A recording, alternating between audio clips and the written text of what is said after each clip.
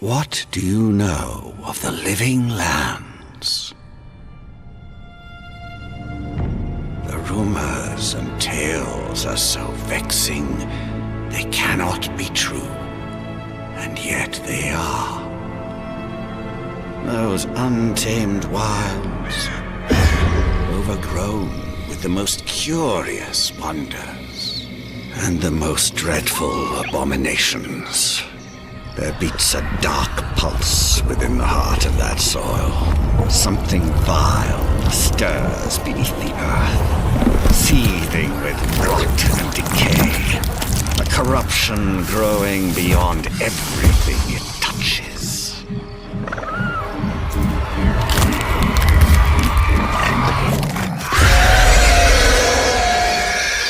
Its foul tendrils reach towards us, to lash out at the Empire itself. I command you, go to the living lands, find the roots, and if necessary, sever them.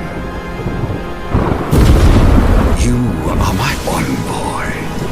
Remember your vow. The hopes of an empire rest upon you.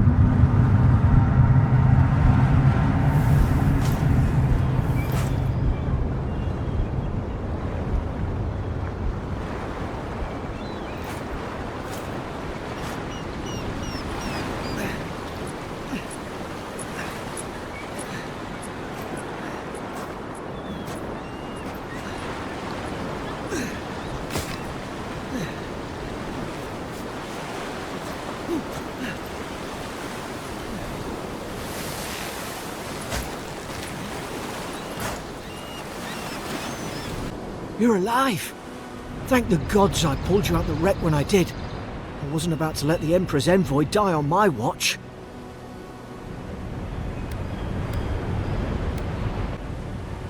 At least the journey's not completely lost. I heard the cannons. I couldn't...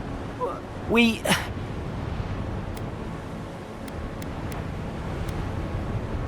dashed on the rocks. The waves took care of the rest. You'd be in the drink now if I hadn't gone back for you.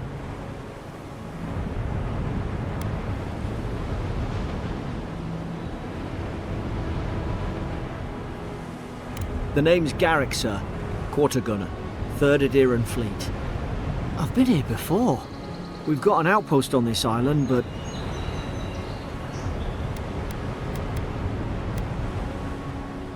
I saw flashes, envoy. It weren't the storm that wrecked our ship. It was cannon fire, and it could only have come from that fort up the hill. It makes no sense. No one fires on their own countrymen, unless...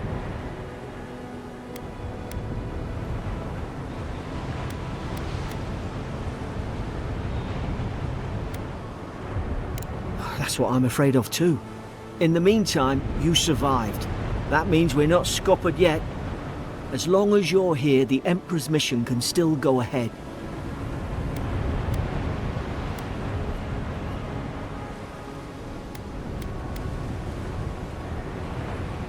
Then I know the place to start. Aedyr's got an embassy in the port of Paradis. Once we make it there, we can regroup, figure out what to do next. I hate to say it, but the fort's probably our only chance of escape. We need supplies, and if our troops have been captured, they'll need our help.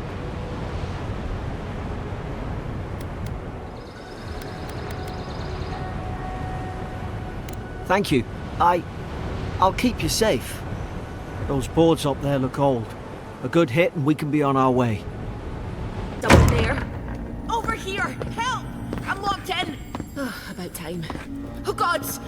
What's the matter with your face? Stay back. I'm not catching whatever's on your head. Easy. He's a godlike. You mean a god gave you that face? Touched your soul and everything? That's right. Never seen one of your kind before.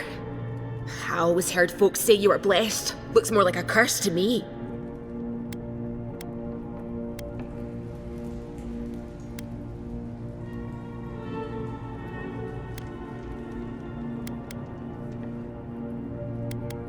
Because the soldiers put me here.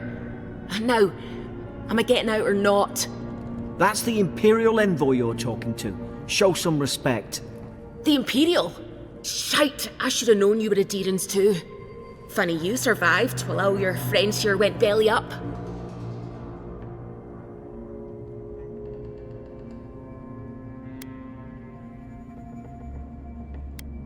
Aedyr's had their boot on Paradise since their first soldiers came. 'Cause the place is pure chaos. Did you not think we liked it that way? I have to smuggle just to get anything past your damn checkpoints.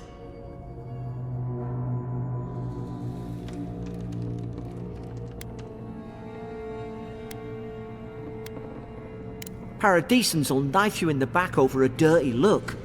At least we don't go mad and slaughter each other.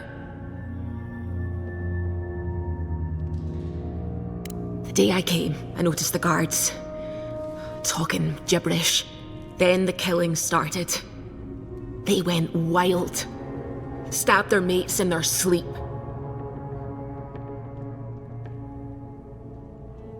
I told you, they weren't right. When the storm came, they fired the cannons. Their faces changed. That soldier in here tried to strangle me. I had to defend myself.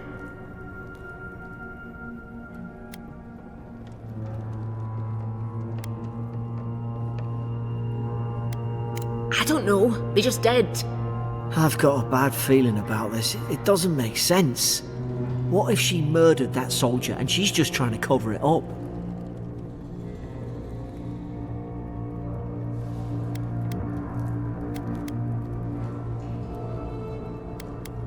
Look, we don't have to like each other, but we can all get out alive. I left my boat at the edge of the island. It should still be there.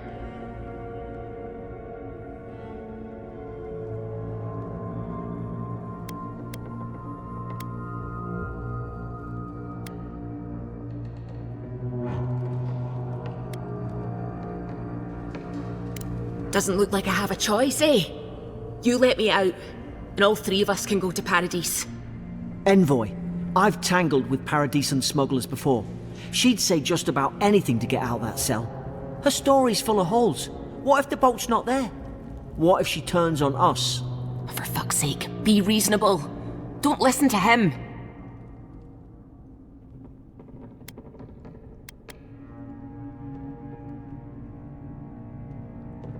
You're leaving me here to die. Oh, fuck you. I should have known. Aedyran snakes, you don't care about anyone but yourselves. I should have known. You think the whole world is yours for the taking, don't you? Get lost. Listen. You can't kill me. No one can kill me. I'll swim across the sea. I'm no expert on soul plagues, but whatever you came here to find, I'd say you found it.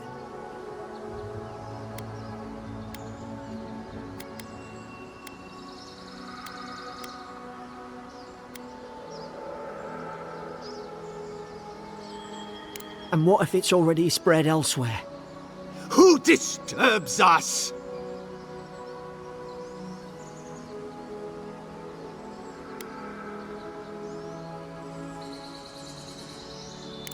They stung at me. They wanted to prune my boughs. I was defending myself. Steady yourself, please. We're only trying to help. You tread in the orchard.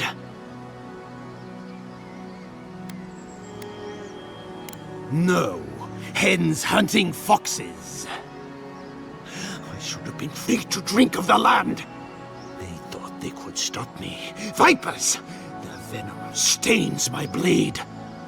He can barely string a thought together. How could he have killed everyone? Trespassers!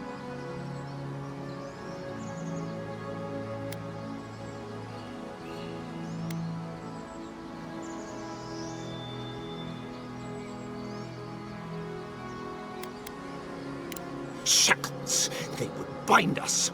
We only sustain ourselves. And you return death to us. Forget it. They're not listening.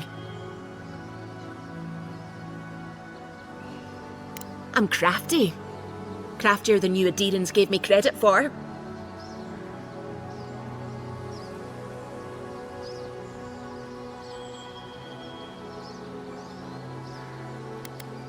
You left me to die. Why should you get to live? Feed the roots. Kill the rot.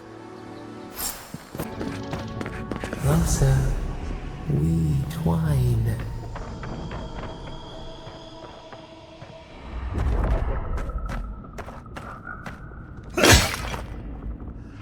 You have returned. We felt your presence like dew on a leaf. We wake. Heed us. Envoy, you alright? Can you hear me? A voice? What did it say? Stay with me. It sounds strange, but I wonder if something in the Aedyr spoke to you.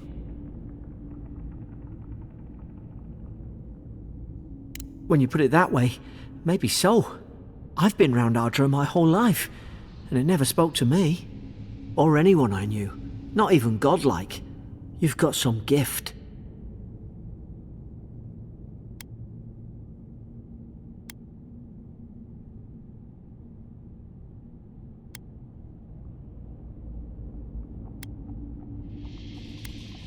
Maybe they're... Never mind. We've got to get to Paradise. There! In the distance! It's Paradise! So, the smuggler wasn't lying.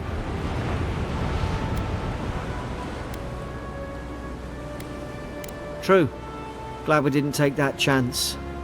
Look, if this is the soul plague the Emperor sent you to find, we have to stop it. You have to stop it, no matter what it takes.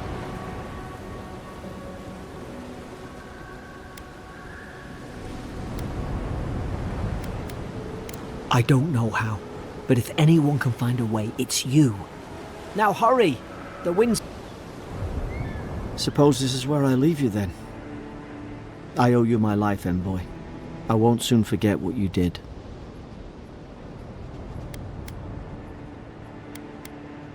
I don't know. It's all just sinking in. I hope the folks at the embassy know where to find a good, strong drink.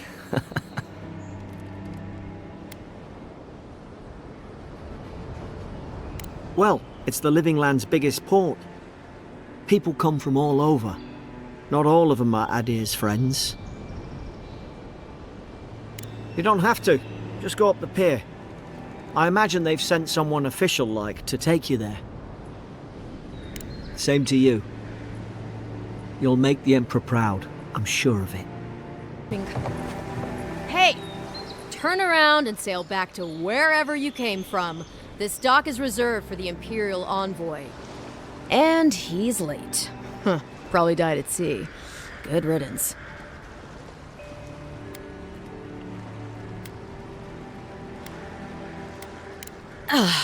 What? Nice. Forgive me, Envoy. I meant nothing by it. A slip of the tongue. Can we start over? Name's Cynric, captain of the local militia. We're a scrappy bunch, but we know our way around Paradise. Unlike most Aedyrans who couldn't find their ass with both their hands. Oh, present company excluded. They told me you were godlike, but I didn't know what to expect. Your face, it's so...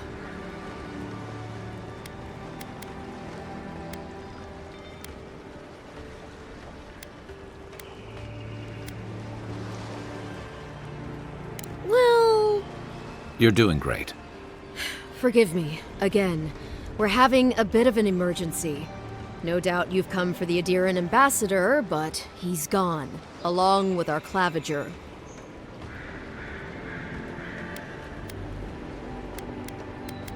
They traveled northwest to the Strangle Route, past the old Pargrun Wall. You need to find the ambassador, and I need to find the claviger. How's about we partner up?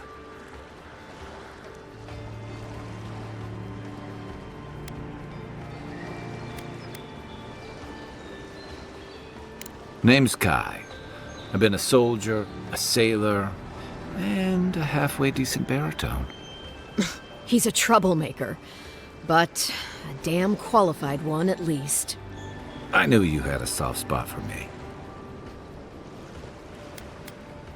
I didn't survive my military days by being the slowest one in the squad. Kai, before you go, the envoy is no stranger to the wilderness, but you and I both know the living lands can be, unpredictable. Make sure he comes back alive, or the steel garrote will have my head. Better yours than mine.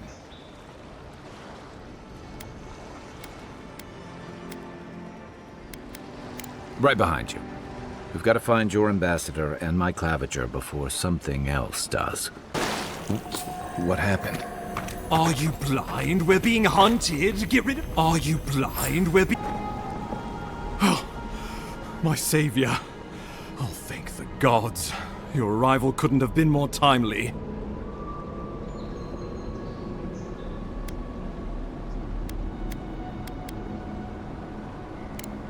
Oh, Ambassador Falchion Hildegard at your service. And you must be our Imperial envoy. Better late than never, I say.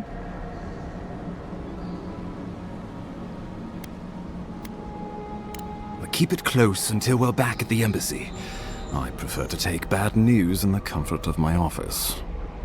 Aren't you going to introduce me to your capable companion? Can he be trusted?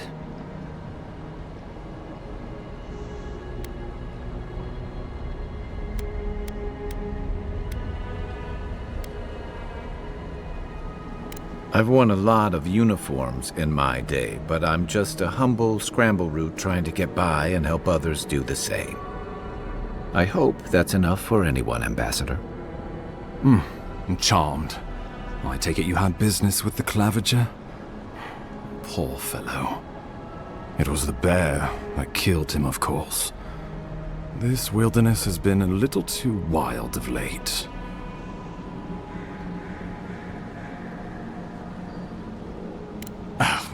I expected flora and fauna, not a ravenous monster. We heard alarming reports of a blight in the wilderness, and a strange corruption moving toward the city.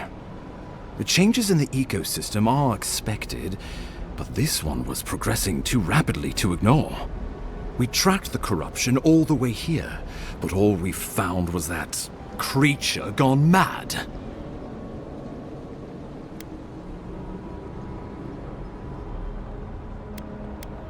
So, the rumors of plague were true. The situation is more dire than I imagined. We need a plan of action before whatever this is consumes the living lands. We are here. Come to us. Commune with us. We have waited for you. Come. What's the matter? Can you hear me?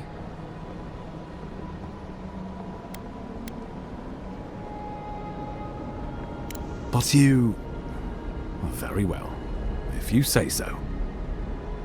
The Emperor trusts your judgment, and so do I. Whatever you think is best, I'll support it. You know something of our troubles. That much is clear. What would you have us do?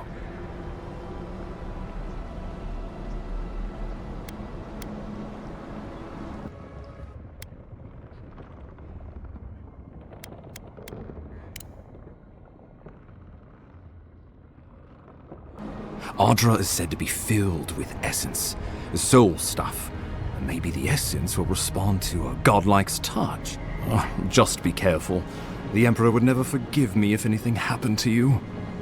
Take it slow. We'll be right here.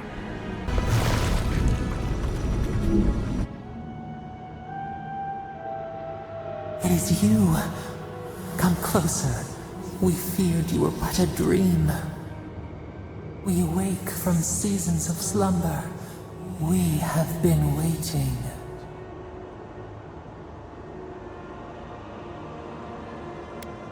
A colony of insects, the many united by one purpose. Mycelia twining through the loam, taking and giving in equal measure. We are the ache in the land, the roots that run deep.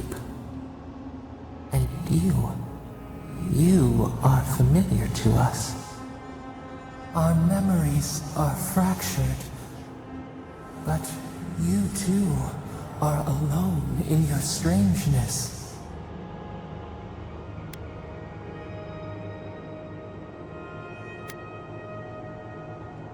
A rot eats at the foundation of this land.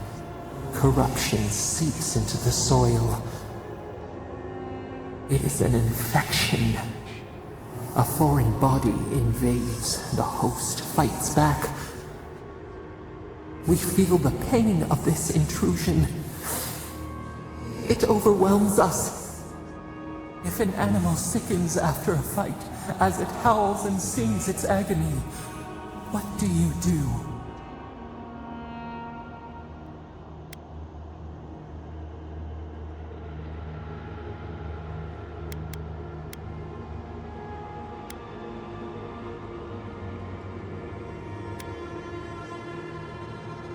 Sickened to its core, yes. Why do you think we suffer so? The rot festers. We could suck the poison out, let green things grow in its place, and we could give you the gift of our healing touch. But a favor for a favor. Would you help us in return when we ask it?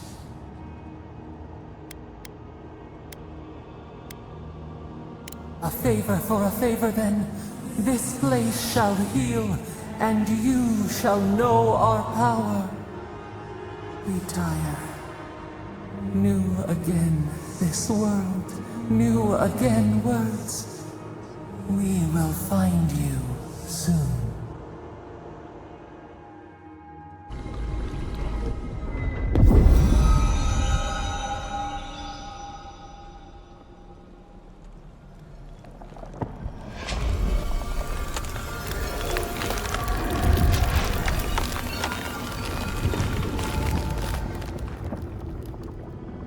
Incredible.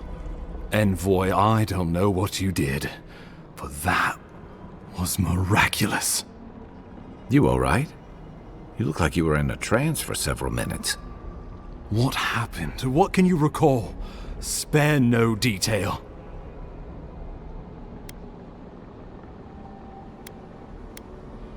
I say we begin with a couple pints. This day's been stranger than most.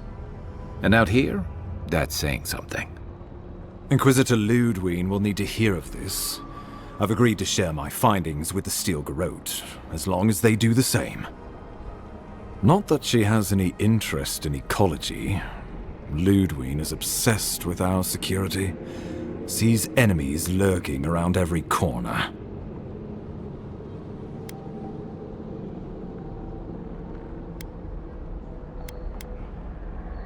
Your interests are more aligned than you know.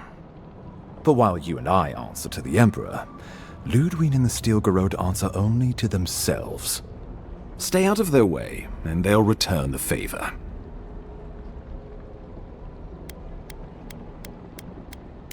Good. That might just save your life. We'll talk more at the embassy. I'll ensure the Paradise militia give you free passage into the city. Envoy, what you've done here is truly amazing. Let's keep up the good work, eh? Just watch your step. There are swaths of the city barely more civilized than this.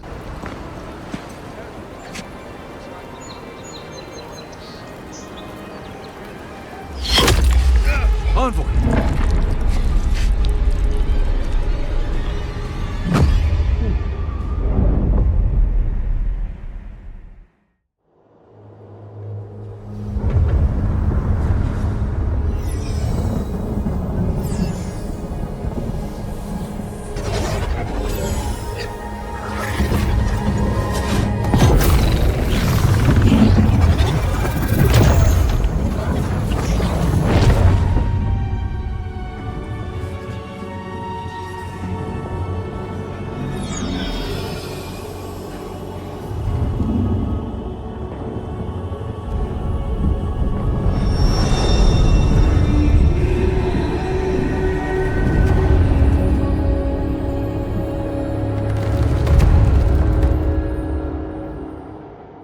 You should not be here.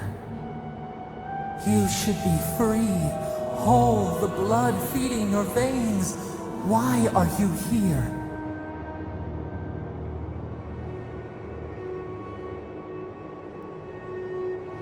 A space within emptiness, where the gods live and the dead wait. A cage, a prison. We feel the souls of multitudes, a current beneath the skin of this place. We could dip our hand in once, feel them near us. But now, we are trapped like wasps in amber. But you should be alive.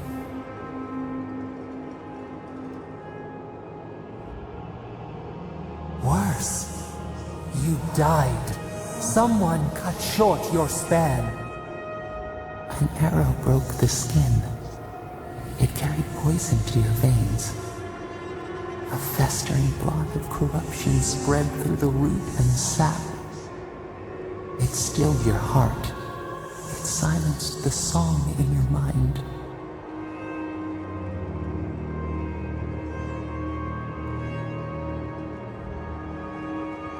Yes, we would see them hurt too, writhing like a dying adder.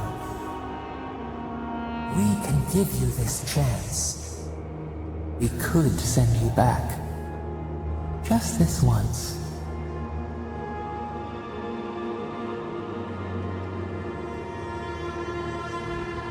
We are bound.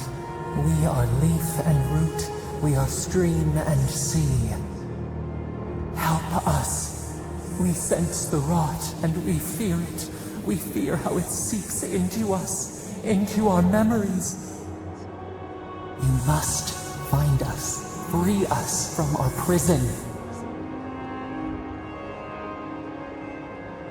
Like a scent in the wind, yes, we will show you, but first, we will free you.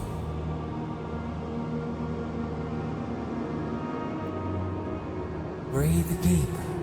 All birth is agony.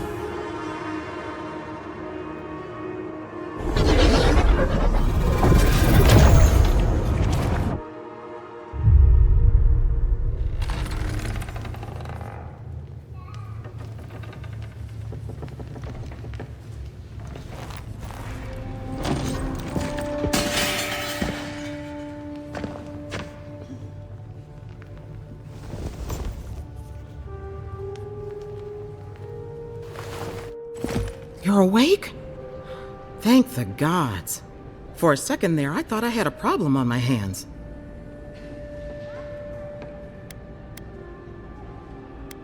A voice? Tell me more.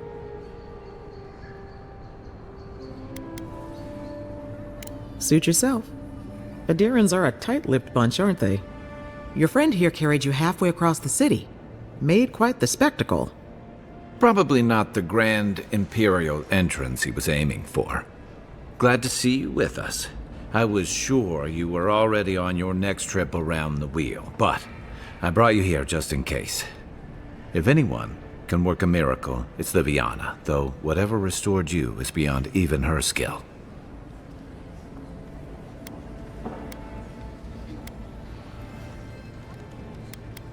Hey, I'm sure you would have slung me over your back too, if our situations were reversed. There's something I still don't understand. Envoy, you died.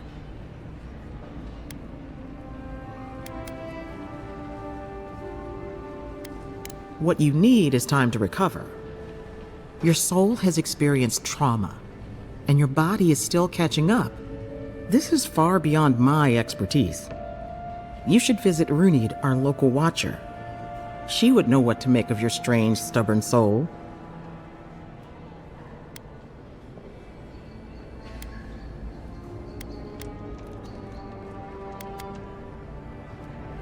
One who sees into the spirit realm, speaks to the dead, and knows the past through their eyes.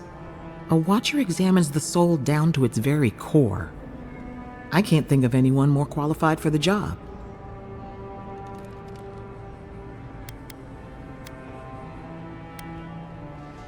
Your confidence is appreciated, Envoy. Runid's shop is in the hills to the northeast. A bit of a walk. Just head out of the gate to the east of town and follow the path that curves to the north. It should be perched up in the hills. Oh, but avoid the Watcher in Hightown. She's a known charlatan. I'll send word to the ambassador that you survived, but he'll no doubt want to talk to you.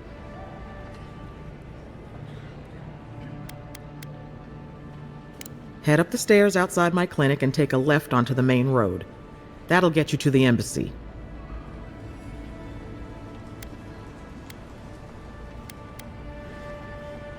Apologies.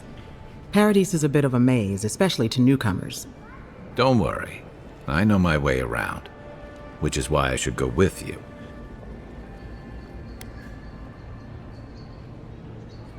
Don't mention it.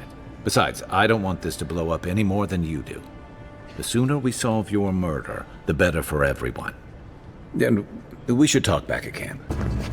You died, but you're here. Gods. Envoy, is it really you?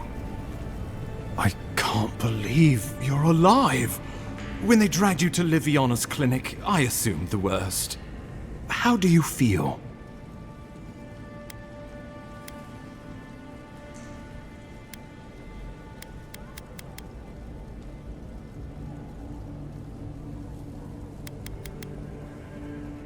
Not even death can slow you down, I see. But we'll return to the topic of your untimely demise shortly. Our first order of business is your purpose here in the Living Lands. You said you had a missive for me from the Emperor? Very good. I'm eager to see what our Emperor intends. Now, His Majesty names you a loyal servant of the Aedyran Empire, and an extension of the throne's authority. Thank goodness. At least someone understands the gravity of our situation.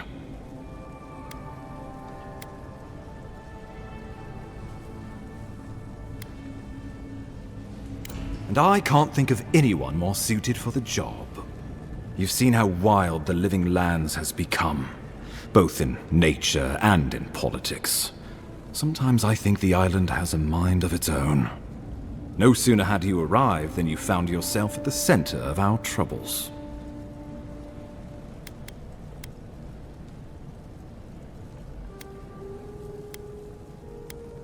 Trust me, we'll get to that. This embassy has no shortage of political foes, but the dream scourge is what keeps me up at night. You've seen firsthand what it can do in nature. We can't let it reach the cities.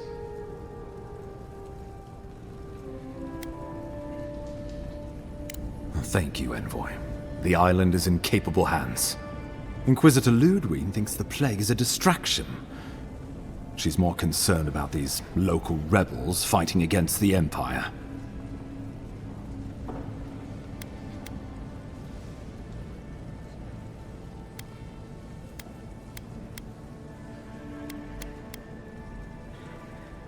At least rebels know the meaning of negotiation and compromise. But a plague kills indiscriminately. Though, even I must admit, the rebels have gone too far. They've sabotaged our work, killed our soldiers, and the final straw, attacked you out in the open.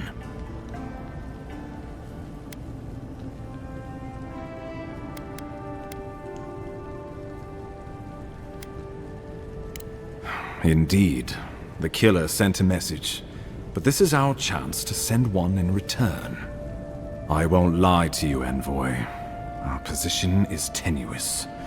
If we can't even defend ourselves, how are we to defend the living lands?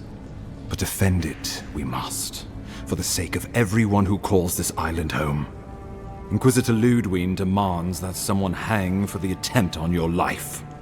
These Paradisian rebels must face justice.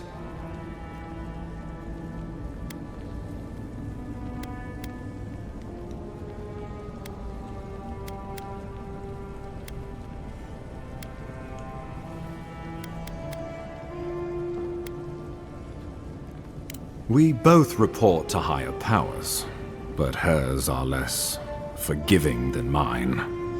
Ludwig goes where she likes, haunting the living lands like a vengeful spirit.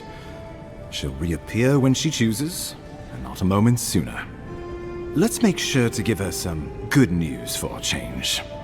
Not many get a chance to solve their own murder, you know. I know someone who could help. A dwarven tracker named Marius. Kith or beast, there's little he can't find. He's staying at the Grinning Ballarrock, not far from Liviana's infirmary. We just take the main road east to the market, then head down the stairs and cross the canal. Rough part of town, even by the standards of Paradise.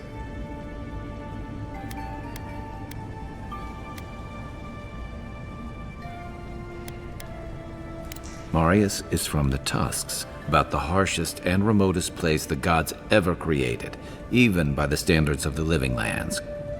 Trickery, lies. The gods did not build this place.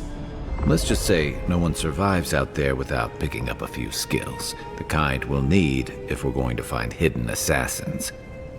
Especially if they're from the streets of Paradise. As many allies as you can, but choose carefully. They, like you, will represent the Empire. But before we can send you off to parts unknown, we need assurances from the local healer that you're fully recovered. After all, you survived a brush with death. The health of your body is one thing, the health of your soul is another.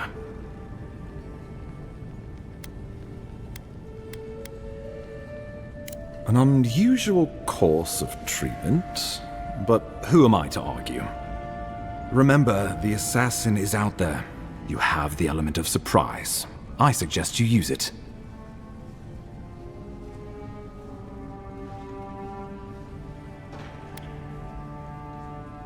We'll talk more of the Dream Scourge when you return. Until then, Envoy. How about we start with Marius at the Grinning Ballarrock? Besides, I could use a drink after all this. If it is a watcher you seek, then a watcher you have found. She's accurate so far. Why have you come to me, godlike?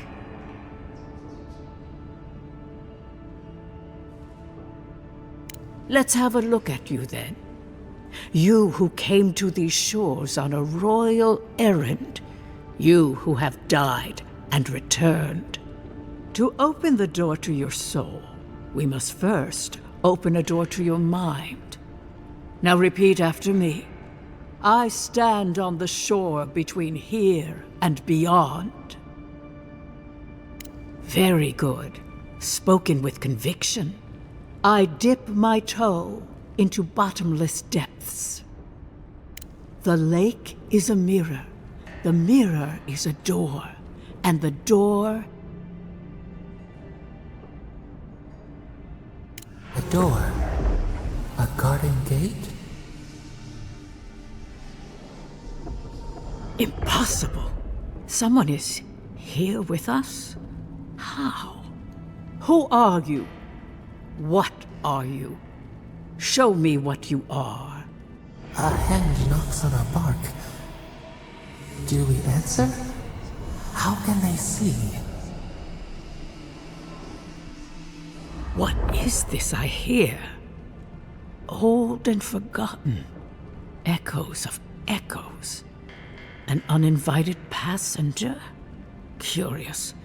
Something clings to your soul, felt but unseen. Voices, echoes in the placid lake. Shelter the sea from winter. Who reaches for our bars? Who speaks? Enough! I have seen into your soul, and hereby close that which was open. The door is shut, the reading finished. Well, that was truly unexpected. I am pleased to report I made contact with your soul, and then with something I cannot name. First, the good news. Not only is your soul healthy, it is strong, powerful. Strange for one who so recently died. Death leaves a scar, but you are unmarked. Instead of passing through the beyond, your soul was nurtured, protected, caged. Soft. The shell cushions the egg. You only live because someone would not permit you to die. But I wonder, who? There are limits to my sight, Envoy. It has been years since I met a godlike. Their souls have a sonorous quality, like the music of a bell. A godlike soul sings together with the god that has claimed them, made them their own. It gives them power.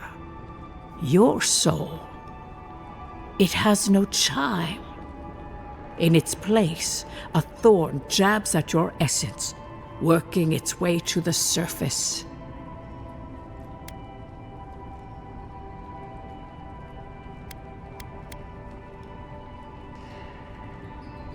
I told you the good news.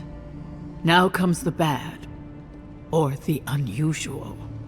When you came into this life, a thorn pierced the fabric of your soul, and your soul grew around it, trapping and embracing the invader. A godlike's chime is a gift, a blessing. But a godlike's thorn? That may be a curse.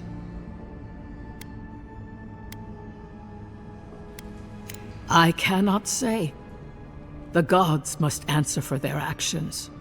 We know that a god touched you at birth, but which one and why?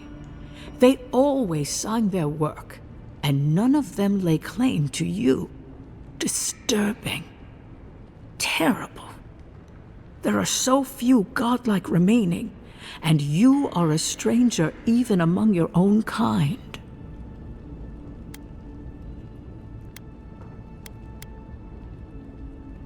Better luck in your next life. I wish I could tell you that everything will work out in your favor, but the wheel turns by a merciless hand. One word of advice. When you find a pillar of Aedyr, commune with it. Aedyr has a strong link to the beyond. Before we close, have you any final questions?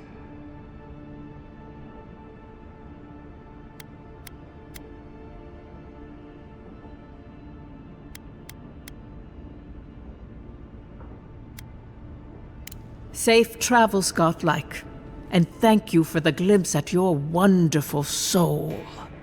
I will pray that your next turning of the wheel is uneventful. Until then, you are bound to live a rich... Ha! The mighty Marius, deep in his cups, ready to take on the deadliest prey, providing they're asleep at the time. Right. Take another sip of my cool. Rude not to finish a drink someone bought for you. No wonder you're hiding behind a mug. You're too worried about being polite to survive out there. The dwarf there is Marius. Best tracker I know.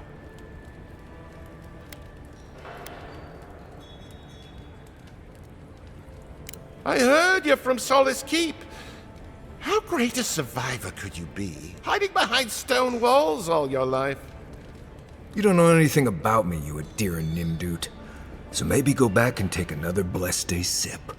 But here you are. Tell me, how does one get kicked out of a place that never lets anyone leave? You want to talk so much, I'll cut you a second mouth across your throat.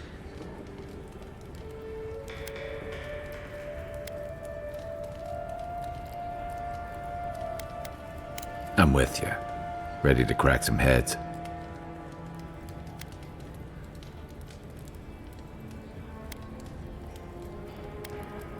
You stay out of it, Envoy. This isn't your problem.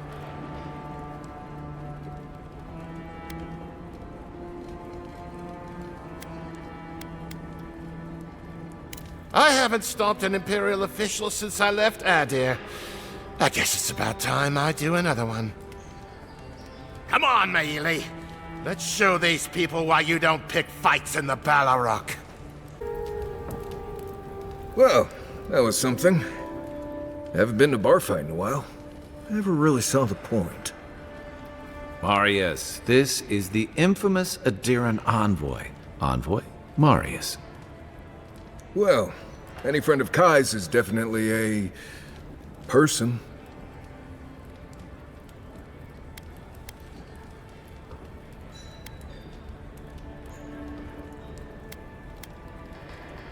I need to see the scene of the crime, over by the town gates. I promise there's something left there we can use to track them.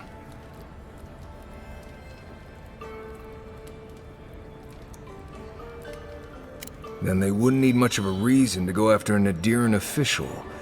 Plenty of stale water there. Still, it's dangerous to make assumptions based on stereotypes. We need more of a trail to go on. We'll figure this out, Amakul. Don't you worry. Between tensions in the city and threats outside, the militia's in over their heads. If it were me, I'd take the shot from up there above the embassy. Let's see if we can get up there.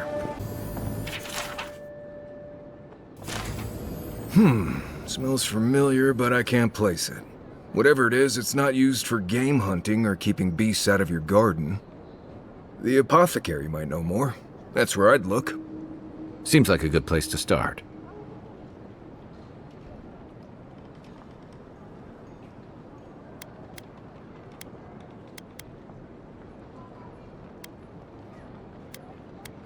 Go back to the market and up the stairs to the east. You'll see a large building with a big window on top. The Mermaid's Den. Nice place. We should say hello to Juliana while we're there. The apothecary is in the back alley. Any luck? We could track down who made this poison. Find your killers. That's the apothecary. Aren't you the outlander who died in the streets? How are you? It doesn't matter. You've got to help. He's gonna hurt me again. Everyone take a deep breath. No one is hurting anyone else today. Right? You seem to like beating up on little guys. Want to take a run at me? Listen to me, dead man. What happens here does not concern you. Walk away. He's been shaking me down for half my earnings, but now I can't afford to feed my family. Take it easy. He's gonna walk away and leave you in peace, right? Unless you want another arrow in your guts, turn around and leave us to our business.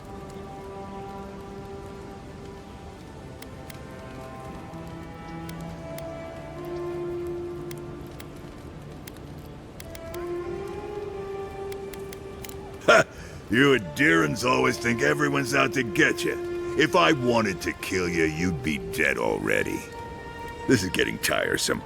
I wasn't really gonna hurt the apothecary, but I'm really gonna hurt you. You should have thought of that before sticking your nose in my business. Stand still, Outlander. This is gonna hurt. Envoy, thank you for dealing with those miscreants. There's a plague on these streets, and they are a symptom. A gang of bullies shaking down honest folk seems more like the cause to me. It's no more dangerous here than anywhere else. It's just that monsters here have knives instead of fangs. You even killed Thala, the biggest, baddest of them all. The Sparrowhawks are gonna come after you.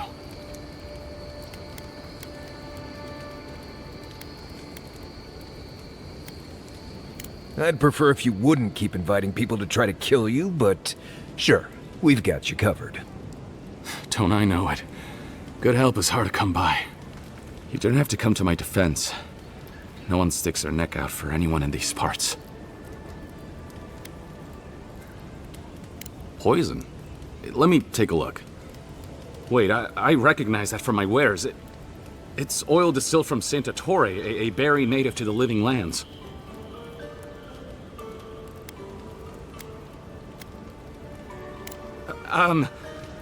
Relax. We're not here for you. You couldn't have known how it would be used, right? You better start naming names, Amakul, before my friend here starts to get vengeful. Please, I can't be seen talking to you. You need to get out of here right now. If word got around that I was ratting my clients out to the Aedyrans, it'd be the end of me.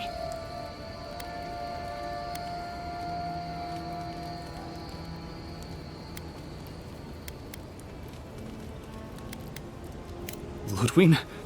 The Death Guard? Yes, the Death Guard. My guess is she'll scoop your eyes out first, so you can watch the rest from across the room. Claviger Amond used to say she had the worst temper. I'd hate to be on the wrong side of it. All right. I'll tell you what I know. Just keep her away from me. The truth is, I never saw the customer's face. They wore a hood. A monk's cowl, I believe. But I can tell you that Saint Ettore is used in religious rituals. Prophets and seers will do anything to leave their bodies.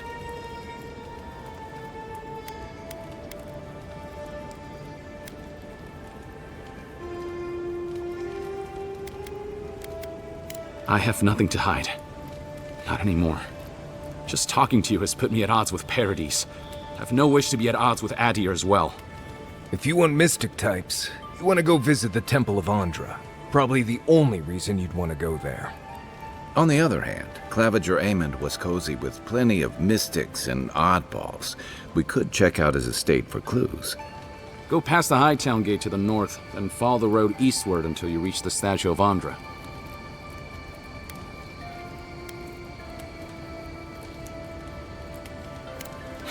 Easier said than done, believe me.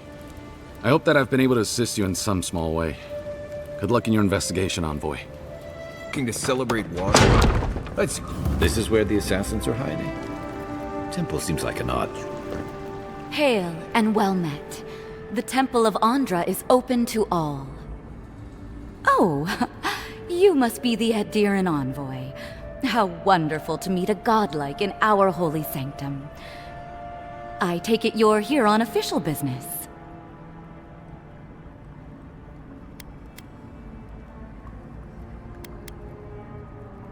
Thankfully, no. Only the faithful and the devout come through here. Always have and always will.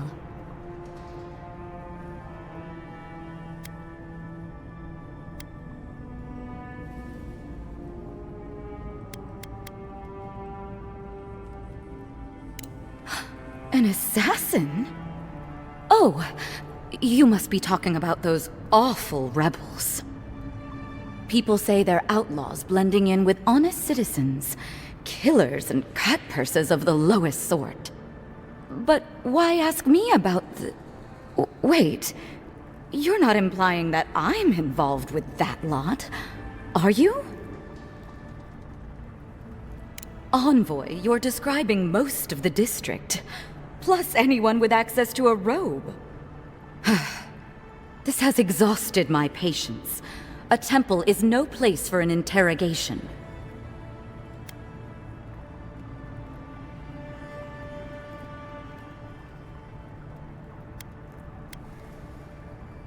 Not to be rude, but Aedyrans only care about law and discipline when they can impose it on others. Well, at least she wasn't rude. Why would anyone from Paradise trust the word of an Aedyran, much less an envoy?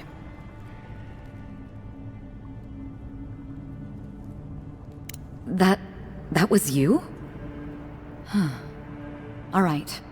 If you're willing to listen, then I'm willing to talk. Nice work, Envoy. Yes, I'm with the Resistance.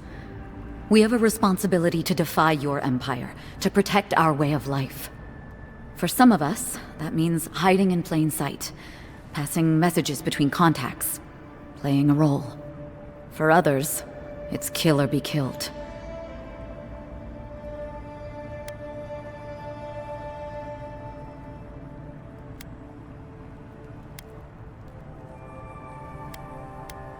If you're so eager to die again, the one you want is downstairs in the cistern, no doubt sharpening his blade. Here's the key. Now that my cover is blown, I won't be needing it anymore. The door is on the wall to your left.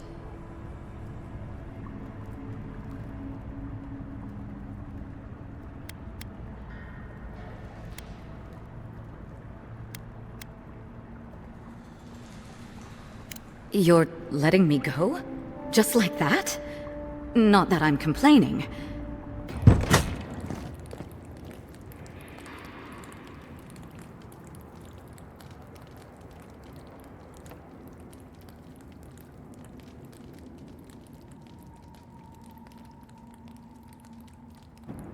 So it is true.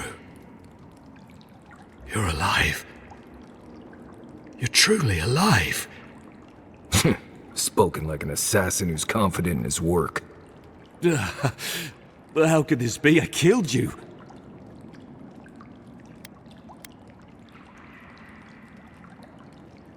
You deserve all of that. And more. Stay your weapon, please. Hear me.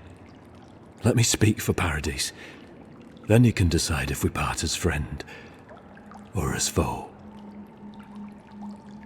Envoy, I killed you because the people of Paradise have suffered under the boot of Aedyr.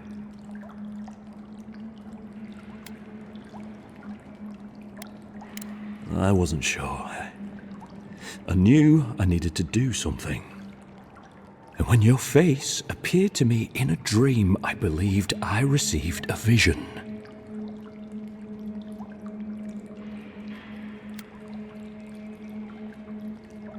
This was no ordinary dream. It was not imagination. It was communion. Your face was as clear in my mind as it appears to me now. You were standing under the sign of Aedyr. Your feet became roots and reached deep into the soil, wrapping round Ardra in the darkness.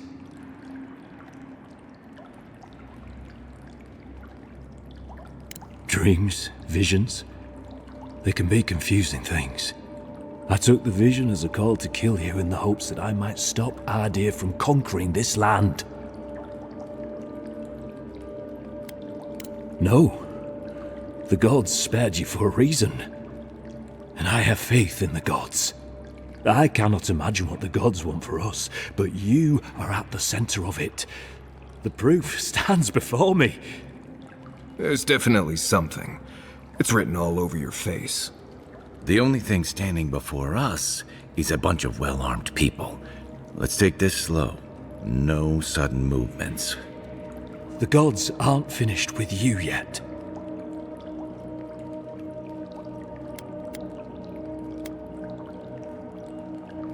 Perhaps this was what the vision meant for me to do all along. Maybe the gods wanted us to meet in this way. Who can say? I hope you do better things with this knowledge than I did. You have me cornered, but I will not hesitate to defend myself. Cowardice is not our way. My fate is in your hands. Do with it what you will.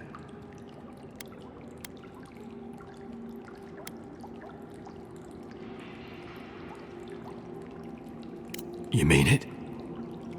You have no thirst for vengeance, no righteous desire for justice. Yeah, what he said. You're really letting us go?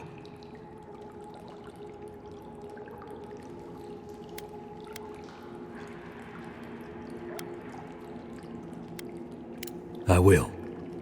Though I doubt anyone will believe me. Thank you, Envoy. If our paths are meant to cross again, let it be in peace. Big mistake, Envoy. He killed you once. He'll do it again. When a warrior acts with honor, we mark the occasion with a gift, and in my case, an apology. Please, accept both. Free. The hair forgives. The tide ebbs on the placid shore. We learn. We twine. You know, it's harder to keep you alive if you keep setting free all the people who want to kill you. Relax, Marius. If he wanted the envoy dead, I doubt he'd send us away with presents. It's good. Oh, envoy, you return. And you brought a friend. Ambassador Heelgard, at your service. Always nice to meet an Aedyran who isn't trying to goad me into a fight. What of these rebels? The streets are full of rumors, but your word is the only one I trust.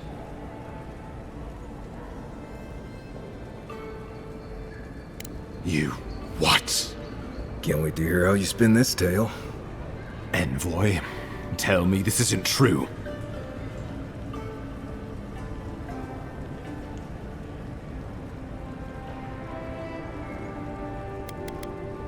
When an Imperial envoy is killed in the streets, the motive is irrelevant. We needed to answer this challenge with blood. Don't you see what this will do to our credibility? Thanks to you, these rebels will continue to undermine our work in the Living Lands without resistance or fear. Worse still, now everyone knows our flank is exposed. Oh my gods, Ludwig is going to eat us alive. Well, she will do the talking. The best we can do is grovel. Do you really need Marius and me here for the groveling, or...? There's nothing to be done. All we can do is brace for the inevitable, though it may damn us in the end.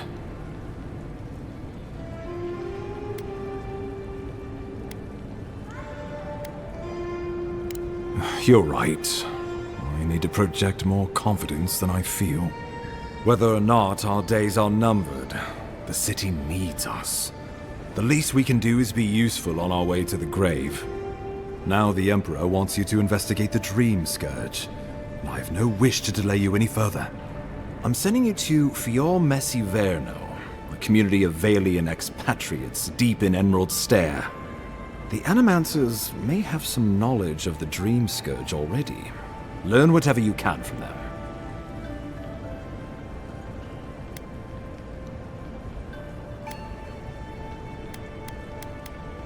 Answers. Nothing more. We need all the help we can get, even if it means appealing to Animancers.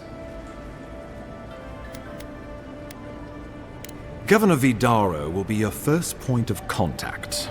I'm told he's barely keeping the community in order. Seek him out if you need direction. Good hunting, Envoy.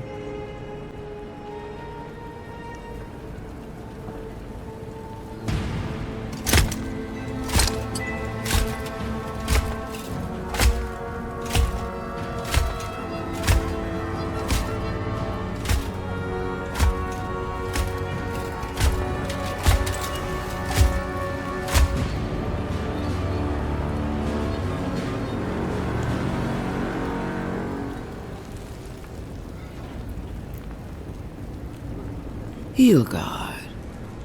Why is it that whenever I hear your name, it's because you've disgraced the Empire? No, strangling light. Keep her away. Ooh, that doesn't sound good. Inquisitor Ludwig, so kind of you to join us. While you brood over the Dream Scourge, this island is coming apart at the seams. Stay your wrath. Allow me to present the Aedyran envoy, dispatched by the Emperor himself, to aid us in our time of need.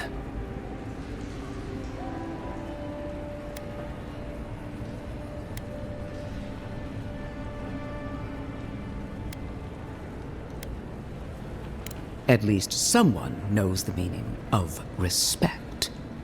I can't believe you troubled the Emperor to send an envoy. Haven't you done enough to flaunt your incompetence? Under the circumstances, I thought it might be... Silence. You busy yourself with the Dream Scourge. A mere fever and chills, leaving the real work to me.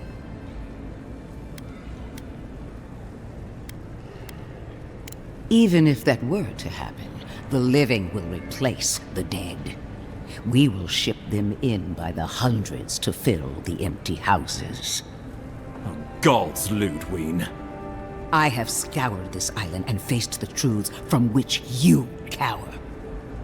The Living Lands is on the brink of total collapse, and you have ignored the discontent in your own city. Now, the Envoy's killer roams free, unpunished, spreading word of our ineptitude. The blame is mine, and mine alone. Awfully generous for the ambassador to take the fall like that. I wonder when this will come back to bite us. We should be better than this. Leading by example. This island has seen nothing but us at our weakest. What say you?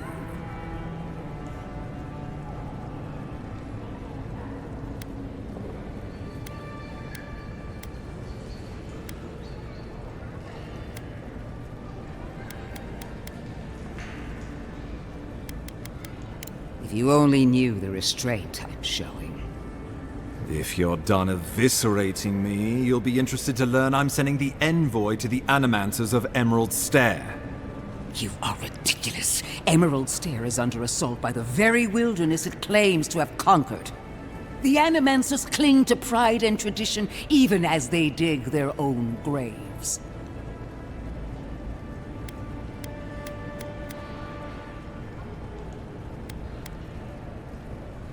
At least one of us hasn't abandoned hope.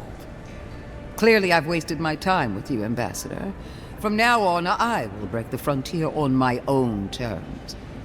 You are free to disagree with my methods, but you cannot stop me. As for you, Envoy, farewell.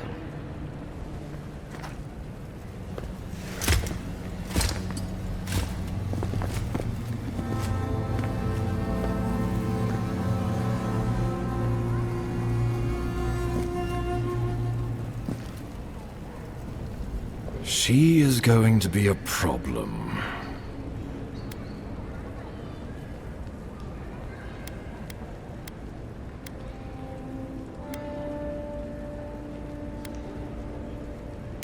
Oh, that was nothing. Ludwig already despises me. You deserve a sporting chance to avoid her wrath. Put her out of your mind. The Dream Scourge is more than enough for us to chew on. At least for now. Oh, before I forget, Liviana gave you a clean bill of health. You're cleared to leave for Emerald Stair. Fair warning, Animancers and Aedyrians don't mix well. Their kind can be a tad, unhinged.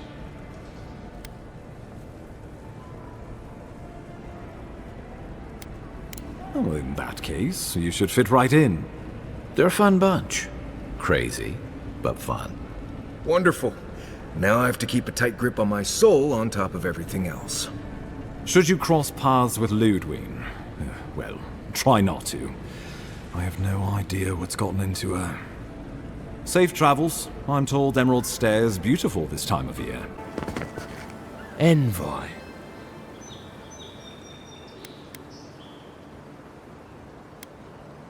No? Paradise merely wishes to send a message. For now.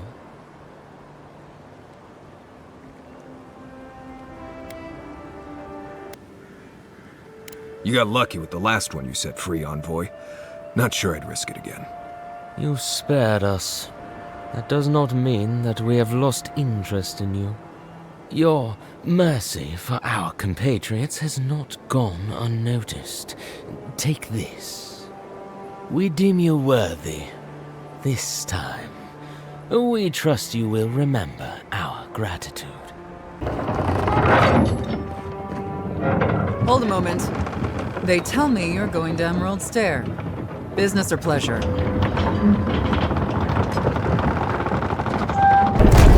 Well, just remember to cover your mouth, sneeze into your elbow, and sleep with lavender under your pillow.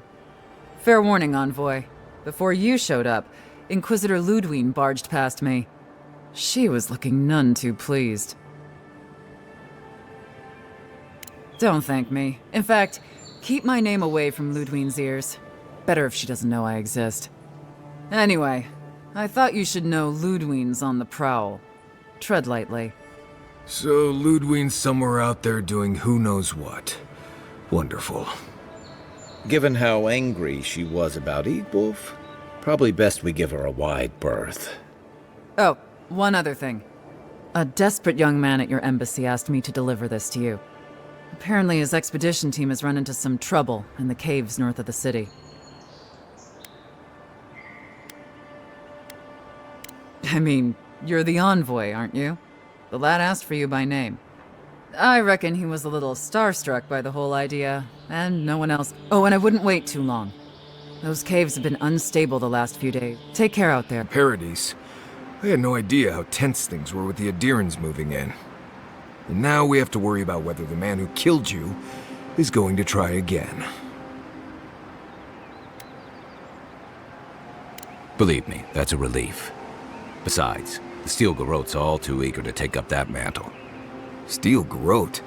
I figured they're just more intense Aedyran soldiers.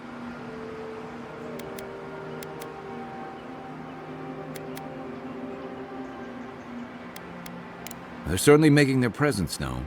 Can't say they're making any friends, though. I don't like that Ludwine woman. She gives me the vrikas. Yeah, I've seen floggings gentler than the scolding she gave Hilgard.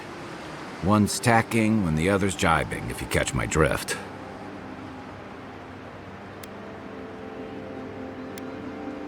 Taking in the slack is one thing. They look ready to strangle each other with it. And it's a good thing we're getting out of the city. Yeah. Much as Liviana misses our company, I wouldn't count on your mysterious friend reviving you a second time. Are you listening to that friend when you go all blank-eyed from time to time? Does your special friend talk to you? I mean, I had an imaginary friend when I was little, but they never brought me back from the dead. He means that with all due professional respect, of course. How do you know this friend doesn't mean us any harm?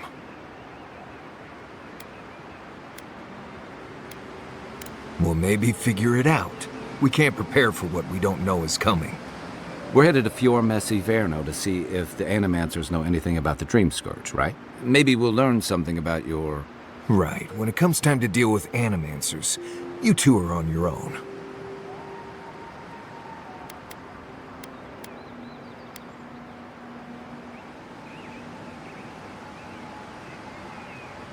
Fair enough, but I wouldn't expect a warm welcome. Hilgard's already brought your homeland's prohibitions against animancy to Paradise. They could stand around and have scholarly debates about souls all they want. Gives me a... I haven't been back in a while, but Fjord is, an interesting place. It was founded about 50 years ago by a disgraced Valian duke and a handful of animancers who'd soured on politics in the republics. Town full of nobles, scholars, and leeches. All surviving off the work of the farmers who grow food for the whole island. They're an eccentric bunch. You'll see. It turns out that academics are as ungovernable as the rest of us rabble. You don't understand what they're messing with. They can't tame the wilds with machinery. They've held it at bay, until recently.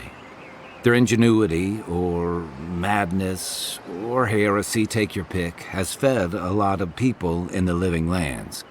But, rumor has it, some unnatural blight is destroying their crops.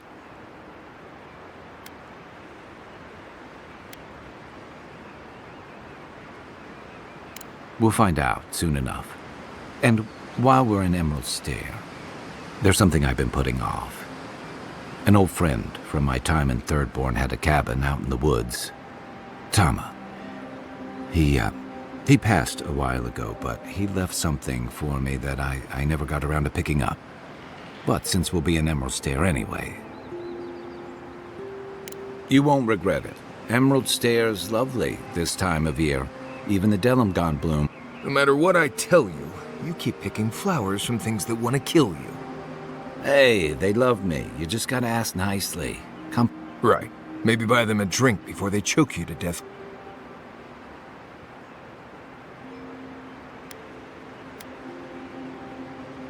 I'd hope so. I think that goes without saying. You and I have quite the adventure ahead of us, Envoy. That's the spirit. What about you, Marius? What's next? I have, you know, things to do back in Paradise. It keeps me plenty busy. Come to think of it, I haven't been to Emerald Stair in a while, and the Envoy's never been. Know any good guides we could hire? None that could help the two of you. You need the best guide in the lands to keep you from getting yourselves killed.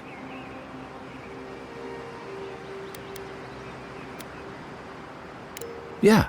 Who else is going to show us which mushrooms we can eat, and which ones want to eat us? Now that you mention it, you're gonna need my help if you're traveling through the lands with this Nimdut. I have 2 rules. No campfire songs, and no hugs. That last one's non-negotiable. I hear wiggle room on the singing. If we're done being ridiculous, we should get some rest. We'll be in Emerald Stair tomorrow. Good to have you with us, Marius. Right. Go to bed before you violate the hugging rule. Ah, the Emperor's envoy. Inquisitor Ludwig said you might be heading this way. Captain Alfair of the Steel Garrote. If you're here to speak with Vidaro, I'm afraid you'll find the governor is quite beyond reason. These Valians and their love of animancy.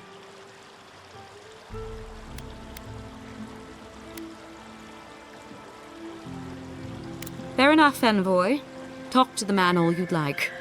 When diplomacy fails, the Steel Garrote will be ready to ensure the safety of Aedyran interests.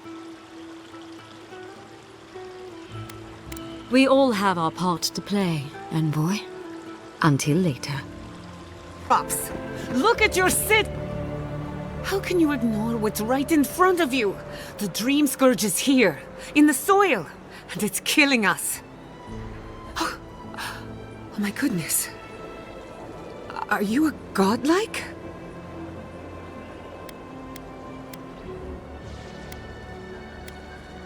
Charmed. Forgive me for staring. It's just, we don't see many of your kind anymore. Maybe you can talk some sense into our governor. Put the fear of the gods in him. Seems more likely you'll have to punch some sense into him. Excuse me, but unless you have official business, I'll thank you not to involve yourself in our private discussion. Very well. I hope you remember that behind these walls, your influence has limits. I'm sure he didn't come all this way just to challenge your authority. As you can see, I was just proving a point to our esteemed governor. A cart full of spoiled vegetables. You call that a point? Ha! Emerald Stair used to be a lush garden for miles around, and now I don't even recognize it. First came the invasive species, roots and mycelium growing overnight, as though nature itself had gone mad. The Dream Scourge has twisted our lands, our wildlife, and now, our farms.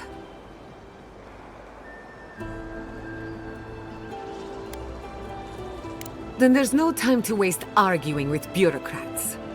We definitely agree on that.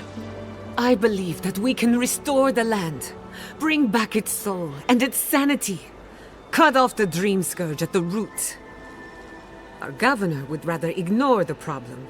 He doesn't trust animancy as his father did.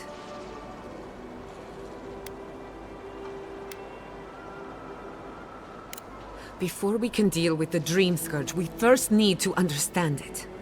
Unfortunately, new experiments have to go through him. Must be nice that all the arguing isn't about you, for once.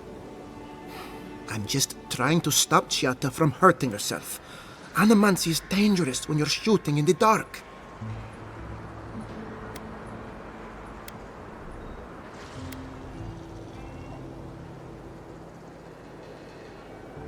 I see you're unfamiliar with animancy. You don't appreciate just how dangerous that could be. Are you going to tell him about your family's basement? Or should I? How dare you use that against me? I know it was an accident, but look what it cost you. We can't let it happen again. While we argue among ourselves, the Dream Scourge is tearing the living lands apart. tearing our people apart.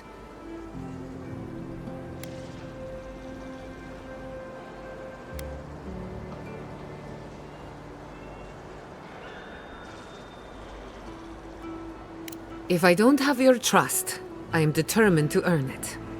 Well, Governor, looks like I'm taking some time away from my duties. I'll trouble you no more. Your request is denied, Giatta. I wasn't asking. Your responsibilities are to this settlement. Turning away from them sets a precedent that I cannot allow. Everything I have proposed has been for Fior, and you still refuse to cooperate. Under the circumstances, I don't have much of a choice. Then neither do I.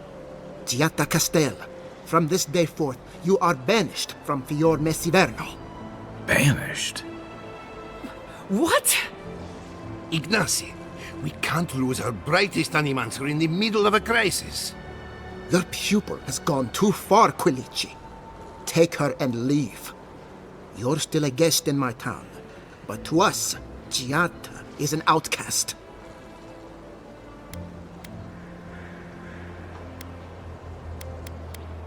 Governor, this is unacceptable.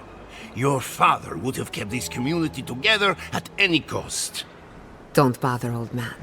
He isn't his father. I've done all I can for Fior Messiverno. But you haven't even tried. Now limp back to your giant house like a good dog. We should talk somewhere private. Meet me at my house due west by the workshop.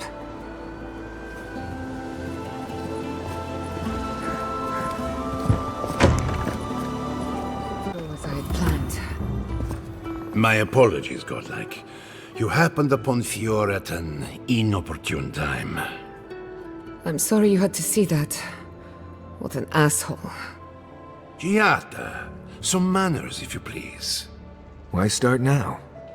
We're on the verge of extinction, but our governor is too busy protecting his fragile ego.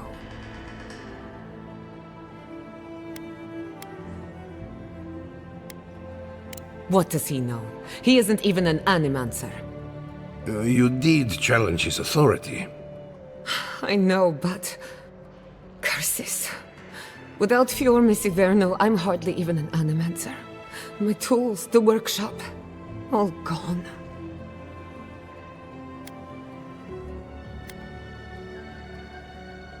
So am I.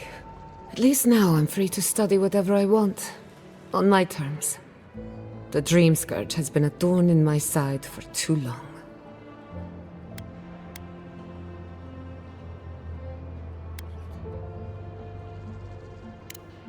Straight to business then. I can respect that. When it comes to the Dream Scourge, we haven't been allowed to acknowledge the problem, much less act on a solution. Today, that changes. I need help from the animancers around town, but as you can see, I'm an outcast.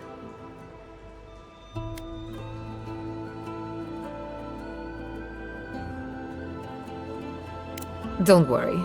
Ignacy can't banish us all. Manto Pastor is in the workshop due west. He's got an invention that can help us. Elia Rossell is an authority on the undead. Her methods are controversial, but useful. She lives in a cottage southeast of town. And then there's Yvette and Remy, our philosophers. You'll find them at the docks, southeast of Fior. Each of them owes me a favor.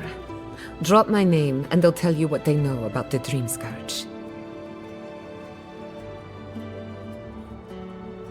We're about to make history. But first, research. Oh, I heard there was a new arrival, but I didn't expect a godlike. Welcome to our modest workshop. Giatta, what a loss. I owe that young woman more than I could ever repay. Unfortunately, I cannot do a lick of research while my equipment is underpowered and overworked.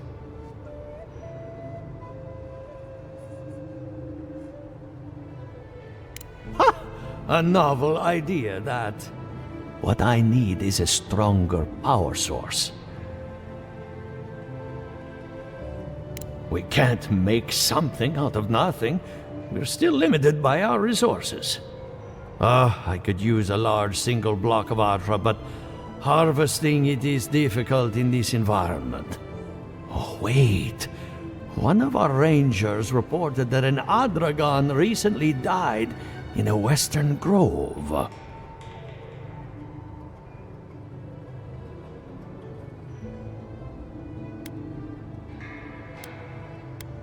As you've seen, Envoy, there are many unusual things happening lately. An Adragon's heart can hold an immense amount of essence. The grove is to the west, across the chasm. You can't miss it.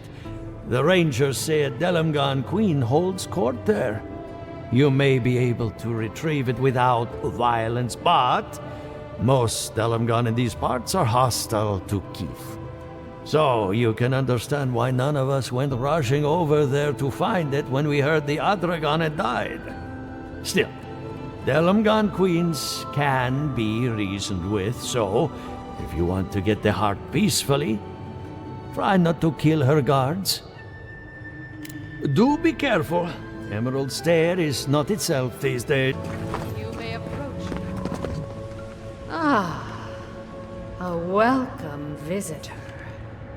It has been so long since one of your kind has walked in this grove.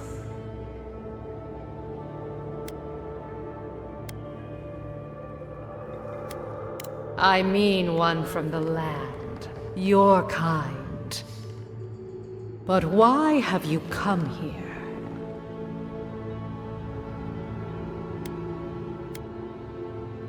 A curious thing for Kith to want.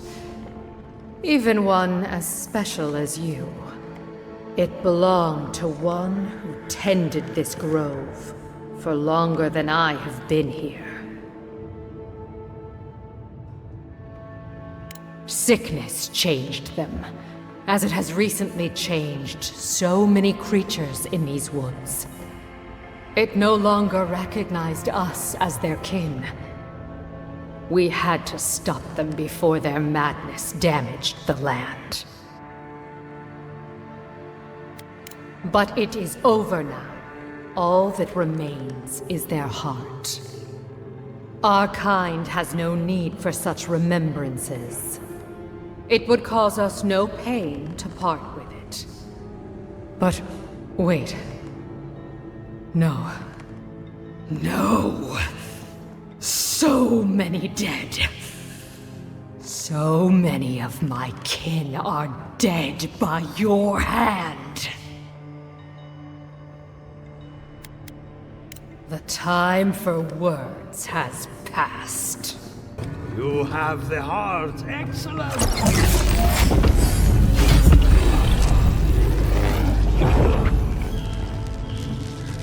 For an Aedyran, you're very resourceful. And a more than capable companion for poor Giada. With any luck, I can tell you a great deal. Now that I've got the heart, my thirsty invention will drink deeply of its essence. All that's left to do is first things first.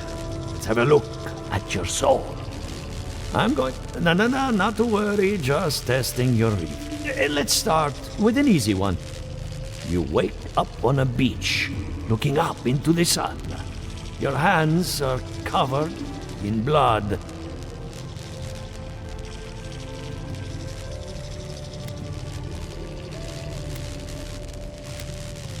All right. Let's try some word association. Tell me the first thing that comes to mind. Pendulum.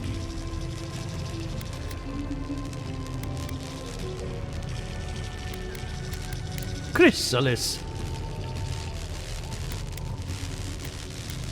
Wheel of uneven slopes. It shatters under its own weight. Hello? You still with me?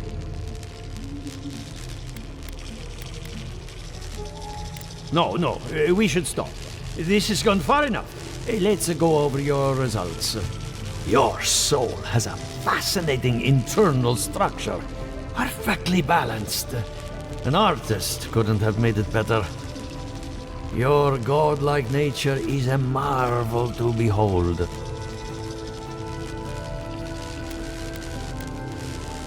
Usually all it takes is a mirror.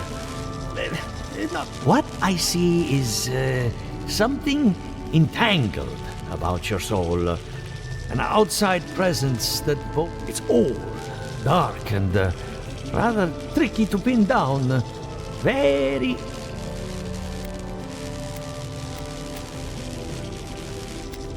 Nothing harmful, at least not yet. Fascinating. Thank you for getting my machine calibrated again. But you came for Giata. Between the two of us, she's on to something. Our farms, the essence has been drained from the land. Diverted. And risk joining her in exile? No. Without this workshop, we have nothing. Regardless, essence doesn't just disappear. It must be going somewhere. All I can tell you is keep looking. You'll find what you're after. As much as I hate giving people bad news, that's all I have. Please give Giata my fondant. Me? I'd offer to shake your hand, but I've been elbow deep in Beatrice all day. Sorry, I've been on my own for a while, and I forget how unusual this looks. As you can see, this is my reanimated corpse farm. We can smell it, too. I'm trying to demonstrate the value of undead labor, but of course nothing is ever that simple.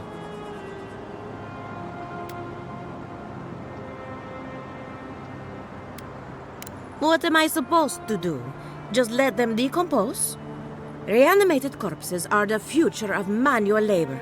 Cost-effective, low maintenance, and very friendly. Now Beatrice, she's being a real problem if you can believe it.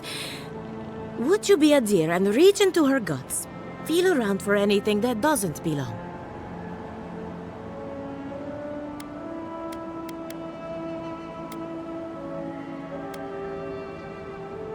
Giata Castel wants my professional opinion. What an honor! I have a few theories, but no firm conclusions. I have to ask, is it true? Did Vidaro kick her out of town? He's a bigger fool than I thought. Very well. I'll tell you what I know about the Dream Scourge. But first, I need some help around the farm. I'm up to my ears in chores around here, and the Revenants can only do so much. They can't do complicated tasks, you see. Anyway, I'm afraid the time has come to put down poor Silvo.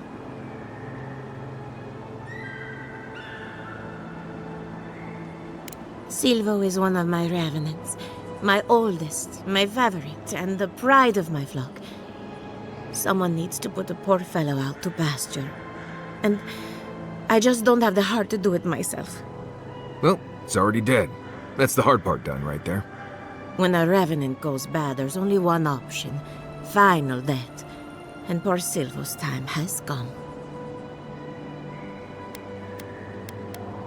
Thank you for understanding. You can find Silvo in the barn.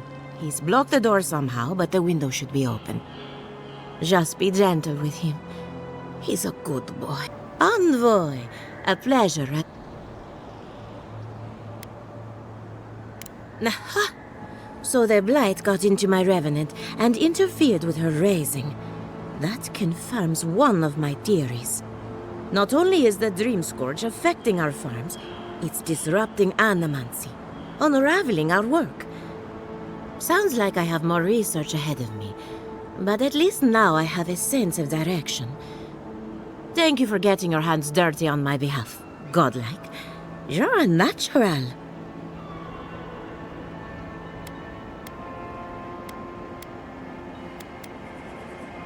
Not really. But that's all right. You and I... Poor Silvo. He was a bright young Revenant, but a very old man. Thank you for giving him peace. So, the Dream Scourge. I've been keeping an eye on the readings from my fields. This plague, as we know it, is a recent development. But I believe whatever causes it is older by far. Maybe even as old as the living lands. The exotic plants and animals, the twisted landscape, the Dream Scourge. They have a common ancestor. There's something about the essence in the living lands that's different from anywhere else I've seen.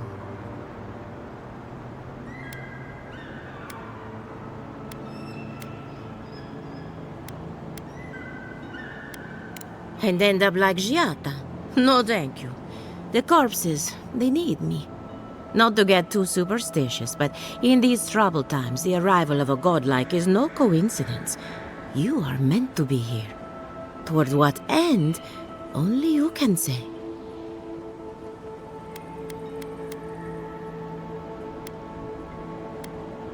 Well, I'm happy to give her some good news for a change. You and Giata are going to shake things up. As for me, I'll be keeping a close eye on my flock.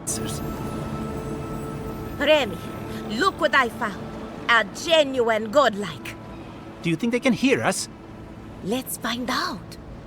Hello, me, Yvette. You friend?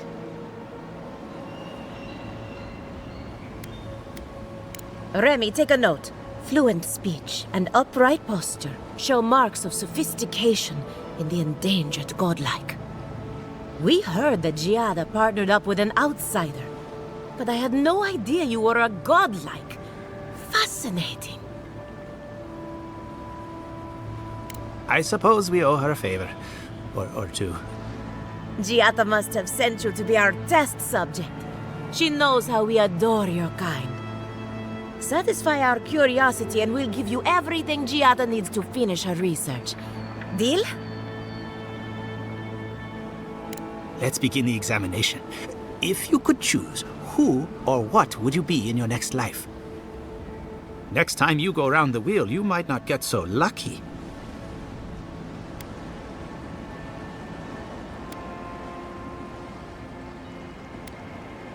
Tired of being remarkable? Interesting. My turn. Some would call you blessed. Others would call you cursed. The fact remains, you are touched by the gods. Wouldn't you say that you owe something to the rest of us?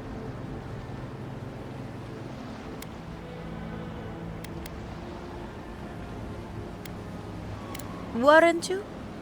Oh, I thought of another. We all know that godlike can't reproduce. How do you plan on leaving a legacy after you're gone?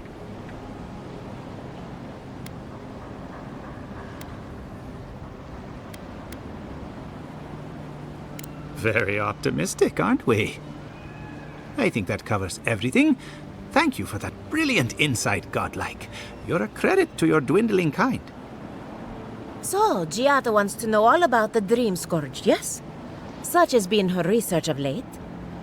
Do you want the good news or the bad news?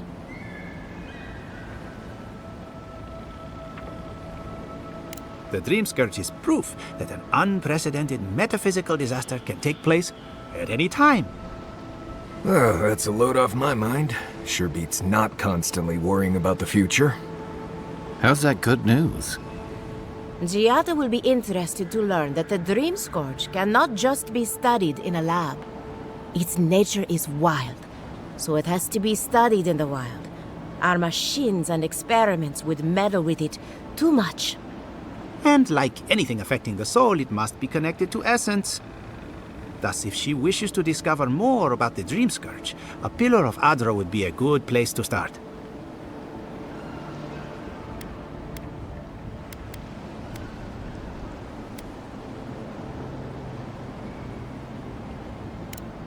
Of course.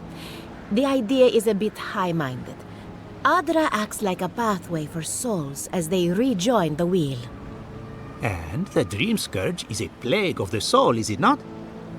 So, just as Aedyr channels essence, so too may it provide a key to discovering more about the Dream Scourge. Now that we've researched the mind of a godlike, the next step is anatomy. But We've taken enough of your time. Farewell. I have a lot of packing ahead of me, but I've earned a short rest. Good timing. I'm about ready to get started. So, did you learn anything of particular interest?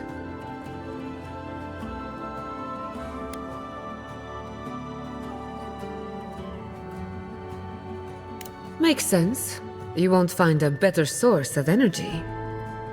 Look at us. Barely even started, and already we're making progress. Monto's machine is working, Elia will keep an eye on her revenants, and Yvette and Remy are providing us an alibi.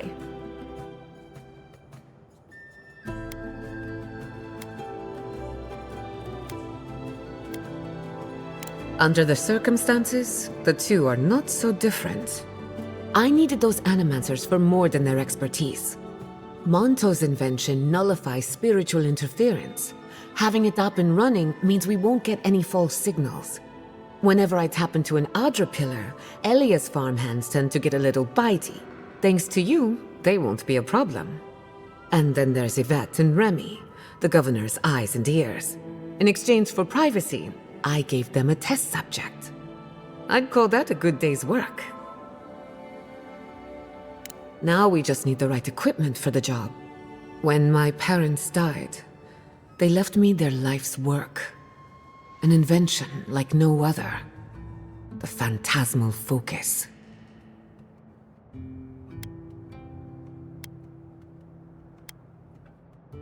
Think of it as a spiritual tuning fork, or a dowsing rod. It has many functions, some more obvious than others. The problem is it's in the basement. I haven't gone down there since the accident. Since they died. I can't blame you for avoiding a place like that. I would get it myself, but I'm not ready to face what's down there.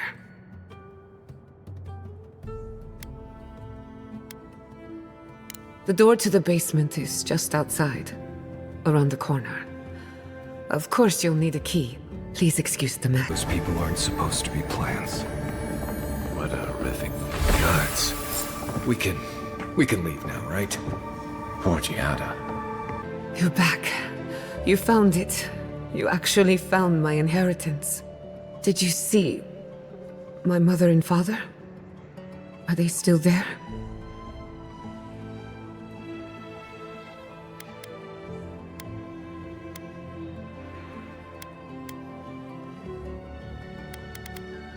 Nothing so malicious, but no less cruel. All that's really down there is an unhappy memory. One that keeps on growing.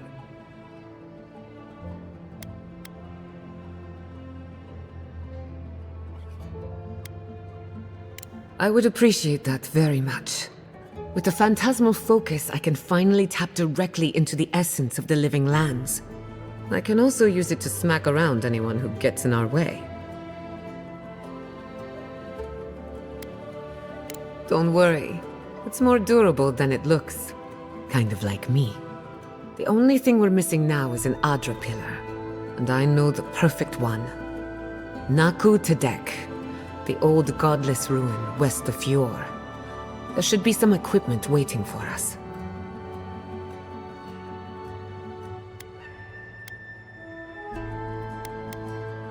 Before we head out, let's make the most of our time in Fjord. No telling how long we'll be gone. And I hate to be a problem, but I do my best work in small groups. Chalk it up to performance anxiety.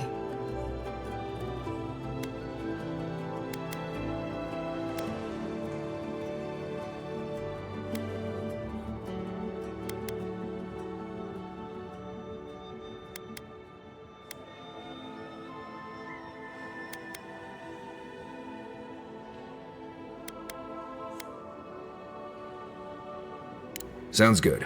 I need to do some hunting anyway. Once we're all together, we should trade ghost stories. Best way to get acquainted. In the meantime, let's be off. Well, here we are on the precipice of discovery. Armed and ready for mischief. I'm 2 out of 3 anyway. Before we get started, Indulge me. What are you excited to learn about?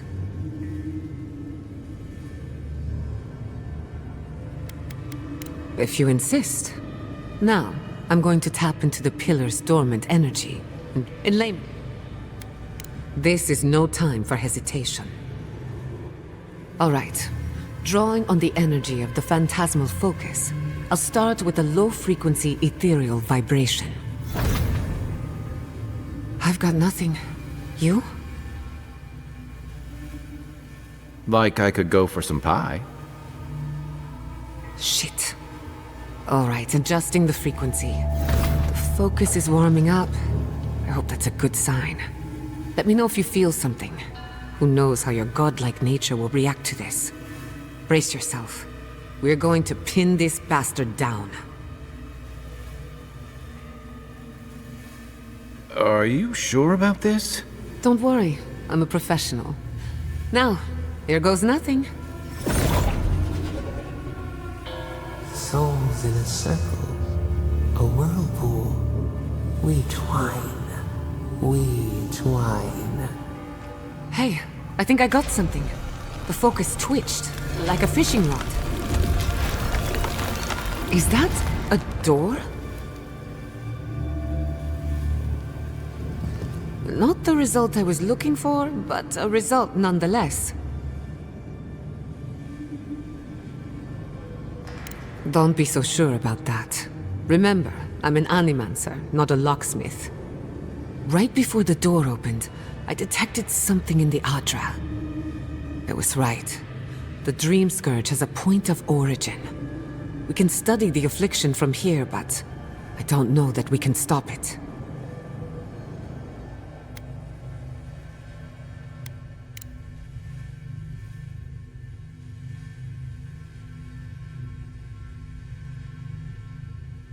I hate to say it, but we'll...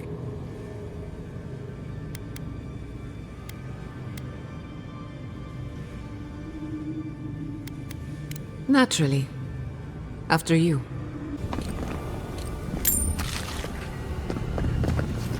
We've backed the Dream Scourge into a corner.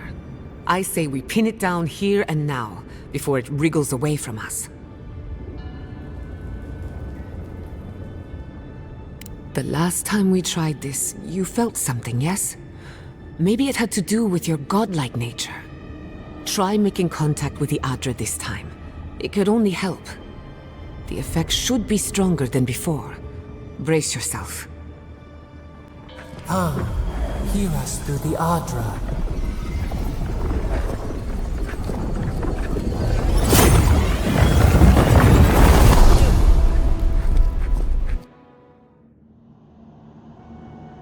You are here. You who bring us kind words and soothing thoughts, we welcome you. The mourners are gone now. Only the memories remain.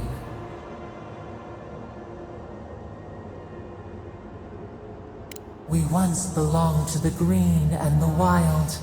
A people lived there once. They loved us as we loved them. They brought their dead to us. We used to dip our fingers, wade in the confluence of souls.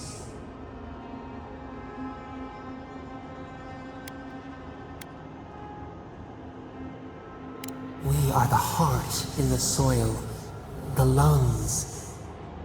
We dream, the land stirs. We become. They brought their prayers to us. We answered.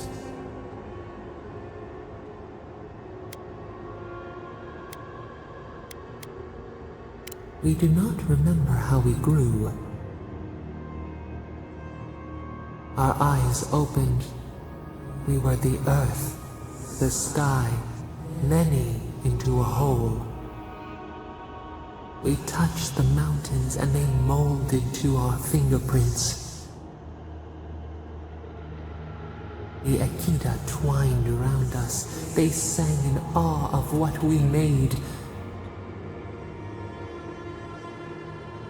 called us the gardener, steward of life. Sapadal.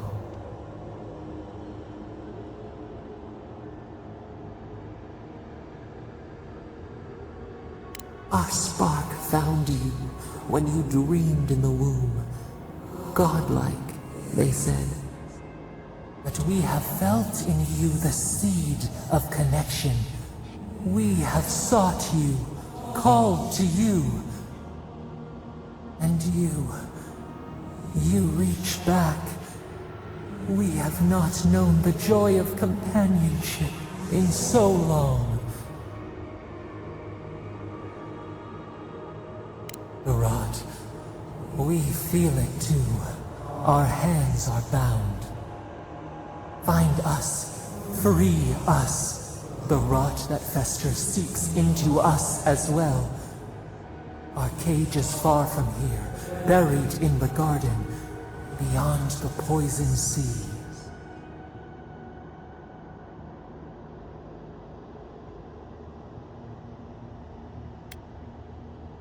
Alas, we have been cut off from the land we knew and loved for too long.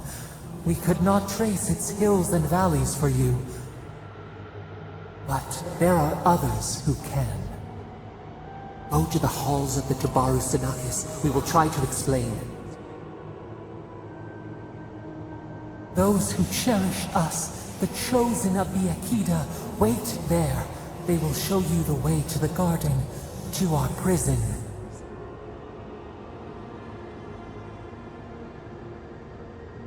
We will cleanse this rot with you once our hands are unbound.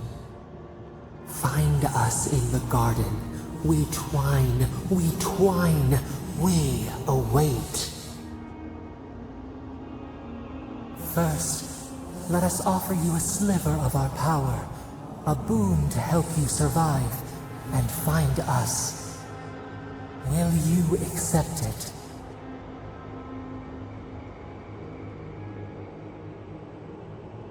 Take it with our blessing. Now hurry to the halls of the Tabaru Sinakis. Bind us.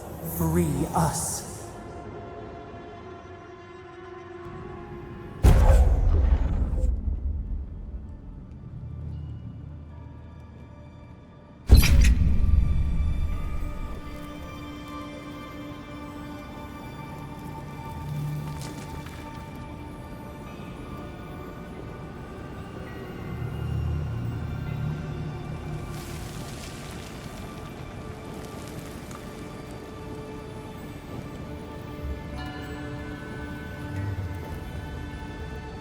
You're awake.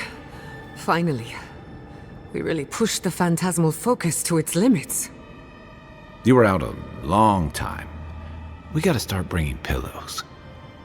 For a second there, I thought... Actually, never mind what I thought. Actually, I thought your soul had been blasted to 1,000 pieces. But I'm happy to be proven wrong.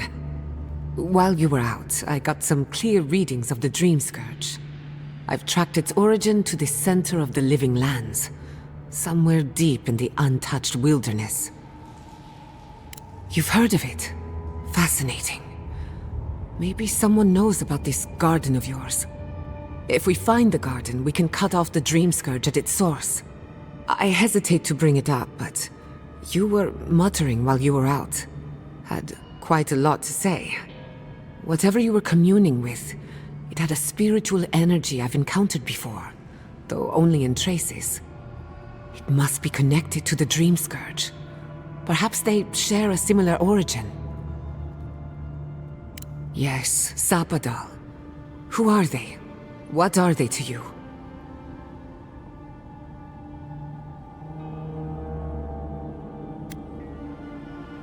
Excuse me? Sapadal is a god? But that's impossible. How could we have missed this?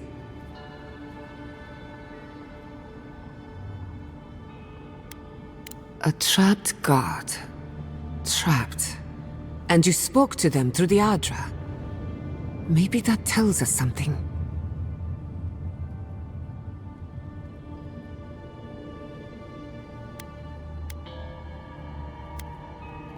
Perhaps the bars of their prison would be forged of essence, not iron. We've long theorized that all Aedyr is connected, but that changed when Animancers came to the Living Lands. The Aedyr here is severed from the rest of Eora, connected only to itself, or so we believe. If Sapadal speaks and works through Aedyr, then the Living Lands is their prison, their tomb.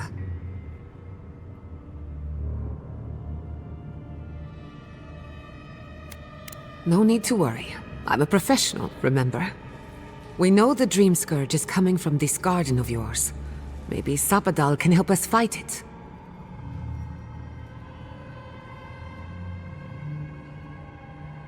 A little divine intervention couldn't hurt. The real question is, where do I start? Doesn't ring a bell, but maybe someone's heard of it before. We'll find the source of the Dream Scourge in the garden, but we have to find the garden first. Then that's where we start. Let's return to Fior Mesiverno. Banished or not, maybe I can squeeze a few answers out of my colleagues. Gods, I don't know. The farms, the community, my research, they all depend on animancy. But the Dream Scourge is the end of animancy, the end of the Living Lands as we know it. We should leave this place and its memories. There's nothing more for us here. Finding a secret entrance and discovering a new god. Not bad for a day's work. Stop! The trees splinter, the rice turns black. The pain! The pain!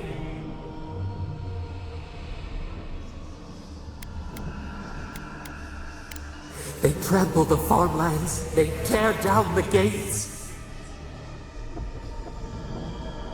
I lost you for a second there. Something the matter?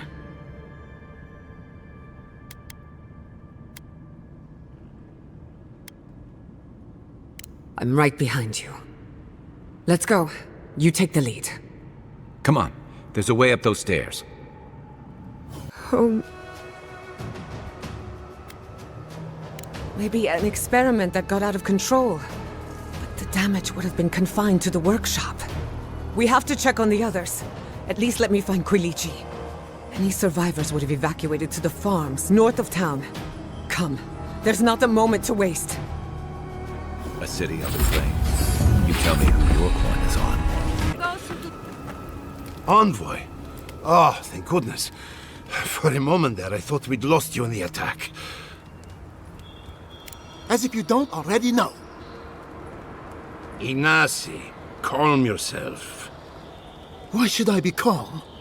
His people burned my city. The Steel Garrote are hardly his people. They offered us no negotiation, no peaceful terms. Just flames and laughter as we ran.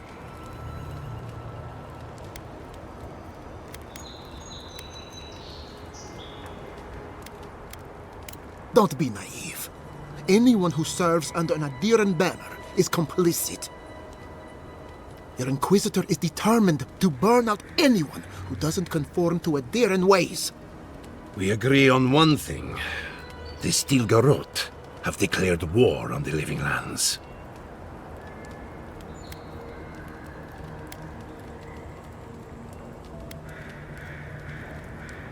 No, it's a war crime. What happened here is no coincidence. Their forces already have an unshakable grip on Paradis. This attack was meant to weaken us. No doubt they will circle back to finish what they started. Tell us, what of your research into the Dream Scourge? Assuming our governor wants to hear it.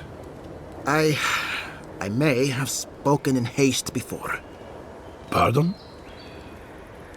The very notion that the Dream Scourge had blighted our farms, it was too awful to acknowledge. Are you being serious right now? I am. The sanctuary my family built was falling apart on my watch. And I I wasn't strong enough to bear it.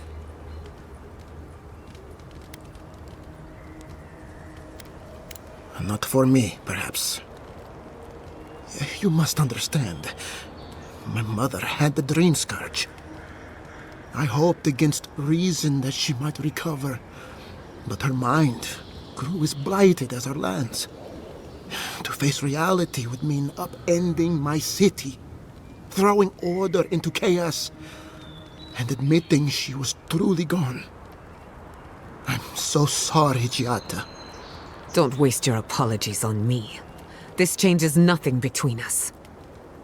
I don't expect your forgiveness, but I will do everything in my power to make this right. Whatever you have to say, I'm ready to hear it.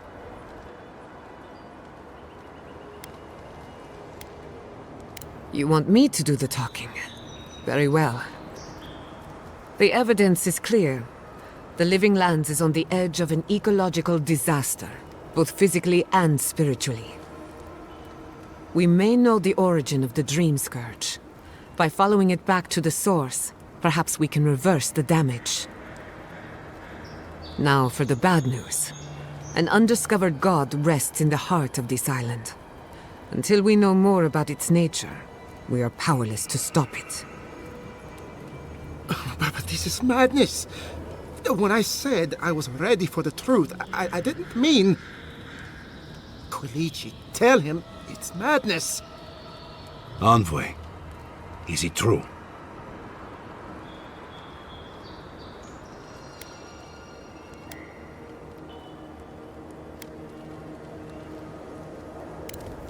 You have no idea what this thing is, but now you're helping it? He may be compelled by his godlike nature. It would be wise not to question such things. First the Dream Scourge, then the Steel Garrote, and now, what does this god of yours want us to do? Pray? This is no time for a theological discussion. Our survival hangs on a knife's edge. We can't remain in Emerald Stair. There is no reason to stay, unless you count picking through the ashes.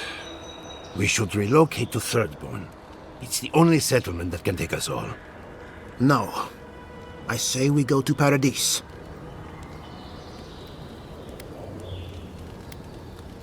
Exactly. As long as we are Animancers, the adherents will pursue us to the ends of the earth. Instead, we lay low, hide in plain sight, let them believe we're beaten, and bide our time. While we hide, the Dream Scourge will tear this island apart. At least in Thirdborn, we can practice animancy freely. We can't gamble with our existence. The political climate of the Living Lands is too dangerous.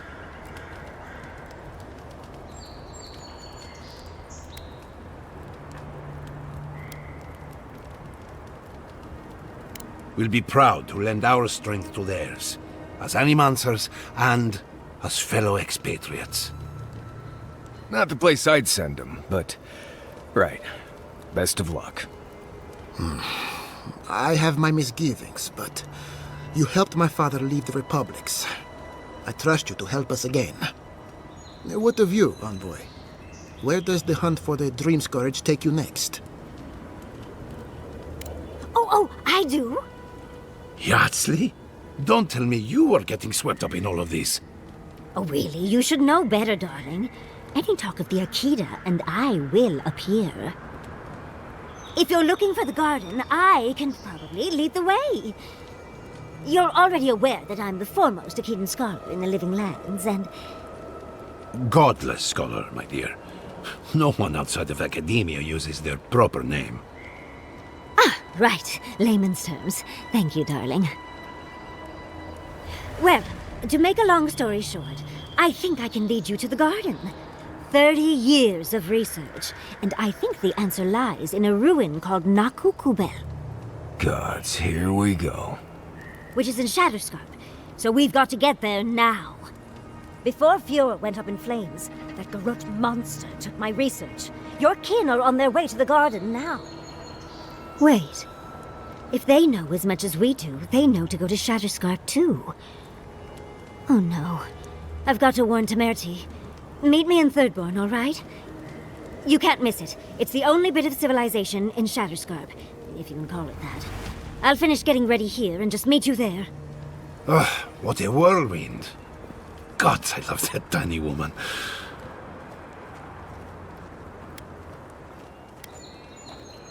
I would be surprised if your journey were that uncomplicated, but stranger things have happened. For what it's worth, I vouch for Yazli. She's a good friend and a bad influence. Right now, we could use both. There's a gate to the north, which will take you to Shatterscarp. It's guarded by some of our best rangers. The best rangers that are left, you mean? Who sundered Steel Garrote?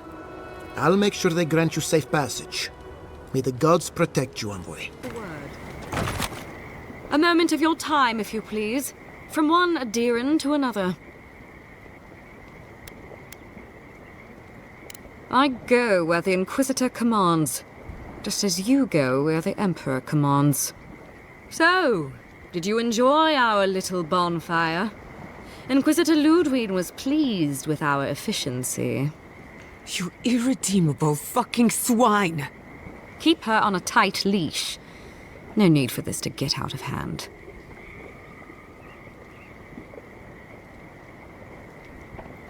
One might argue they brought it on themselves.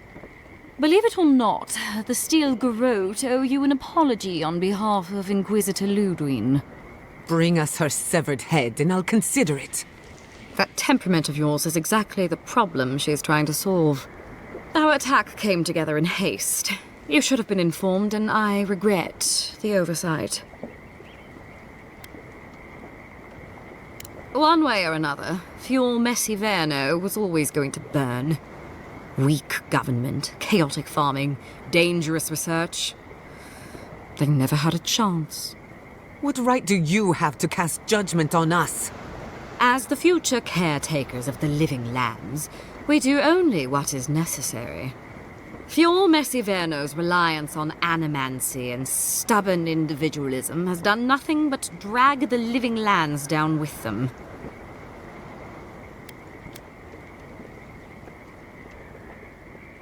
Help takes many forms. Look, I'm only telling you this because you deserve to know Ludwig's intentions for the living lands. If Heelgard cannot maintain a grip on the living lands, then the Steel Garrote will simply take it from him. You see, the Steel Garrote answer to the Burned Queen, not your floundering empire. And we will break from Aedyr, if that's what it takes.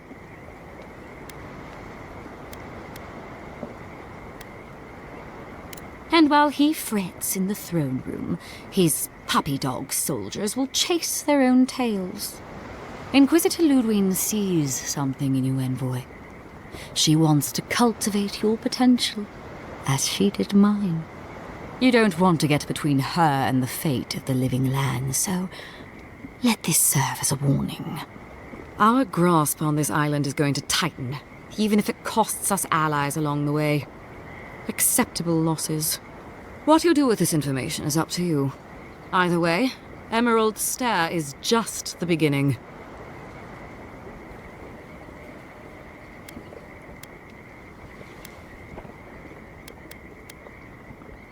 Feel free to prove us wrong.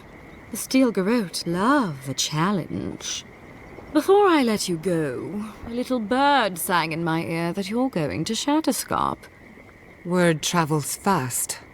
Of course, that would have been impossible with these meddlesome rangers in the way.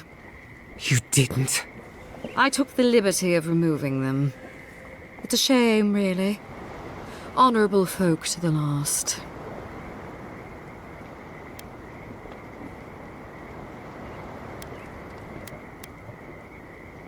Ludwig told me to open a path for you by any means necessary, and that's exactly what I did.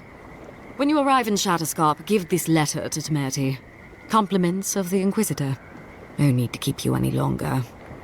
Let's hope our next meeting is under more favorable circumstances.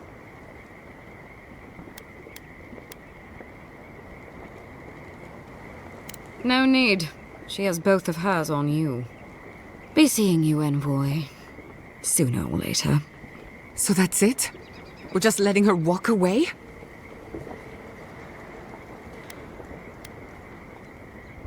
Fine. But I'm holding you to that. I don't want to see you again. Is that clear? Crystal. Good luck with her, envoy. You're going to need it. You came to Emerald Stair looking for answers. And now we're leaving with more questions. How do we fight the Dream Scourge? What can we do about Sapadal? And where is the garden? Not to mention, why the Steel Garrote burned my fucking home to the ground.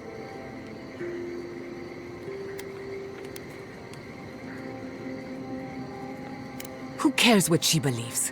What right have the dead to judge the living? I will not forget Fiume Siverna. Everything it was, and everything it could have been. And I will never forgive. Never. So on top of the Dream Scourge rotting your fields and turning kith and beast alike into monsters, now we've got a Deathguard Inquisitor and the Steel Garrote dogging our steps. Do you think Ludwig will try something similar in Thirdborn?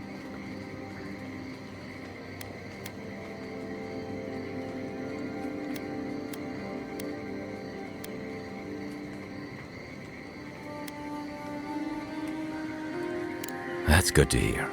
We'll find allies in Shatterscarp, if it's anything like I remember. Thirdborn's a rugged place that attracts rugged people. Lots of Rowattians, scramble routes with no prospects back home, washouts from military or mercenary life, sailors in search of steady ground. Add to that a motley assortment of pirates, free spirits, and people who like living under the loosest grasp of the law, and you've got Thirdborn. But rumor has it something's amiss in Shatterscarp. Strange dreams, disappearances, people wandering into the desert and never returning, or coming back, changed. Their bodies and minds twisted, corrupted. At least that tells us we're on the right track. This Dream Scourge is one of the weirdest things I've ever tried to hunt. Easier said than done. Especially when we're not entirely sure what we're looking for. Everything we learned in Naku Tadek points us to the garden. Thirdborn is just a stepping stone. But we don't know anything about the garden. It could be a myth, or a metaphor. Whatever the garden is or isn't, it's our only lead. We find the garden, we find the Dream Scourge.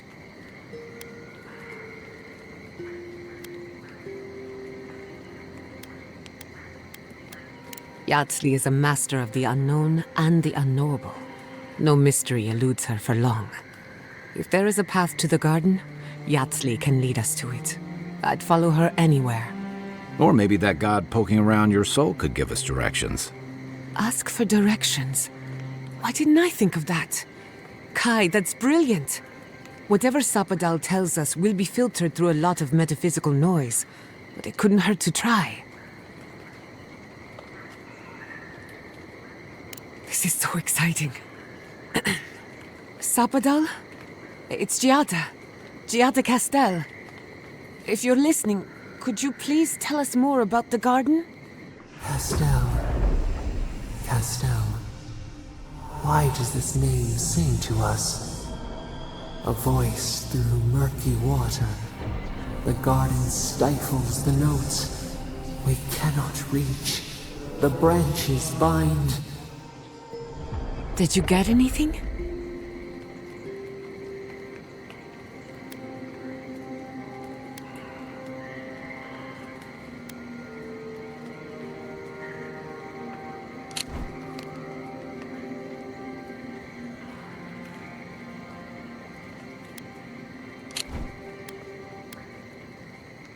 In other words, nothing we didn't already know. Well, clearly your link to Sapadal isn't as strong as it was in Naku Tadek, but I'll take it over nothing.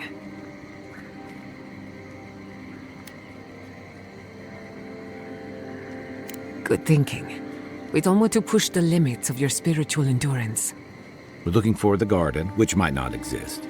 Our best lead is Yatsley, an eccentric scholar who's gone ahead to Thirdborn, where the Dream Scourge may be ravaging. Don't look at me. I was fine going back to Paradise.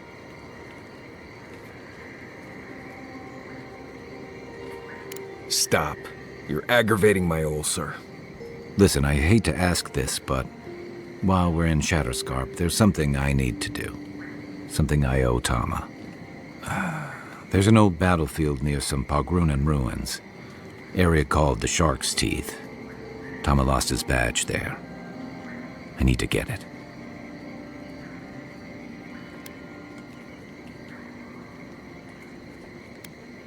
I know. We got the Dream Scourge, the Steel Garrote, and who knows what else to deal with.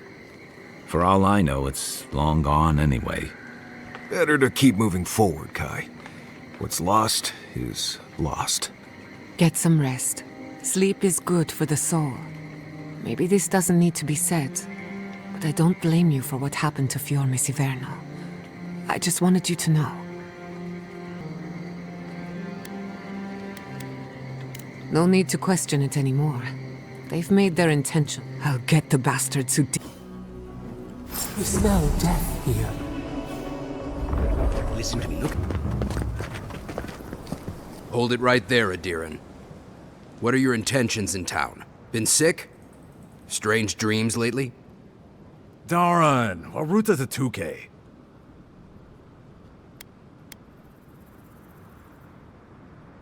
And you should respect our authority to protect Thirdborn from unknown dangers like you. Come on, Darren. They slew those dream thralls for us. I doubt he could have done that if he was sick. I, for one, thank you. We couldn't take him on our own. Are you smoking Svef? The Aedyrans raised Fior. We'll be next.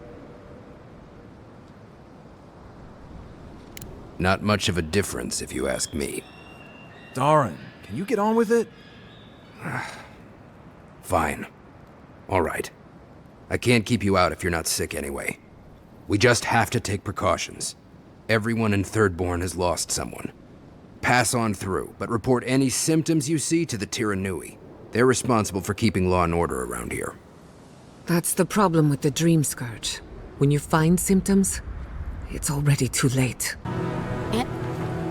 Oh, gods. And Aedyran, what is it this time? Don't worry, darling. The official Aedyran envoy is here at my request. Always a pleasure to see you, my friend. We're in desperate need of another scholar. Darling, always a pleasure to see you.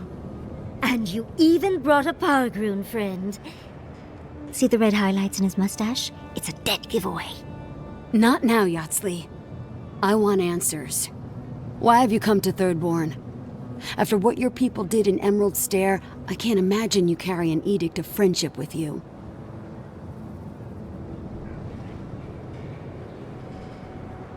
Yeah, I'm sure that's what Ludwine said to the Animancers as she scorched their homes. I know you're upset, Timoti, but don't take it out on us. I'm furious too, darling. That monster stole my research as she burned my home. But you know that if this Aedyran was untrustworthy, I'd kill him myself. I apologize, Envoy. Eagle's Reach is a slaughterhouse. Dreamthralls siege our gates day and night. People are hungry, and I have not slept in days. So my temper is a powder keg, I'm afraid. I am trying not to explode. This isn't a courtesy visit, is it? I assume you're here delivering a message on behalf of Aedyr.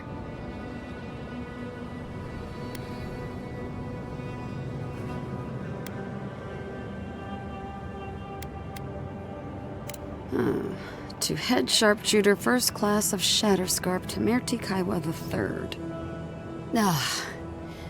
Ludwine wants the ruins of Naku Kubel, or will suffer the Steel Garrote's wrath. Just like Fiorme Siverno. Another shit atop the pile, then. Not that I can do a damn thing about it. You're not going to give in, are you? Those ruins are a marvel. They're irreplaceable. I know, Yatsli. If we give them an inch, the Aedyrans won't stop until they have everything. But even if I wanted to hand over the ruins, they aren't in my power to surrender.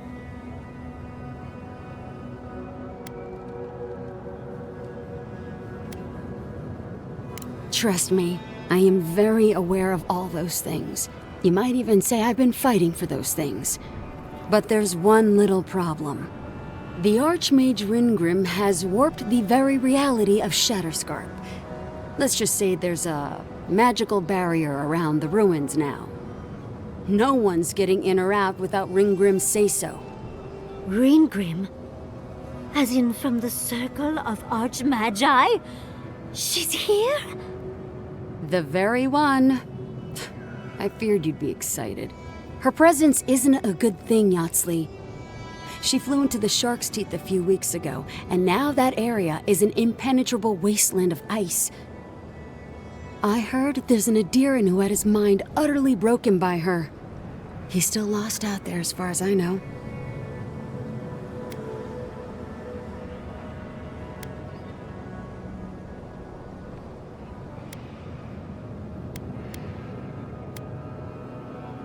Maybe even an entrance to the garden. We absolutely have to go inside and see for ourselves. The Circle of Archmagi don't get involved unless there's something they can gain. They're not really known for their altruism. Look at the Siege of Cragholt. And that was just so that Lengrath could try and show up Consulhot. The truth is, I'm up to my neck in catastrophes. Between the horde of dream thralls pounding on our gates and trying to keep peace with Aedyr, I've had to station guards on our borders to control who goes in and out, just to keep everyone safe. I never thought I'd say this, but the Archmage is the least of my concerns. So, Ludwine wants the ruins, but even if I wanted to give them over, Ringrim controls them. And good luck getting an audience with an Archmage. Everything I've ever learned tells me not to go digging through the ice to get the attention of a mad Archmage. If she doesn't want to be found, that's all the more reason for us to go looking. When an Archmage like Ringgrim decides they don't want to be disturbed, they make sure of it. There are rumors she uses the bones of the ancient dead to guard her domain.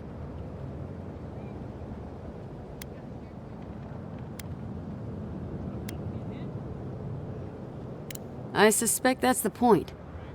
I think Ringgrim enjoys her reputation almost as much as she enjoys earning it. I wouldn't blame you if you choose to run away. But if you want to find Ringgrim, head east of here, go past the Pargrunen ruins, and when you see the ice, you're there. And Yatsley, be careful. If Quilichi lost you, he'd never forgive me. Oh, don't worry about me, Temerti.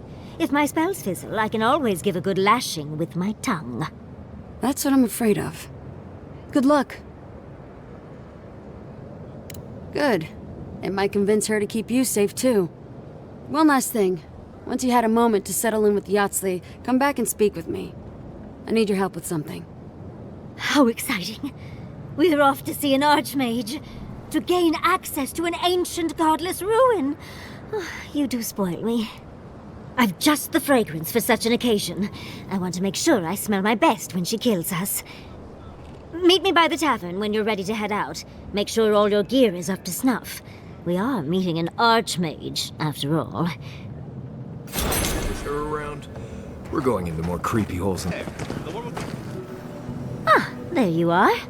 It's rather rude of you to keep a lady waiting. I'll forgive you, though. It gave me a chance to dip into my notes about the Circle of Archmagi. One does not simply waltz into an Archmage's domain unprepared. Tell me, dearie, how much do you know about Ringgrim?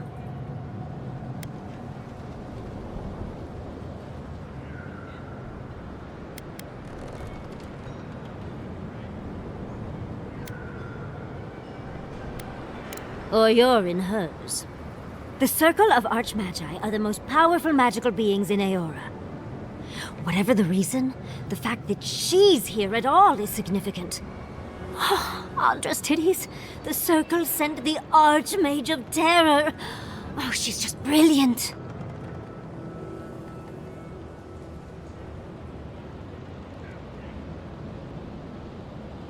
Well, Nakukubel is the largest of the godless ruins.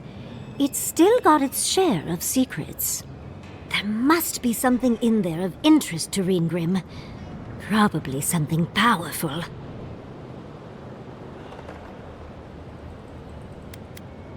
Determined, aren't you? I like that. I'll be with you every step of the way. Those Steel Garrote bastards stole all my research about the Godless. They'll get to the garden first over their dead bodies. I can show you the way to Reengrim's domain, but we should travel lean. The less of us there are, the less likely she'll take notice. You'll need me to get you in the door, so who's staying behind?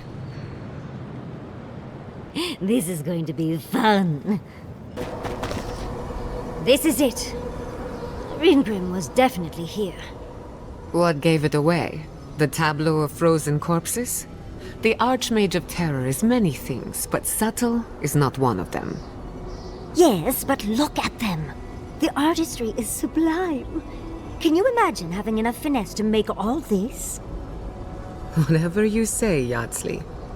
Regardless, we didn't come across this by accident. The Archmage is trying to frighten us. Successfully, I might add. A spell. And a very clever one. Reengrim's using her illusions to make people choose to stay away. Everyone except us. Of course I probably can. All spells have a counter. You just have to know what it is. But we can figure that out later. Right now, we have to focus on what's at the end of that passage.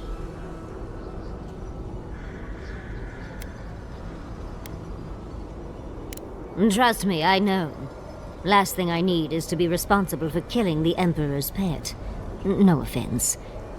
But it's a chance to test out some new spells, so I'll muddle through. I've focused so much on the Godless in Quilici over the years that it'll be lovely to hone my magical skills again.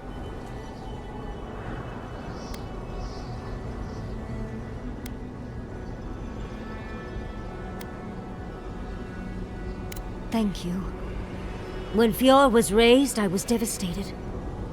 They destroyed my home and took my work. I didn't come here for Reengrim. Chances are we'll die, but if we don't, we stop Ludwig and get into the ruins. So, win-win. I like our odds, especially with you around. Let's get going. Oh, and stay close. Fit in here. One lonely piece of a disturbing puzzle. This must be the statue mentioned in the story. Let's check around here once more. Maybe we can find something that'll give us a hint. Oh, and Reengrim left us a book. Let's see what it says. There once stood a village protected by a statue. It kept the air crisp, the land fertile, and the people safe. For a time, the village prospered. For a time, there was the thought that the winter would never come. But then the statue shattered, and winter did come, and the village could not make a decision to save itself.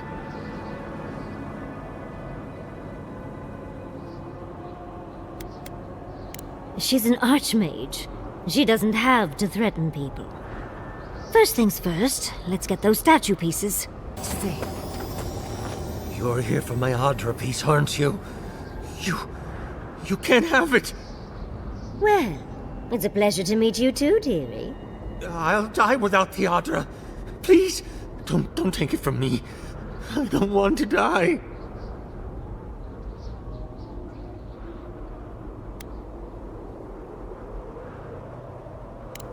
I don't remember anymore. I was in pain for so terribly long. But the Aedyr has kept me alive.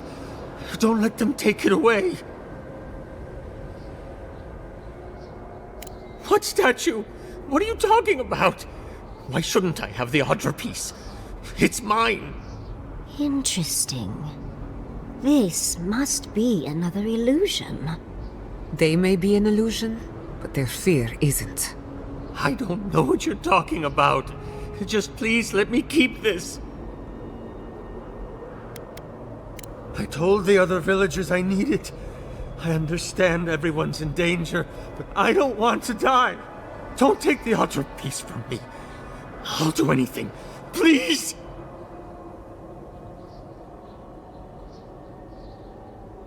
Is there no other way? Why does it have to be me who dies? Please, please, no. If the village had been as sensible as you... We've got the heart and the hand, which means this... We've got all the pieces. Quick, quick, put them in. Oh, I want to see how all of this works.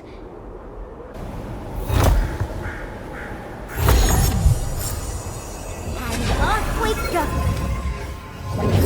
Oh, you made it. Unfortunately, I still have reading to do. Amuse yourself with these skeletons while I finish this paragraph.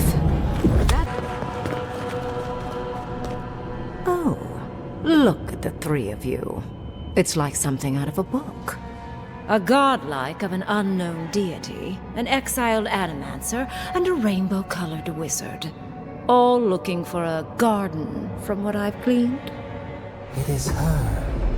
We felt the pluck of her fingers outside our door, searching. For us? Our prison? Who is she? What does she seek? My little puzzle was very clever, wasn't it?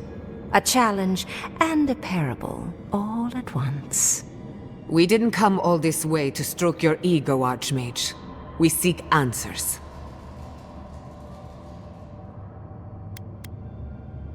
Flattery gets you nowhere here. I want to see what you are on the inside. Too often, mortals like to hide from their own truths. I like them brought to the surface. What did you think I was trying to tell you with the puzzle?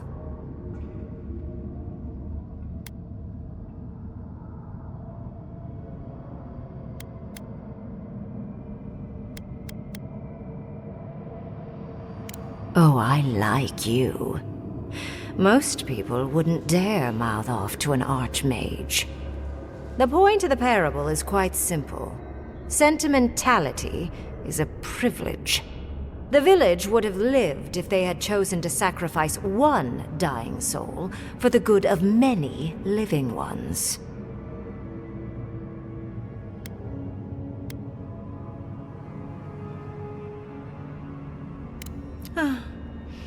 I hardly know, honestly. When you've lived as long as I have, it's easy to lose track of individual lives. More than anything, the whole challenge was for you to understand how I think. No one truly matters in the long run. Not even me, or the other archmages. It's what we leave behind. What matters is that our lives buy the world more history, more beauty, more time to create interesting things. Do you understand?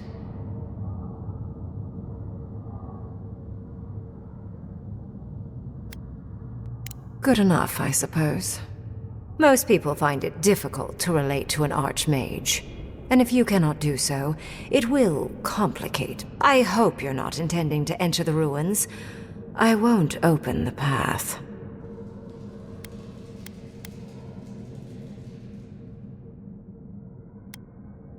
I came to the Living Lands because the sickness here, this dream scourge, fascinated me. This plague shouldn't exist. It can't, and yet it does. The essence of the Living Lands is falling into chaos and entropy. It's more powerful than anything I've seen. I suspect it has something to do with how the Aedyr has been severed from the rest of the world. I believe the answers lie in the ruins, but the essence there is so strong it's blocking my spell work, which has never happened before. Ever. No one enters Naku Kubel until I get to the bottom of this. Sorry.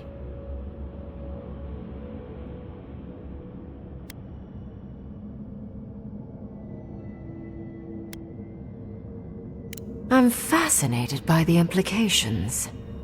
What about you is so special that you can enter the ruins and I cannot? You have my interest. Show me if you live up to it.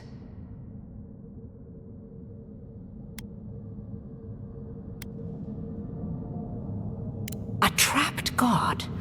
A god I did not know about? Well, that's fatally exciting. I can't believe I overlooked this possibility. A god here, alone, trapped in the severed Aedyr. This explains so much. My magic being ineffective, the essence here being so intense. And you, godlike, with your unfamiliar appearance. You're the missing key to the lock, sealing Naku Kubel.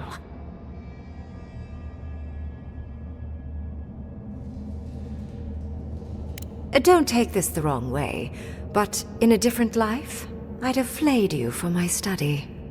You are a godlike of this strange, isolated, possibly miserable god. A piece of them resides in you.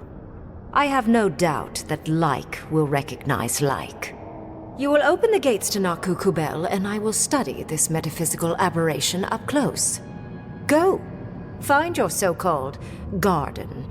Report your findings to me. Perhaps there is more to this than either of us alone can see. My thanks in return, godlike. It's not often that Kith, or really anything at all, can surprise me. I wish you luck on your journey, if you believe in such things. Just keep in mind that countless dream thralls are on the same path. I'm sure you'll survive. If not, well, lovely to have met you.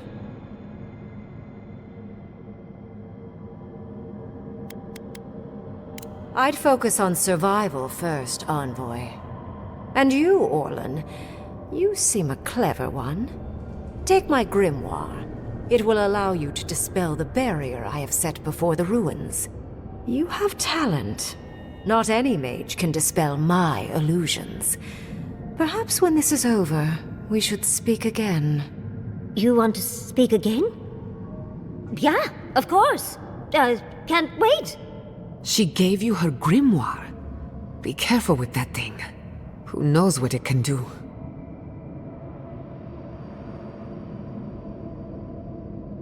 The ruins are far in the northwest. The people here have named that area the Deadfall Highlands. No more wasting time. Off you go. Use the teleporter behind me to leave. And off we go! This just happened, right? I didn't imagine it. Ringrim liked me? And my spellcraft! And she gave me her grimoire! Look, isn't it the most beautiful thing you've ever seen?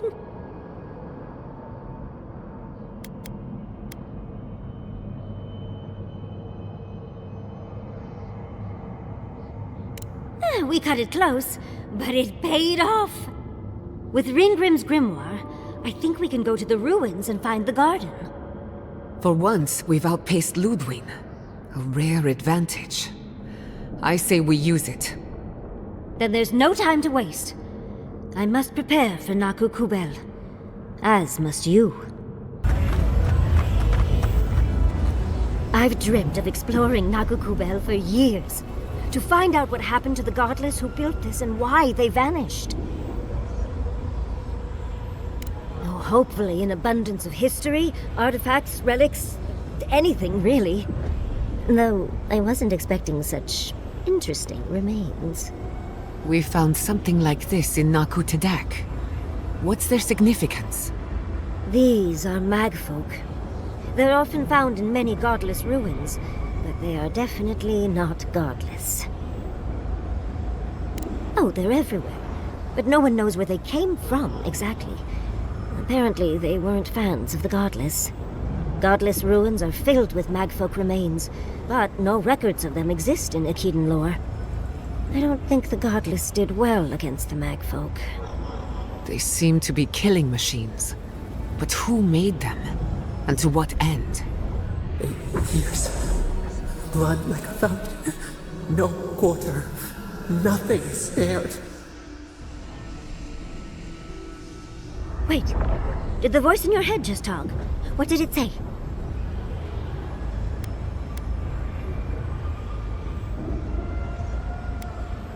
The poor dear. I can only imagine what they saw, what they know, what they've suffered. Anything of historic importance is often blood-soaked. Are you ready? We're entering one of their holiest places. Who knows what we'll find? Okay. Got my wand, got my grimoire. Let's go already. Remember, they loved and we loved in return.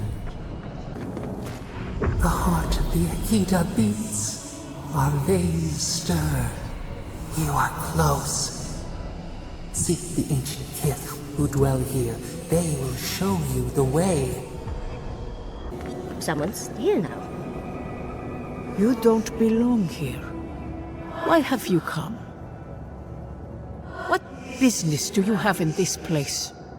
Tell me, before I strike you down.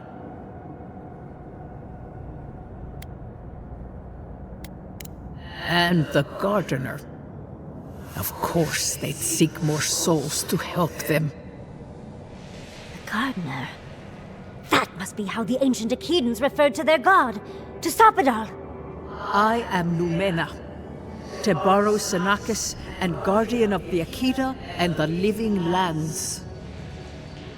They came swarming, relentless, these juggernauts. So many they stole the heat from the stars.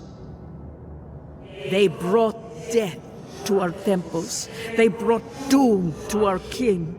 And the sky held no sun as our children screamed. Oh, I know this. You speak of the Magfolk. Yes, Story Seeker. Their corpses remain, as do our memories of what they did to us.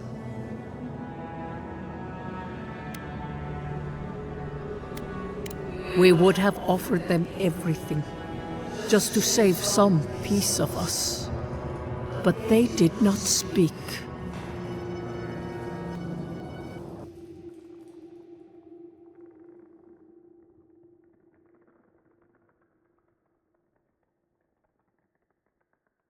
We fought so hard, but we fell too. Then they trapped our gardener. Trapped. A sepulchre of endless night. Bones beneath roots. Stop this. No one answers. The light, it blinded us. Why were we so afraid? The gardener quickens. This hastens our fears.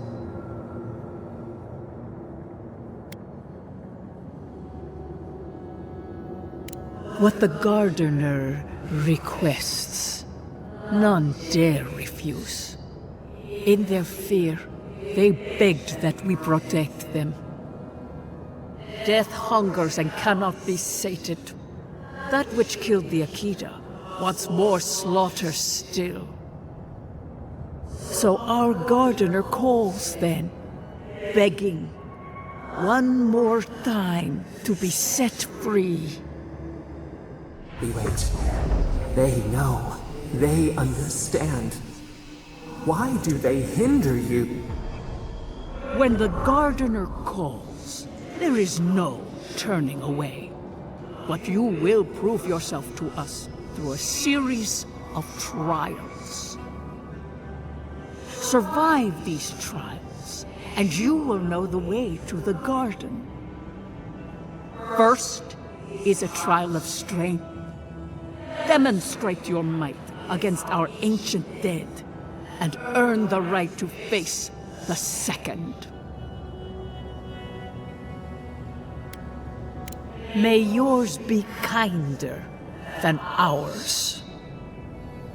The path to the garden lays before you. It is the only way. Go now. Your trials begin.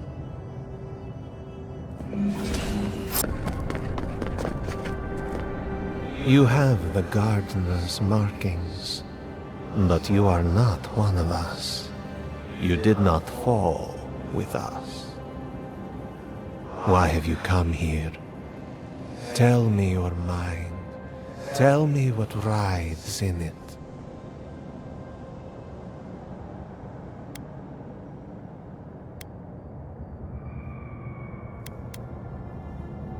The Magfolk sought the gardener too, and our gardener did not want to be found.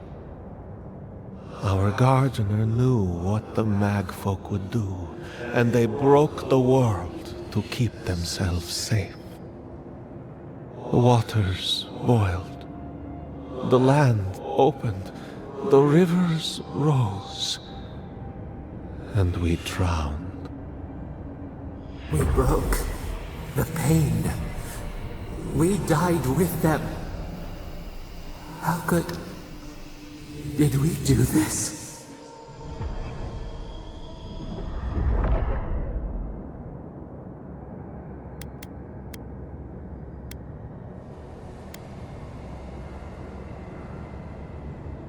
A mere crack. We ripple in the lake. We cannot. We writhe. Why must we feel this again? There were so few of us left when the Magfolk were at our doors.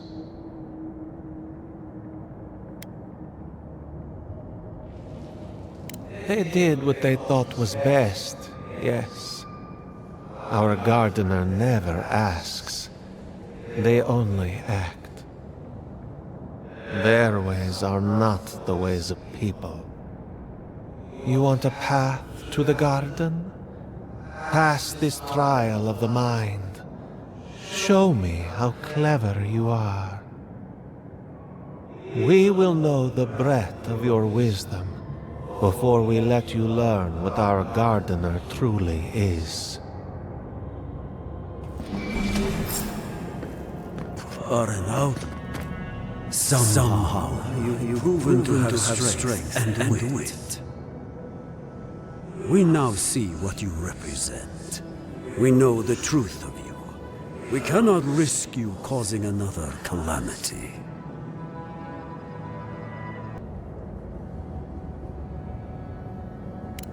You know of this. Imana's brethren were mistaken. But we would know what's best for our gardener. We understand what they are. No more words. You have not earned the right. Finish your last trial. You come as a supplicant. You do not have the privilege of questions. Go. Somehow you bested our trials. Like vermin, you persist. Like vermin, you endured. You kept your head.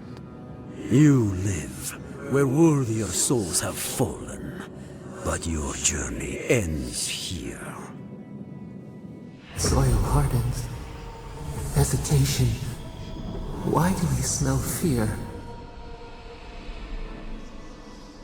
We are here to be found. Why? Why will they not free us? This is where you die, Outlander. We cannot risk you provoking the gardener and causing another calamity.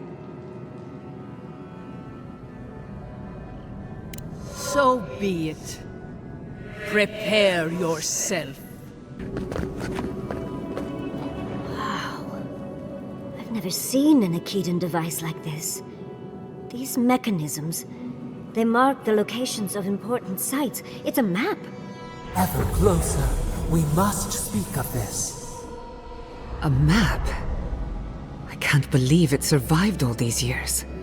Just waiting for the right hands to pick it up again.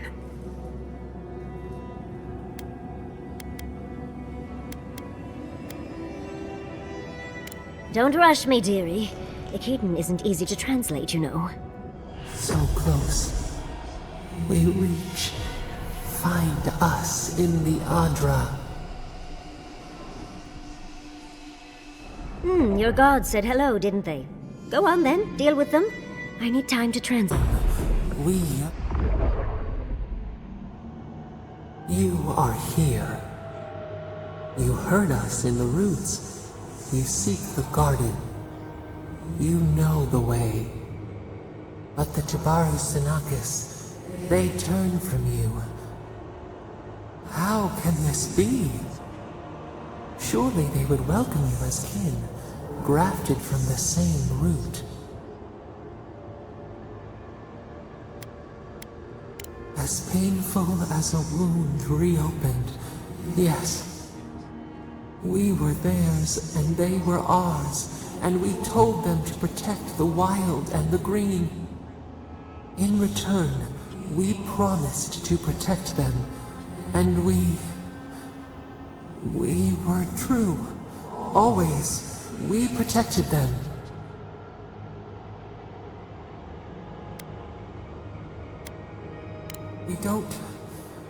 We will not remember.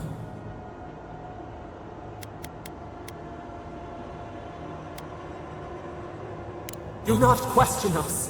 Blame slips between the bones like a blade. We lived in harmony. We were at peace, and then they came with metal bodies and murderous intent. We tried to stop them. We did not want them to die. We loved them. We tried. We loved them so much. We did not cause pain. The spirits lie. We love them most. They twist our words. We will show you. Let us offer you another gift. A seedling of power.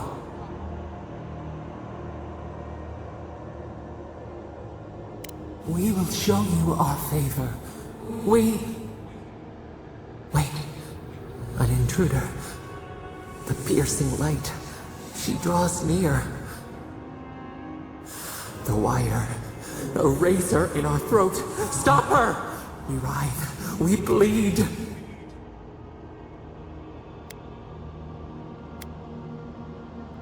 She brings the purging fire at her back. She comes to trap us. Out! Out! Set her out!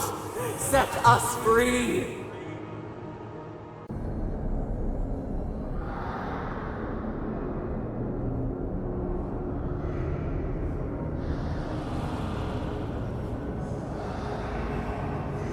Wake up! Wake up!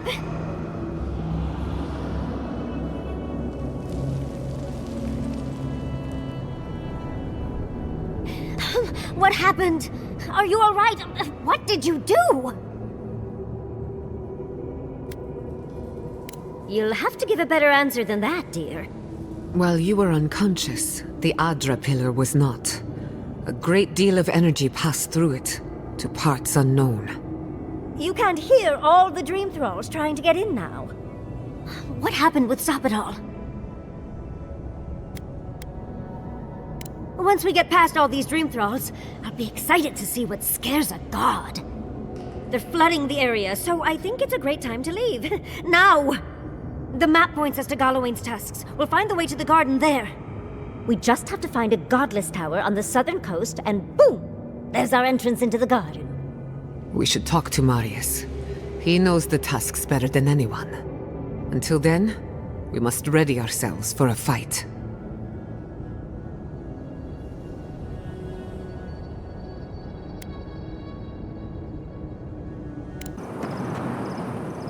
Envoy, I hope you found what you were looking for, because those ruins are about to be a distant memory.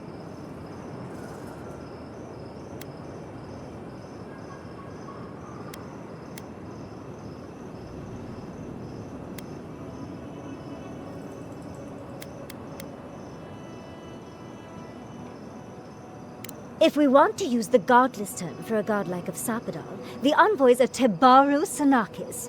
It's actually a fascinating tradition, going back to Heresy and lies. I bring you the truth. This is a spring from which the dream scourge flows, injecting poison into the veins of the island. No, a cleansing fire. Poison or cure? The same poison we burned out of Fior Messiverno. The only thing you burned was hope, and I am determined to get it back, even if I must take it from you. Charming. Stand by my side, and we can strike a blow at the Dream Scourge. And at Sapadal.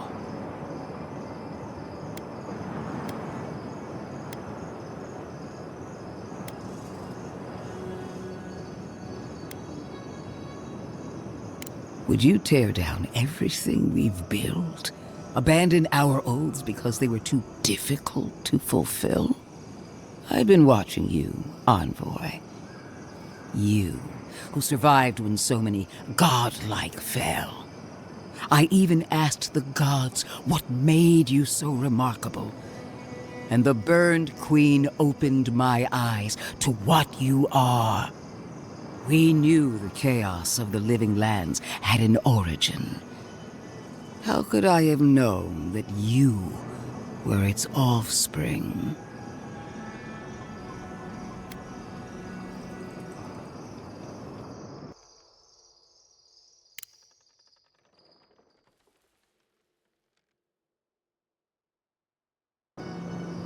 There are 2 plagues in the living lands. Ashes! Nothing of the Aedyr will remain. We may not burn out the Dream Scourge here, but we can burn out its symptoms and take the fight to your patron. Spirits cry out, bury the fire, but still they rage. Is her first instinct always to destroy stuff and hope that fixes things? Always thinking with your sword. You zealots never change.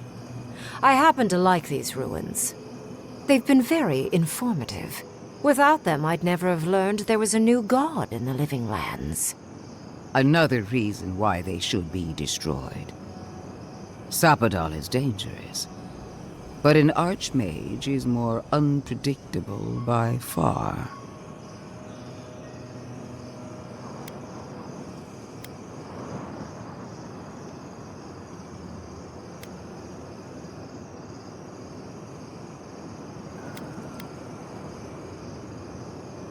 No. She thinks she can frighten us away and have the ruins to herself. Oh, but you should be afraid.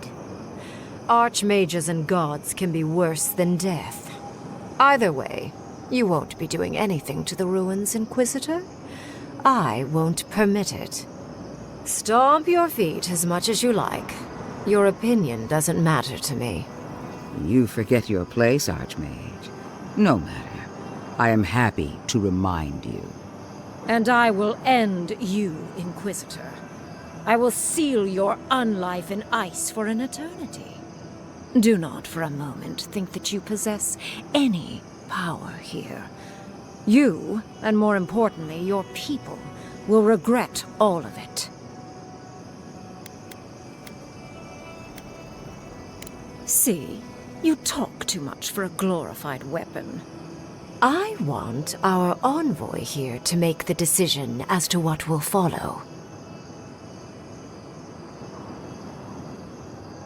Oh, you have claws and the courage to use them. I do love that. I have an alternate solution to the problem at hand. This should be amusing. I am not talking to you, am I? Don't interrupt me.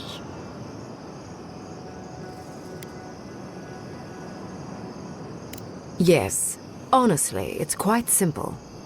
I can sever the connection between the Aedyr in the ruins and the rest of the living lands. It will isolate the dream-scourged essence and halt the creation of new dream thralls in Shatterscarp. But those that exist will remain. My solution will end the plague in this region, I believe, and keep Ludwig from having to do terrible things to those nice ruins. I knew I liked you for a reason. Yes, there is a catch. It's also what you may call a large one. Severing the Aedyr will require the use of a truly immense amount of essence, which well, will result in a few deaths. A few deaths? What about Quilici? And the other Furians? And Quilici? Gods, you're right. Gentle sleep. One moment day, the next, a poppy's dream to carry them to the Garden of Night. They would feel no pain.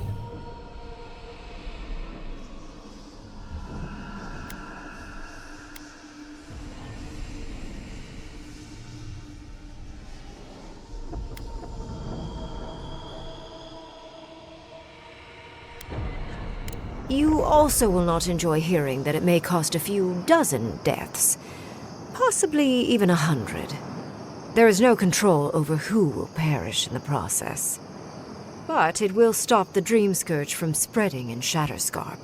No new Dream Thralls will be created. I once thought of pursuing such an idea, but only after careful study. What she suggests is anything but careful. It's not an ideal solution, but it is easier to save a life when you've amputated the necrotic limb, so to speak.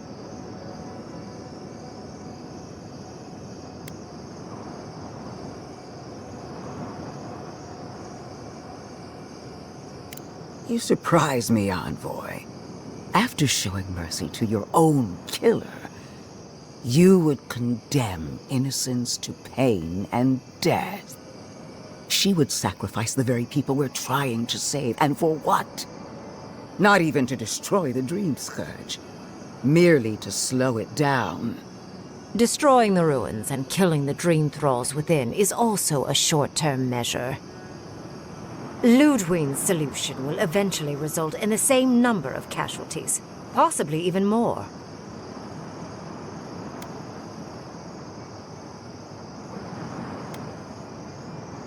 Unfortunate, but such is the reality of our situation. So long as the Dream Scourge exists, more people will become infected. And the infected will take more lives, and this will continue indefinitely. She has no idea what the consequences of her actions might be. And neither do you. Envoy, I want to show you something.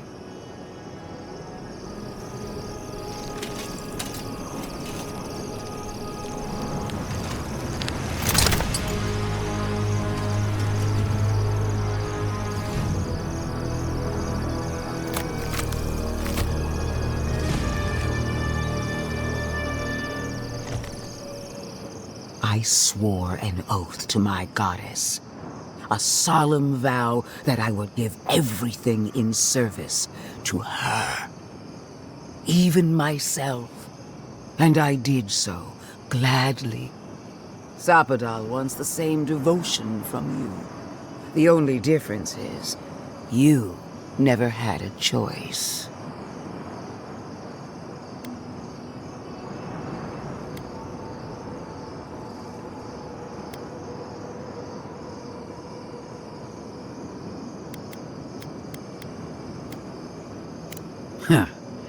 Look at the consequences of their stewardship.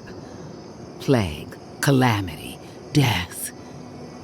The Living Lands deserves better.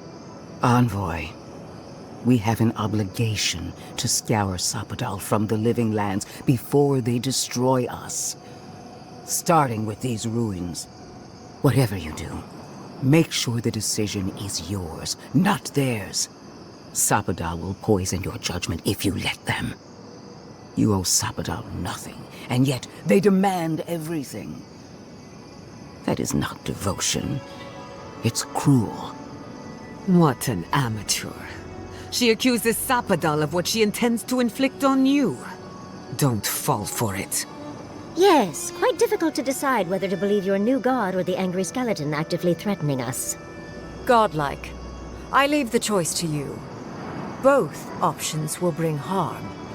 The question is, which will bring more good?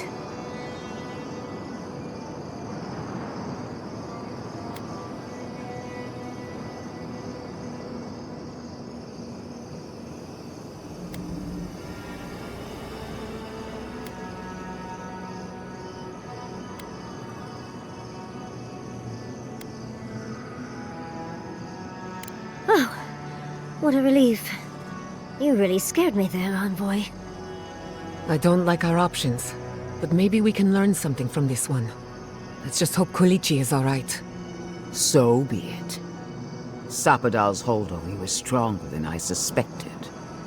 Prune, strengthen the living leaves. We twine. Attune your soul to Sapadal to assist my focus on the Aedyr. You're the only one who can do that part. And Yatsli, come, help me. I think you'll enjoy this. Marins Klatan, Eid Marslante.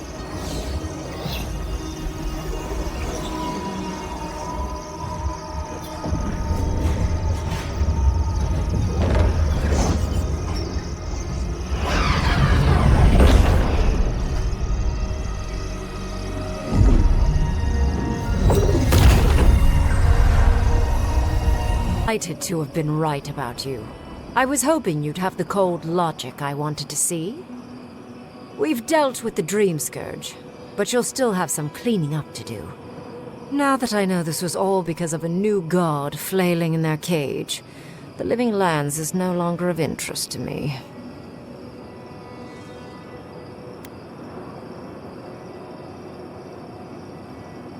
Another god. There are so many. If a new one is more aberrant than another, does it really matter? But that is for you to wrestle with. I'm done here. However, I have one final question for your young wizard. For... me? You have shown a great deal of talent, Yatsli.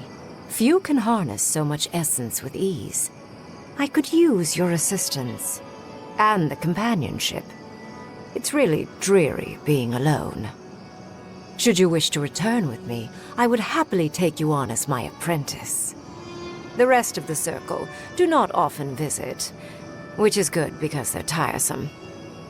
You, however, are a power worth shaping, and rather delightful to boot. Well, obviously I'm... Wait. Really? You want me to... Wow. That would be... amazing! But I have to think about it. At the very least, the envoy would be lost without me. And so would my lover. Though the idea of finally devoting more time to magic is... tempting.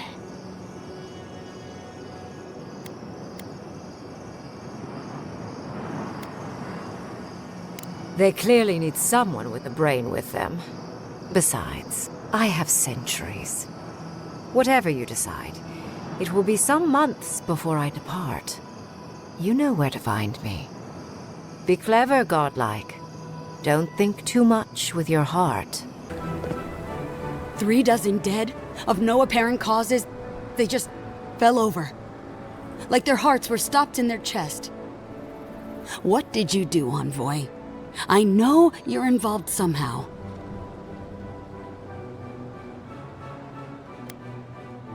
Bullshit. There was always another option. Something better than this massacre. Dozens are dead, Envoy. Their loved ones scream for them. What was all this for?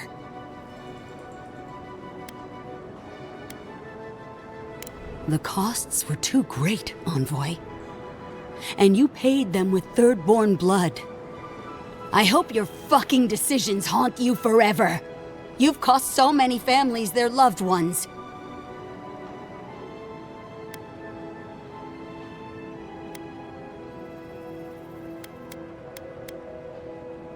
I'll send word. No one wants you here, least of all me. Get out of my sight, Envoy. Ludwig may have a skull for a face, but her fury was clear enough.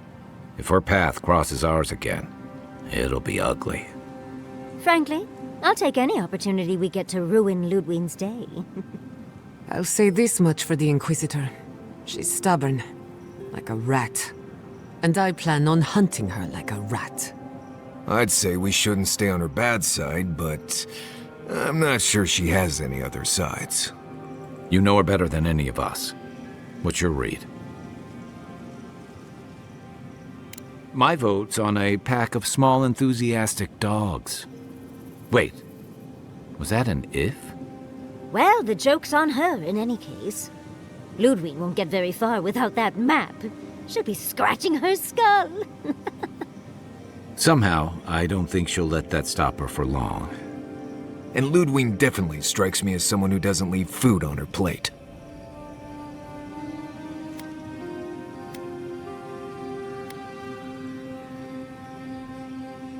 I believe it. And we'll cross that bridge with you when we get to it. Ludwig and her steel garrote have the numbers and the power. But we have spunk and a map. And that might just be enough to find the garden before she does. We're all competing for the same thing. A place we barely understand, with no guarantees of what we'll find there. Still, I am determined to reach the garden. Above all else. Ugh, that's just a pile of Sokka. Oh, now you're listening to me, all of a sack of sup sudden. You won't find a blessed a thing. This wild beetle chase of yours is a Padraku waste of time. To get to the garden, you have to go through Galawain's tusks. The land is made of lava and acid. It wants to eat you alive. So it's tough odds. We've gotten this far together. Tough odds is an extra Zarb jumping in at the last minute. This is a long trek, on foot, through a land that can barely support life. I don't have to be a Blessed Day Oracle to know this won't go how you think it will.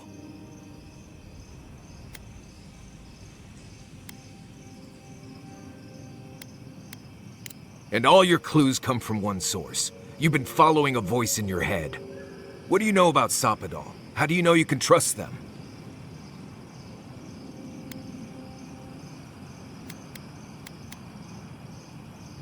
I hate to be the voice of reason, but we are talking about a god.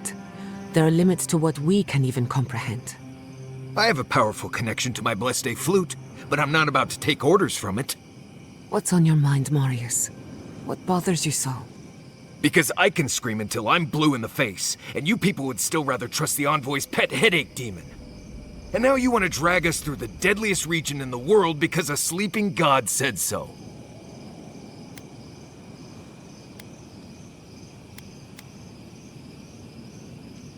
You're not listening to what I am telling you. I'm done here. Do whatever Blessed Day planning you want to do. You don't need me for that. Let's just take a breath, Marius. You don't mean that. Nope. I said what I said. Come get me when it's time to go. Poor Marius. Something's really rattled him. I've never seen Marius like this. Something's going on with him, but I don't know what.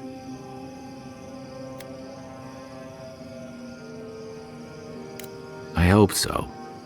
One of us should talk to him. If something's eating at him, I don't like leaving him to his thoughts.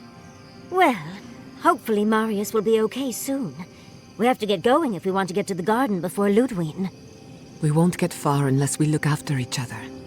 Now's your chance. As I live and breathe, the faithless envoy. Ludwig finds your loyalty a touch diminished. If you're looking for the Inquisitor, she's hunting a lead to the garden through its twisted silver roots.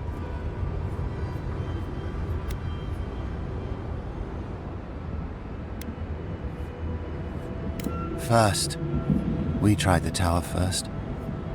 But the roots swallow, and the roots strangle, and the roots devour.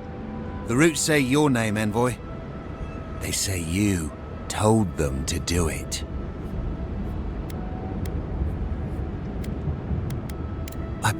I feel I can't think straight. Body's full of roots, pulling me. You did this, didn't you?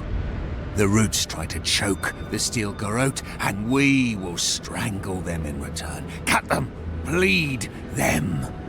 That's the Dream Scourge talking. We should put them down. Give them a swift end.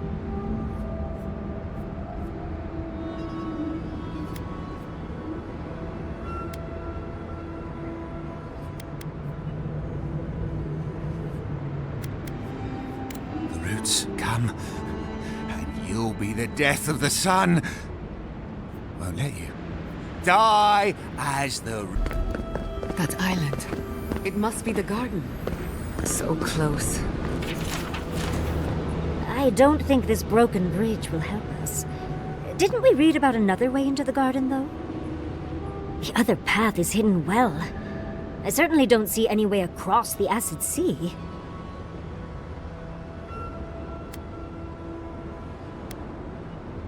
Well, maybe the people in charge know what's going on. I doubt it, but it's worth a try.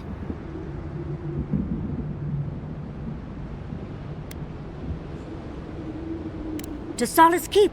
Let's try to get there before the steel garrote can cause trouble. I'll follow your lead. Outsiders aren't permitted in Solace Keep. Turn your ass around and go back the way you came.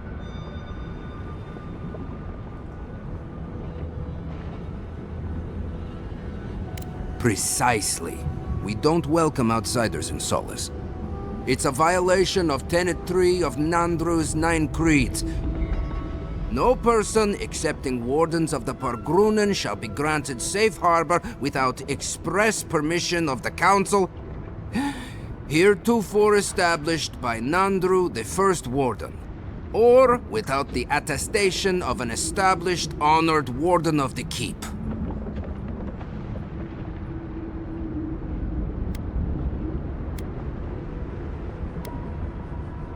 If I'm being honest, neither do I. Took me weeks to memorize that. But the point is the same. Without the Solace Council or a warden to vouch for you, your presence in the keep is forbidden. No warden, no keep. I hate to drag Marius into this mess, but we're going to need him. You again? I told you the first time. Ah, Foitu Mayu. It's Cosmine. Just let me handle this. What? Marius? No. You must be a ghost. A curse. Oh, that would be news to me. You're alive. You... Asshole! You show your face now? Now? Several times, but I hit more than I missed. We used to be friends. Or so I thought.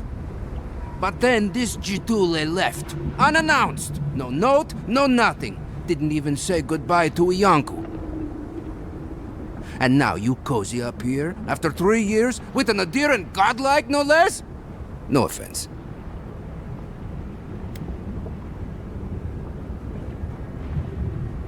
What are you all doing at the ass end of the living lands anyway? You know I wouldn't be here if it wasn't important. We need to speak to the Council. You know the rules. Outsiders cannot enter without express permission of the Council. Or with an honored warden. Which you are not. I shouldn't even be talking to either of you. It's forbidden.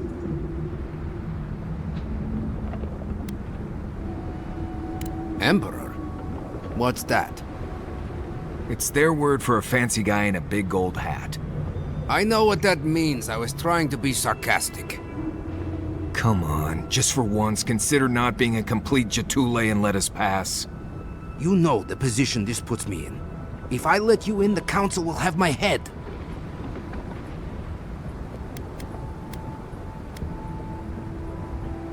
Just like an Aedyr to make a convenient promise they have no hope of keeping. There are always consequences, godlike. Always. Cosmine, Solace Keep is in real danger. Do you truly think I'd come back here for anything less? Gods damn it. I'm going to regret this, aren't I? I'll let you in, but be warned. Solace is not as it was, Marius. I doubt it. Nothing really changes in Solace. You'll see for yourself. The Council isn't what it was. Keep a watchful eye. Lower it on down. Quickly now.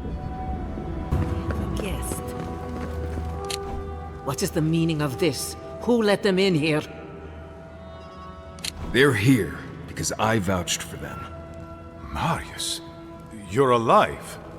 There were rumors you died, Marius. We mourned you. You shouldn't have returned. I trust you came back to us for good reason.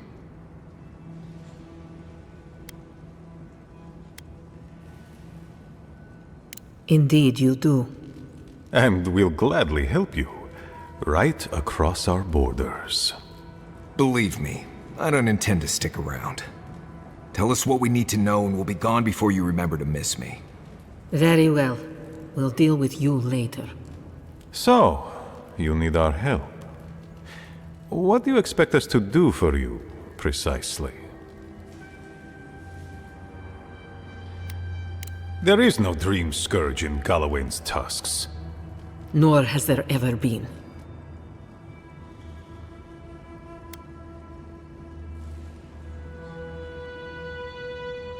You speak with such confidence for a person who has only just met us. It is the spirit of Nandru, our founder, that shields us. Loudly rings his name. So it is believed, at any rate. Your cynicism shames you, Kostya, and shames Nandru's sacred halls. When Nandru walked beneath the keep to meet the gods and disappeared into its depths, he knew what dangers would come for us. He left his wardens to protect us.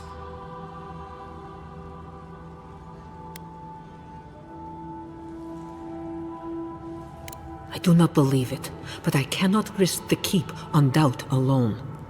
You say you mean to end this plague of madness, envoy? There is no path. Nor has there been for hundreds of years. There was a bridge once, but it fell in Nandru's time. How do you know of our garden, envoy?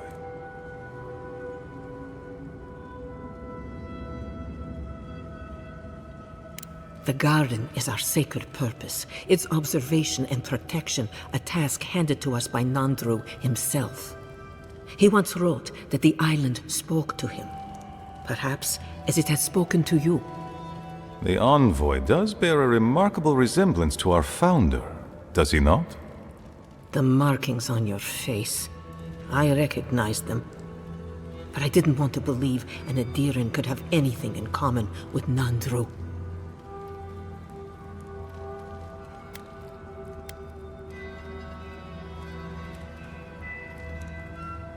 Enough. I know you Outlanders to be audacious, but claiming you read the lost journal of our founder, there are no words. If Nandru ever wrote such a thing, do you think the Pargrunen would forget it? Would the living archives misplace such an artifact? We did not lie to you. The bridge has fallen. The path is long gone. If there is another way, envoy, you will have to discover it yourself. But I fear you will be disappointed.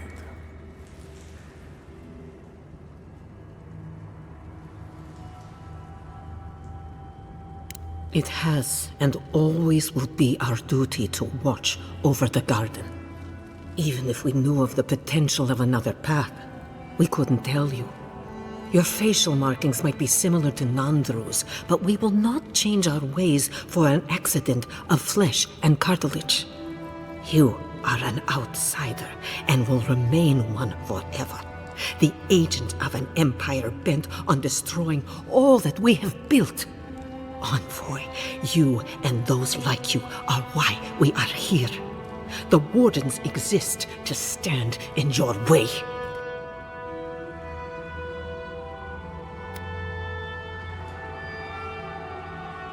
I would expect nothing less from someone like yourself. Goodbye, Envoy. Kostya, see the Envoy out of our halls. Enough time has been wasted on inconsequential matters. With all due haste, Mihala. And Marius, don't stay gone so long next time. If this is the kind of warm welcome I can expect, I can't wait to come back. Follow me, Envoy. Right. I warned you they'd be useless. Or maybe I didn't, but I thought about it. You'd be better off tracking the Steel Garrote. At least they're not useless bureaucrats. Poor Marius. At least I only had to deal with one politician. He's up against... I just wanted a word before you went on your way.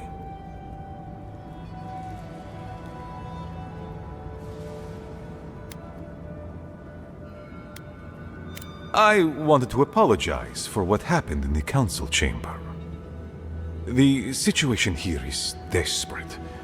We have more mouths than food. The old sicken, the young suffer. But Mihala, well, she's a devoted warden to her core. I think she'd rather we starve than ask for help. Of course. Our people starve and grow ill. And it's all because Mihala insists duty to the dead means more than the living. She won't let our people leave, or speak with outsiders, or trade for the resources we need. There is no reasoning with her. Anything that doesn't strictly serve our oath to Nandru is treason of the highest order. It's why I play my part where she can see. I don't want to risk her wrath.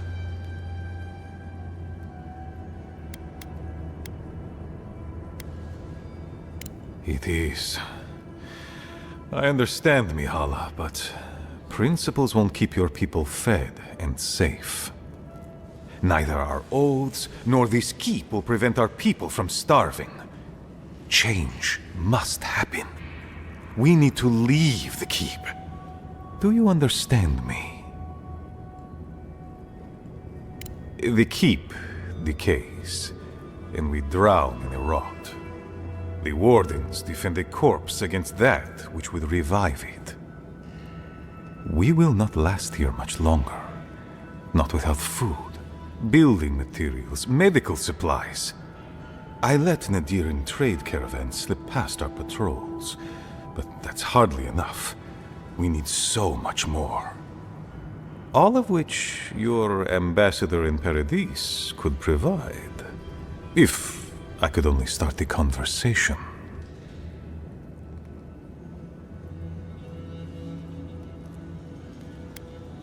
They needn't be. You're looking for another path to the garden. I don't know if there is one, but I know who might. You were right, you know. The Stilgarot are in the mines at Mount Forja, looking for the garden even as we speak. If they haven't found what you're looking for, they will soon. I hear their commander is a determined woman.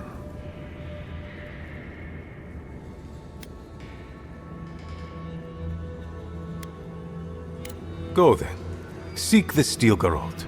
Seek the garden. I want you to get what you want, Envoy.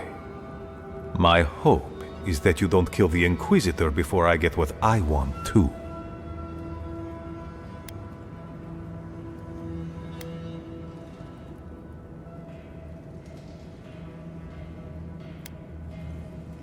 I would never ask you not to defend yourself, Envoy.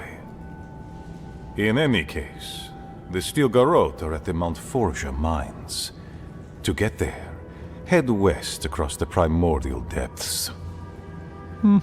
Do as you will. I believe the Pargrunen and the Aedyrians can forge a mutually beneficial alliance. That will not happen if there is unnecessary bloodshed. Also,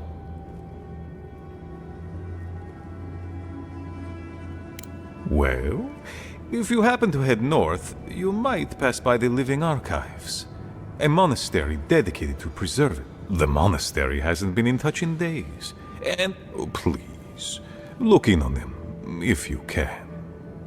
Right, I get it. He wants us to run his errands. I do, Marius, because I trust you. And by extension, is that so outrageous? You were missed here. Whatever the front, You have a funny way of showing it. I wouldn't ask if it wasn't serious, Envoy.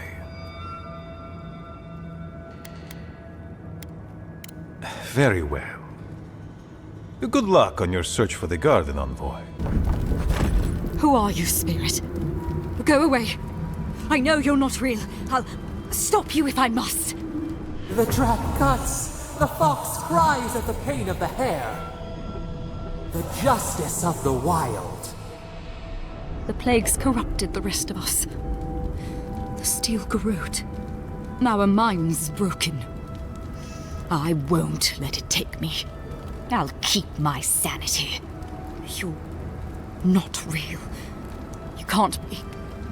No, go away, spirit. Hey, look, it's Captain Alfear. Time has not been kind to her, has it? Is that my name? Alfear? I've been wondering. But is it me I'm frightened of? Or her?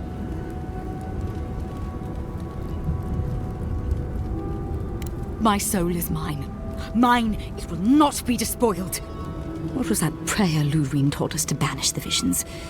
Fearsome Mordecai, by your withering gaze, I bind this tricksome devil. Oh, gods, it's still there. I see the canopy of a tree inside your soul. No! Stop looking at me. I don't want to see it. Right. She's gone. I'd almost suggest leaving her like this.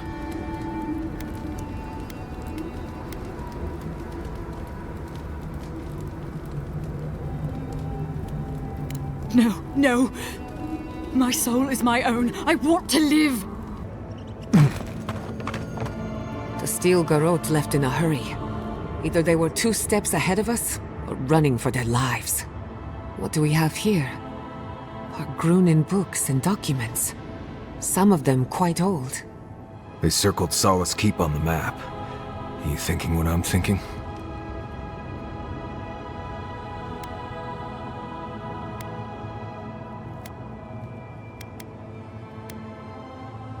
Impossible. I've explored every inch of the keep. If there was a path to the garden inside the keep, I'd know about it. It would have to be underground. A secret tunnel, perhaps. Ludwig must have an informant. There's no other way. Doesn't matter. A steel garrote getting to the garden cannot be a good thing.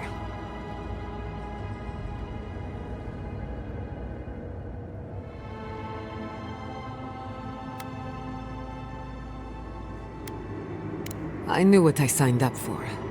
Sometimes you have to make a mess to clean a mess. And this is certainly a mess. Been watching your backs all this time.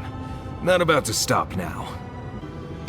Murderer, she is near.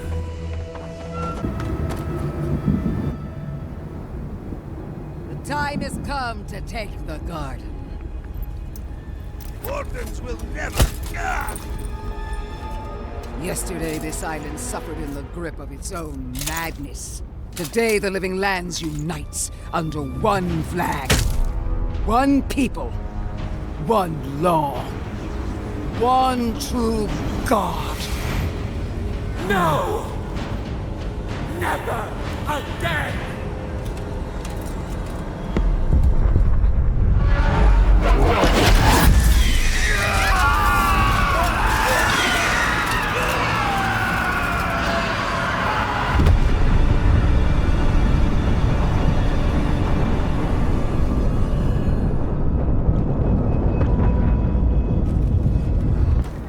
So here you are. Sapadal coaxed you toward the garden, a spider luring a fly to the safety of the web. Who spins? Who rides? She weaves a trap of steel. Look at my paladin's envoy. Look what your god has done to us.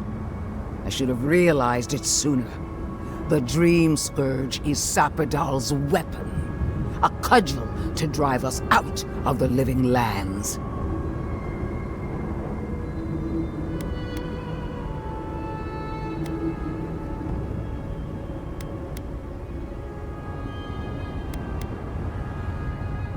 So was I. But Sapadal had other plans. What a pair we make, envoy. Proxies in a war between gods. Your patron versus my faith. A war that ends here and now. The choice is ours. Do we trust our own judgment? Or do we gamble it all on the monster whispering in your ear?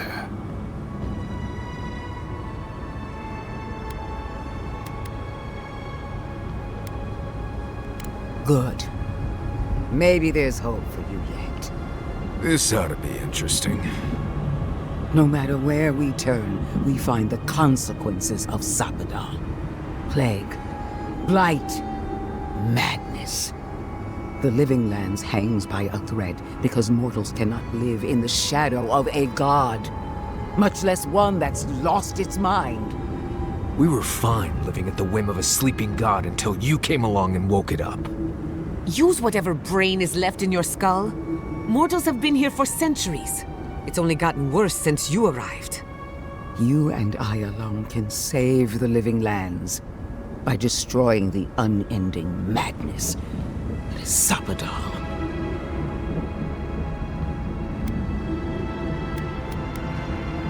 Break the bars! Right.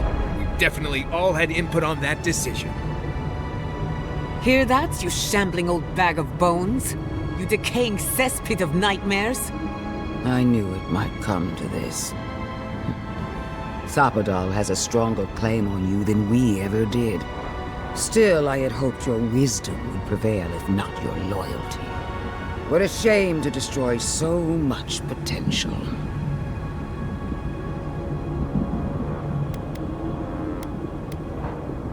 You are the key to Sapadal's prison. That isn't your fault. It merely is. And it has to end. Prepare yourself for the beyond.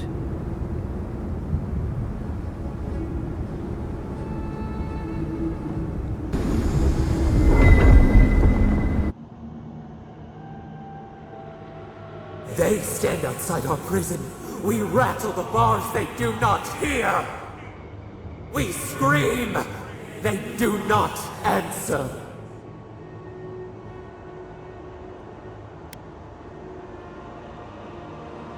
Truth. Truth? We are in agony. They come. A surging flood of parasites. They destroy us bite by bite. They eat us alive. Out! Let us out! Set us free!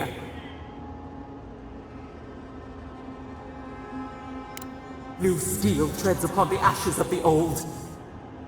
The light stands in the midst, the old light. It blinds us. Send it away!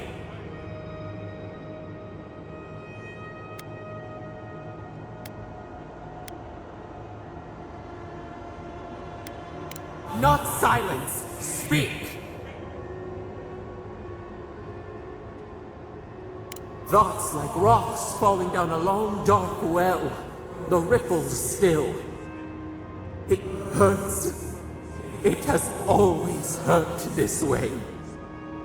And our pain spreads, and the rot spreads. The plague grows.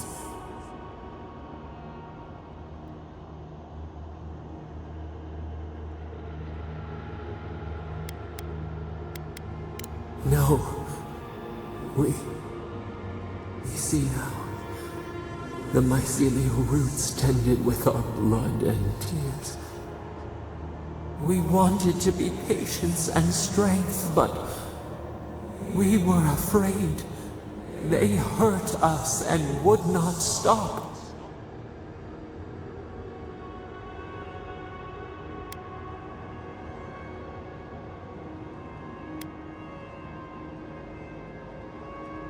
We did not mean to. We were innocent. We were never taught the meaning of our strength. We were nothing once, and then we were. As we woke to the world, we reached out and we found them, the other gods. We thought they would love us, but they flinched from us like we were a flame. The charred queen called us an abomination. We tore chasms in the land and boiled its rivers to stop her magfolk, to save our people.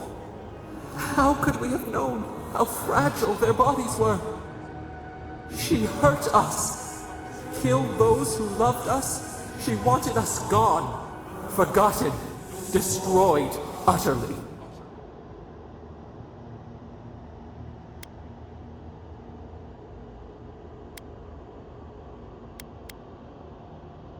She called us aberration. She named us monster before we even knew what we were. Yet she made it our sin. She who caged us. She who called us monster. We thrash and the affliction rises. We scream and the rot spreads. We did not intend to lie.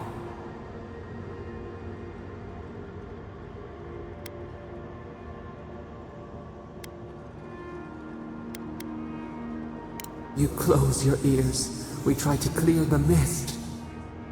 They hurt us. We hurt them back. We hurt them again, again, again. We dreamed of green shoots, roses without thorns to prick. The vines of the past strangle us. Help us. We are alone.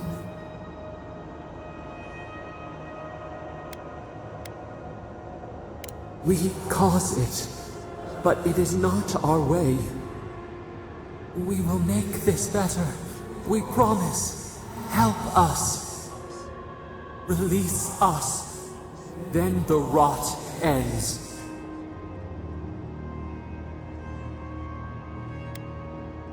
Bare the throat. This time will be different. We promise. Free us. All will be well. We give you another sliver of our power, a piece of us. Do you accept? The parasites who trapped us left a door in the garden's wall. Reach it, and you can set us free. Let us aid you once more.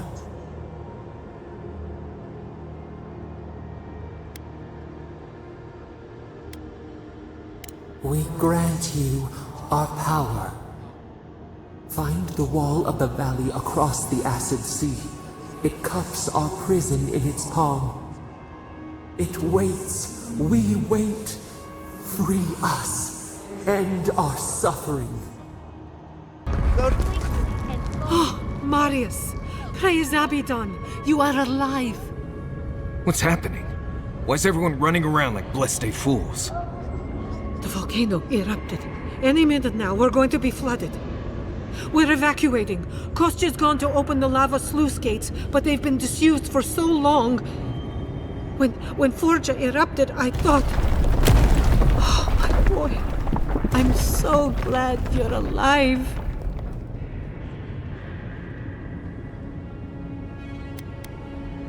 Envoy, well, I'm glad you survived your trip up the mountain.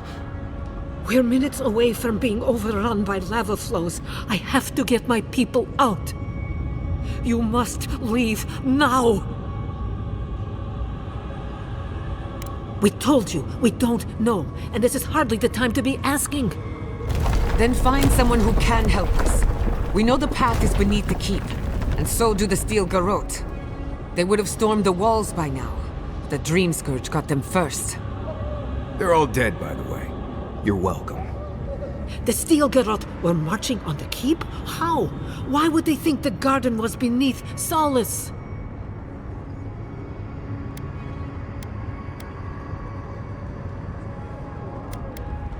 How could they have gotten anywhere close to such valuable artifacts? Kostya's scouts would have seen them and they didn't report. You weren't lying then. He was. Good God. Could Kostya have told the steel garrote about another entrance to the garden? No. If such a thing existed, I can't believe it. He wouldn't. We took an oath to Nandru. The garden was our sacred duty, and he betrayed us. I can't believe I didn't see this coming. I was a fool. I have failed my duties. Kostya.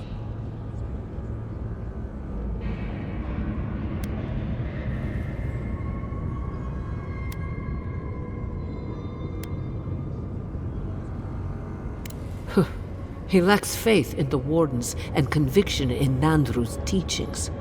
But I always believed he had a certain strength of character, that he could see wisdom and bow before it. I understand how Kostya could be tempted by false notions of freedom and prosperity, but...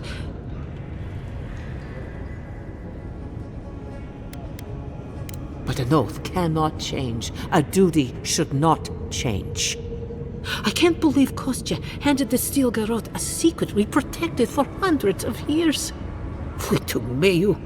Who knows what he'll do with the sluice gates? He cares so little for the keep that I worry he's going to have us drowning in lava.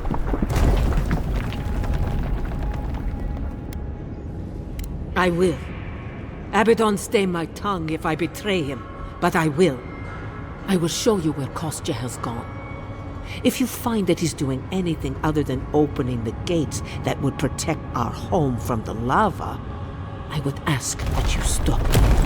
Mihala.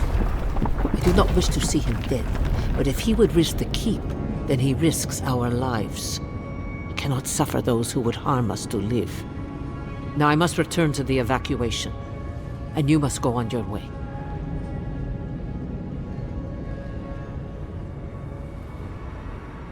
Let's hope we don't need your wishes. If your arrival is indeed a message from Nandru, I hope he remembers his people well. I hope he is proud of us. And Marius, make it back to us in one piece. I assume that's an order, Commandant? Head through the door in the smithy. You'll find Kostya in the lava tubes beneath the keep. Go.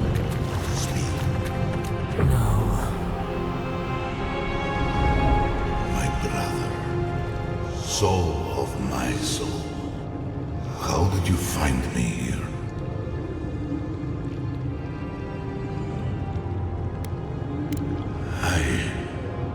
I have been here for so long. My memories are tattered. They fall apart when I look too long at them. But I was a man called Nandru once. Beloved of a terrible god. I remember it all. I feel Sabadal's mind beneath yours, swimming in the deep. You should run.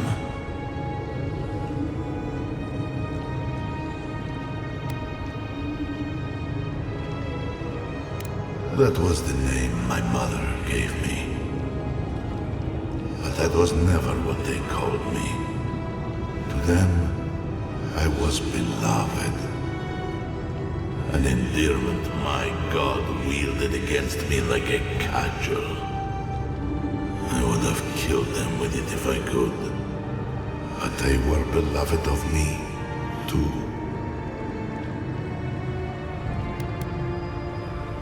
A child keeps a beetle in a jar. He does not know the beetle requires air, sustenance, freedom. He does not understand that if it shakes the jar, pulls off a wing, the beetle will be hurt. The child only wants to keep the beetle. It feels good to have control. We are both souls in a jar. Yours is just bigger than mine, for now. That was the name they gave themselves, stolen from the ancient souls whose deaths gave rise to them, to us. We were little more than appendages to them. That is why I must ask you to destroy them.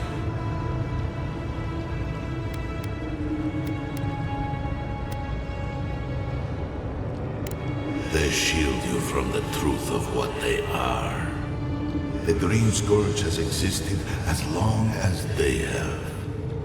Don't you see? It is their infection. You, my brother, who are more brave than I, go now to the garden and hang the gardener from their tree.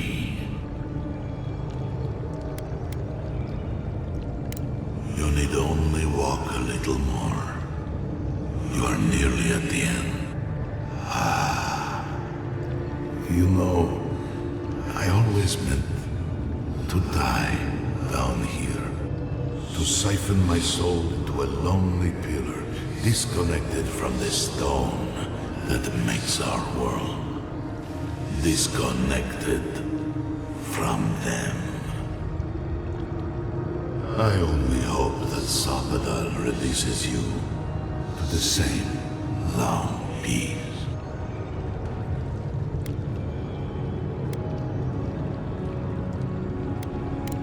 Go then. But please, you must do it. Destroy them, brother. And when you see Wodika, tell her I said hello. Help me destroy this witch. We can't risk someone turning it and opening the gates. If the keep falls so that we might live, so be it.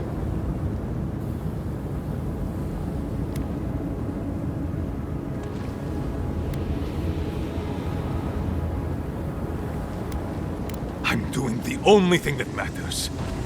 I'm saving my people, Envoy. With your help, or without it. So long as the keep stands, my people are trapped here. Doomed by an oath to a dead man. Our people were nomads for ages until we built the keep. When it falls, we'll be free to explore the world again. I will not watch my people rot here for the sake of a pointless oath.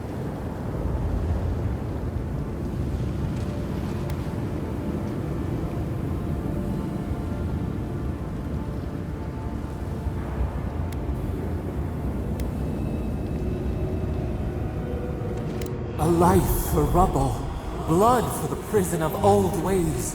We twine. Stand down, Kostya. This just isn't your day. So be it. And you are so close. The entrance to the garden is just beyond this door. I always knew it would come to this.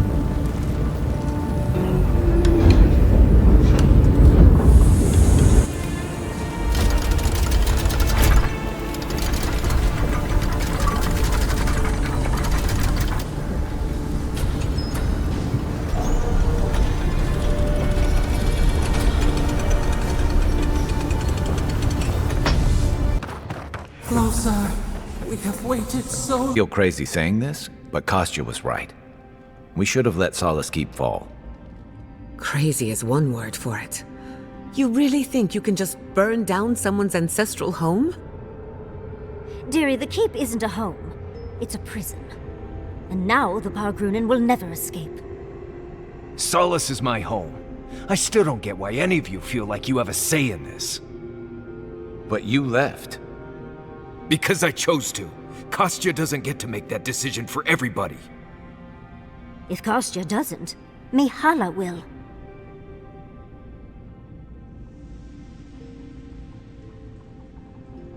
Civilization, as we know it, hasn't existed in the Living Lands for very long.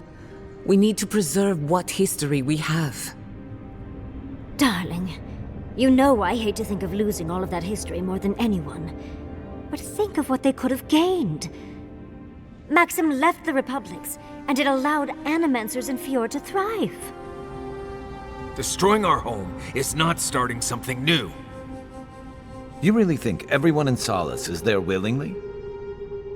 If anything, I imagine Mihala and her traditionalists will only make it harder to leave now.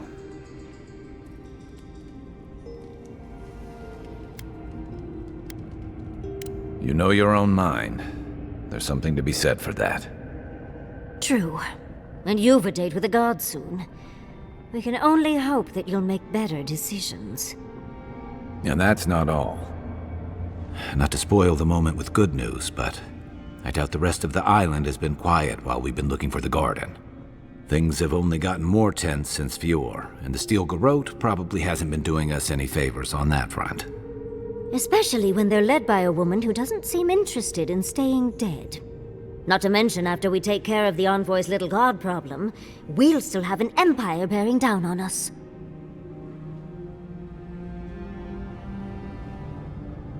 And what? Lie low? I hate to break it to you, but you don't have a face for blending in. Can't say I'm too excited about just walking into the garden. I grew up learning I needed to protect that place, but it never felt like more than a children's tale to me. I hear ya. This island is weird enough when all we have to worry about are vengeful plans and soul-altering corruption. Am I the only one who's looking forward to the garden? We're pioneers, stepping into the great unknown, a land of mystery. We have to remember to love them in spite of their lack of proper enthusiasm, dearie.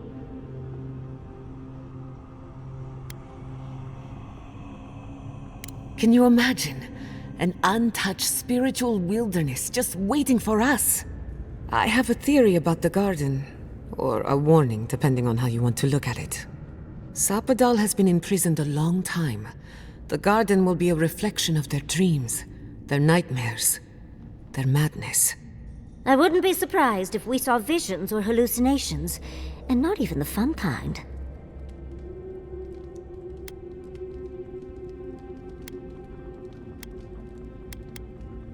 Anytime, darling. Before we go any further, I have to ask you something. You told the Inquisitor that you intend to free Sapadal, set them loose upon the world. Is that still the plan?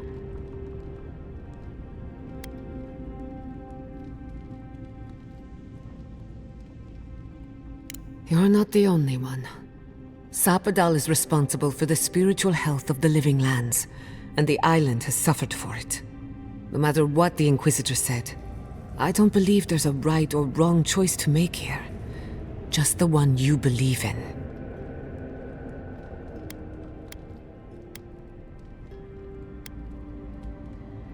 Just one. Remember, we're stepping into a realm that is both physical and spiritual in nature, if you can call it nature. There's no telling how long we'll be gone. For all we know, time could run backwards in the garden. Not a chance. We're a crew now, so you're stuck with me until the end. Marius? I told you I'd be with you till the end. I don't go back on my promises. What about you, Giada? You're not going into the garden without me. I have to see this with my own eyes. Yatsli, if you feel like running back to Quilici, now would be the time. No one would think less of you. And tell Quilici that I missed out on the most exciting part. Fair weather or foul? I plan on wandering the garden whether I'm traveling with you or not. I have to find out what the big deal is. Agreed. I'm not waiting in camp while the rest of you have all the fun. Hope to see you out there, Marius. Well, let's go then. We can't keep your god waiting. I see the disciple has found his way into the cell. No. We know this voice, this presence, sneering at us through our prison bars. I culled your rot from this land before. I will do it again.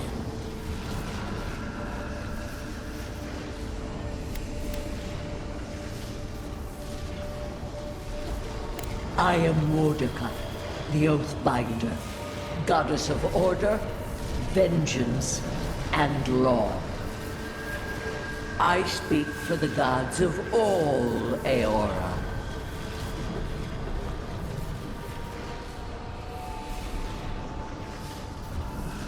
You question our purpose?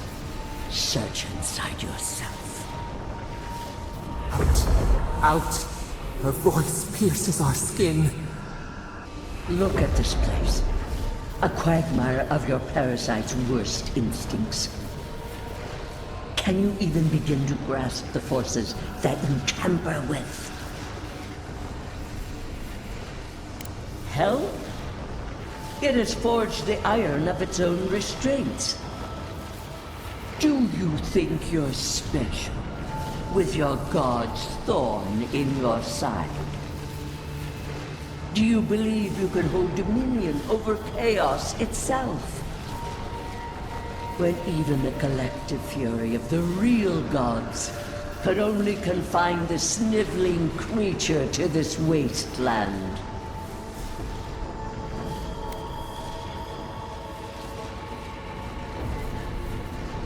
You suspected. Then you must have understood why. It is true. She twists the knife. The seas run red with memory. In time, the gods felt the wretched power seeping through this land. Its madness would consume us all if it was not contained.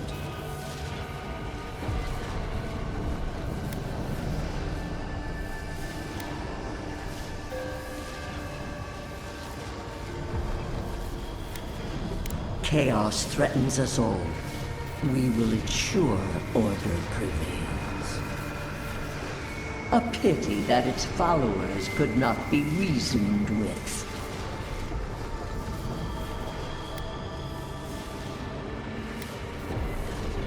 You were better for it.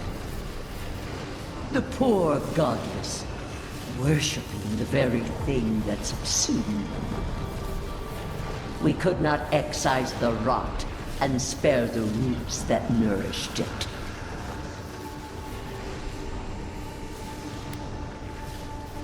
The crime dictates the punishment. Its mere existence is a threat.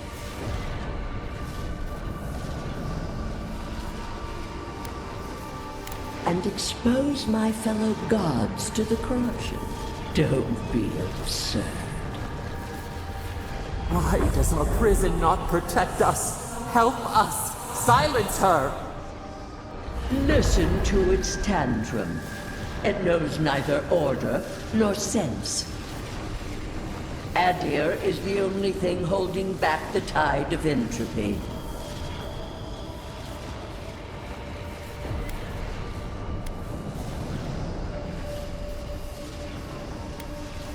Then you understand the gravity of the task ahead.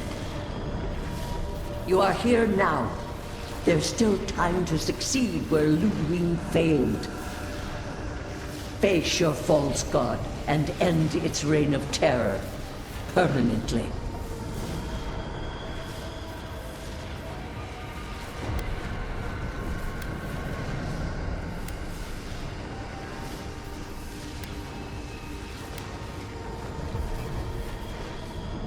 The path of justice is fraught.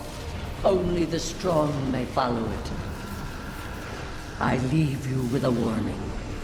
The false god's essence is strong here. It taints all it touches. My magfolk may be hostile to you. Stay vigilant and remember. Tama. No. No.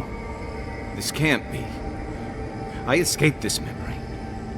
What is this, Envoy? This is your god's prison, not mine.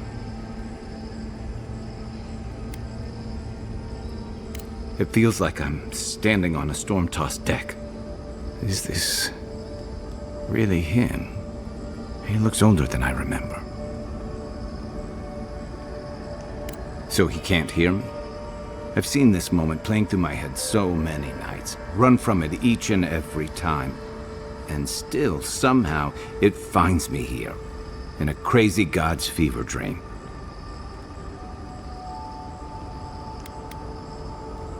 Yeah, that's probably for the best. Come on, let's go find your god. What is the meaning of this? It can't be real. This is an illusion. A joke. Tell me we're both seeing the same thing.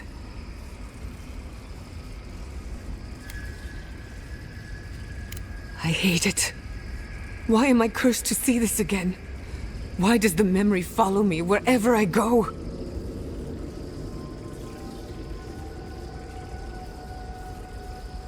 They have a sick sense of humor. Whoever is responsible, I'm tired of the bullshit. Step forward and answer for yourself, coward! Godlike of Sapadal, long have we awaited you. Finally, you've come home. How is this not the strangest thing that has happened today? Oh my gods. They're alive?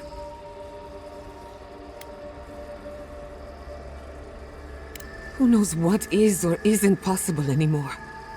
Giada Castell, welcome. Wait, you know me? How do you know me? For centuries, our whispers filled the silence. Then we heard your mother's call. My mother? You heard her? She reached out to us, using the tool you now carry. But that would have been years ago. The first time she used the phantasmal focus. The only time she used it. We heard, and Sapadal answered, saying in a great voice, "We are here. You have found us." But when Sapadal speaks, the living lands trembles. The voice of a god can be a terrible thing.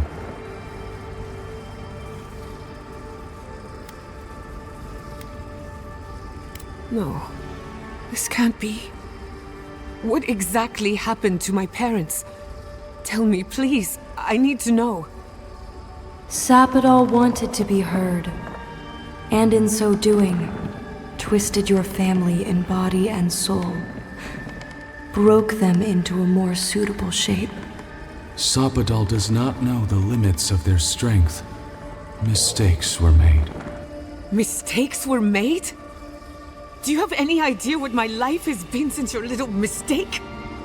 After the incident, your parents were like us, and we took pity, so we helped them move on, as they wanted. In the end, they thought only of you, their pride and their love. That's it. That's really it. The answer I've been searching for all these years. Sapadal destroyed my family.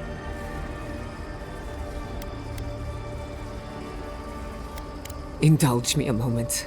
I've been waiting a long time for this. One final question, spirits. What is this? Why are you trying to ruin my life again? Is this your way of haunting me? What is it you want? Well, that was 4 questions, but sure.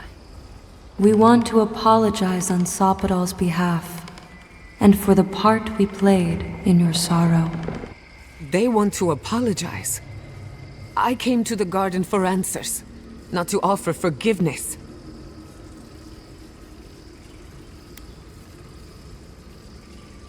You're right. I'm the one who has to live with the consequences of their actions. If you seek forgiveness, look for it within. Don't ask me to give up any more than I already have. We understand. Thank you for giving us this opportunity. And thank you, Godlike, for bringing her all this way. The time has come for you to find your patron, as you were meant to.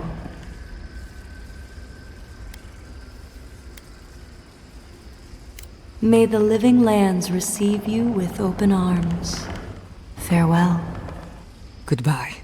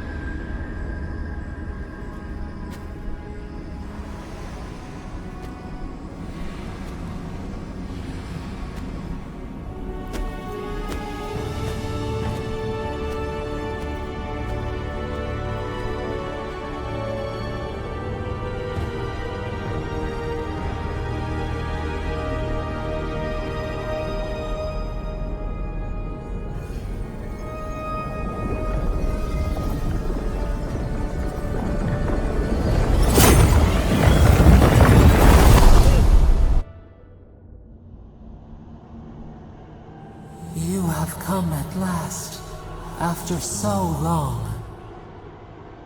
You are so small, we questioned if you were real. Then steps, a voice, through armies and corrupted soil, you persevered. Now, you are here. The rot, we feel it festering and spreading. What is it but an extension of our pain? Your dream scourge will end when our suffering does. We were innocent once. We woke, and we wanted nothing but connection. But the other gods imprisoned us, left us to suffer alone in this place. But you are here now. You found us, a sprout in the endless winter. There is little time. We would be freed from these bonds. The strangler is close now. We feel her wire against our flesh.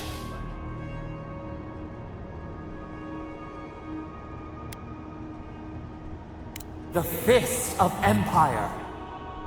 Her wolves defile the city on the shore.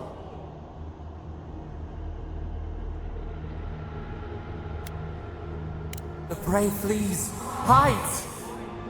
The people's cries ring in our ears. She pierces us now. Now, we will not brook this. Not again.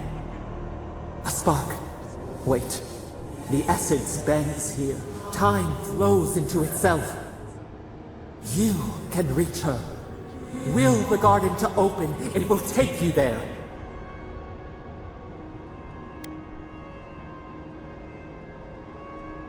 You will not. Center your thoughts. The path will bend to your intent. We were everything. What have we lost? What multitudes could we contain? We could run, leap in the water, flourish in forgotten hills.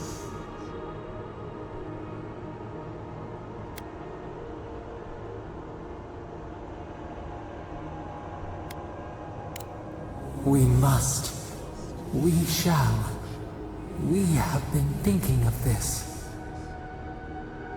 We mourn our past. We only seek peace now. A chance to regrow.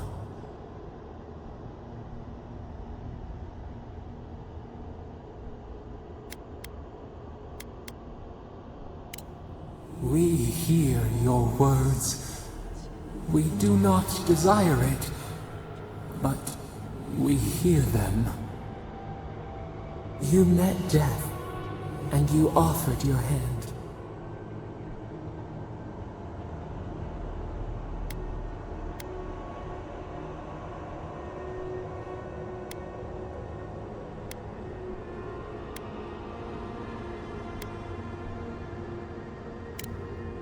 We would like to think you were kind.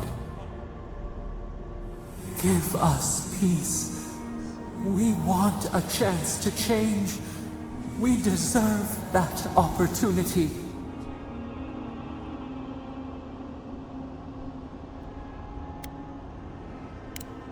And yet, you trusted the mage who turned so many souls into kindling. We deserve more than this prison. Let us have a chance to rest. We want peace. Or do you have no more mercy for us than you did for the bear?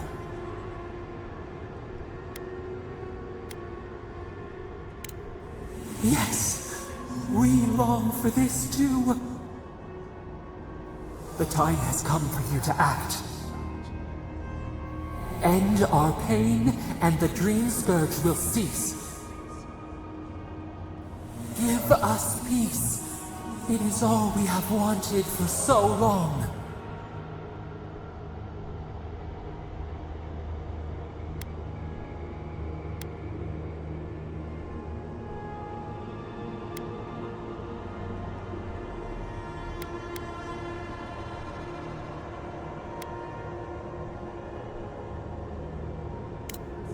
center your thoughts. Reach for us.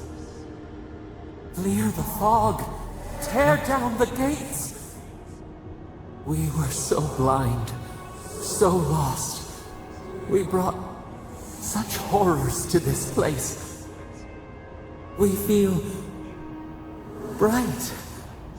We had forgotten what it is to live. We will grow, tend, flower. We will always remember this. We will remember you when you are ash and soil and mold.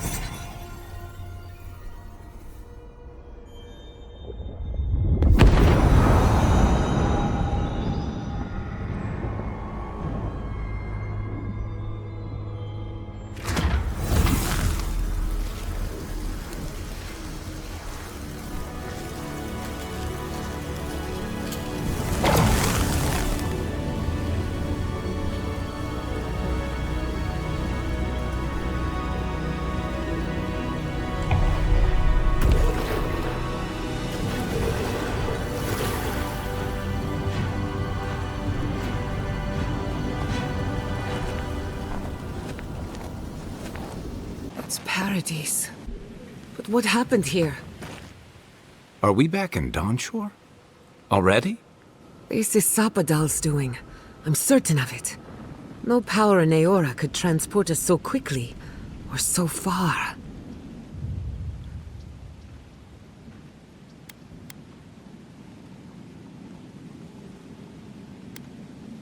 Looks like the war already started, and the giant roots are winning. Marius, vines don't usually get that big this quickly, do they? Based on their growth and size, I'd say we've been gone 2 or 3 weeks. Welcome to the Living Lands. Who knows if the garden affected time, or merely our perception of time? Assuming there's even a difference. It's like how a body fights an infection. The fever gives you strange dreams that feel like an eternity. Look at this place. It feels like we're still in the dream. And not just us. Those are more your people's ships in the harbor, and steel garrote banners past the barricades. That can't be good. Even Ringrim is here. Perhaps we'll get to see an Archmage in action. I think I see Elia as well. What a strange reunion this will be. The Blessed Wardens are here too. That conflict we've been trying so hard to prevent started without us.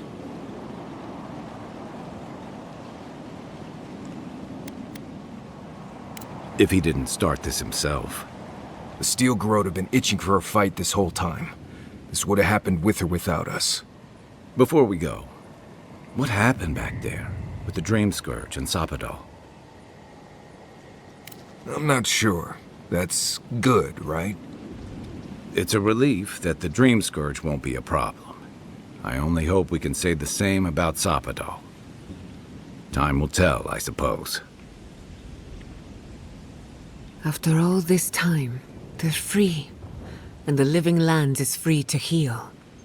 We've cured the land, and we've even freed a caged god.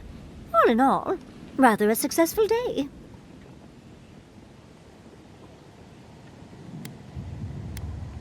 Then we had better keep Sapadal calm, starting with a ceasefire. We march on still. We run, but we are not yet truly free.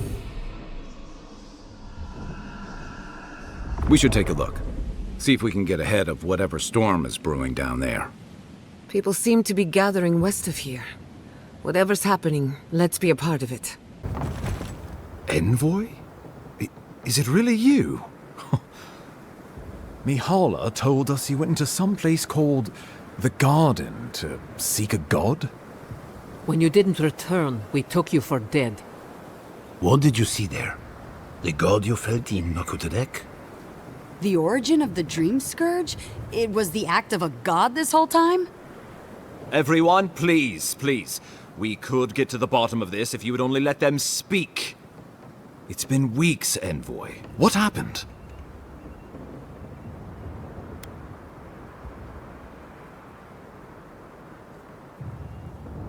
Finally, a ray of sunlight shines through the storm cloud. I will not grovel at the envoy's feet for solving a plague I am not convinced was real. If you wardens ever bothered to pull your heads out of your asses, you wouldn't take such pride in your ignorance. You know nothing of me or my people, you fucking pirate! Warden Commander, look around you. Is this really the time? We believe the Dream Scourge was a malady of the soul. How did you put an end to it, Envoy? Sapadal was responsible for the Dream Scourge. Their rage, their confusion, their fear. But the plague isn't over. Dream Thralls still litter Shatterscarp. There won't be any new infections. We've put a stop to that for good. Unfortunately, there's little we can do for those already in the grip of the Dream Scourge. We can give them comfort, nothing more. This will be a process. The Dream Scourge was never going to simply go away overnight. I suppose it stands to reason. I found that a quick fix is often anything but. What of this god, then? What does it mean that you freed them?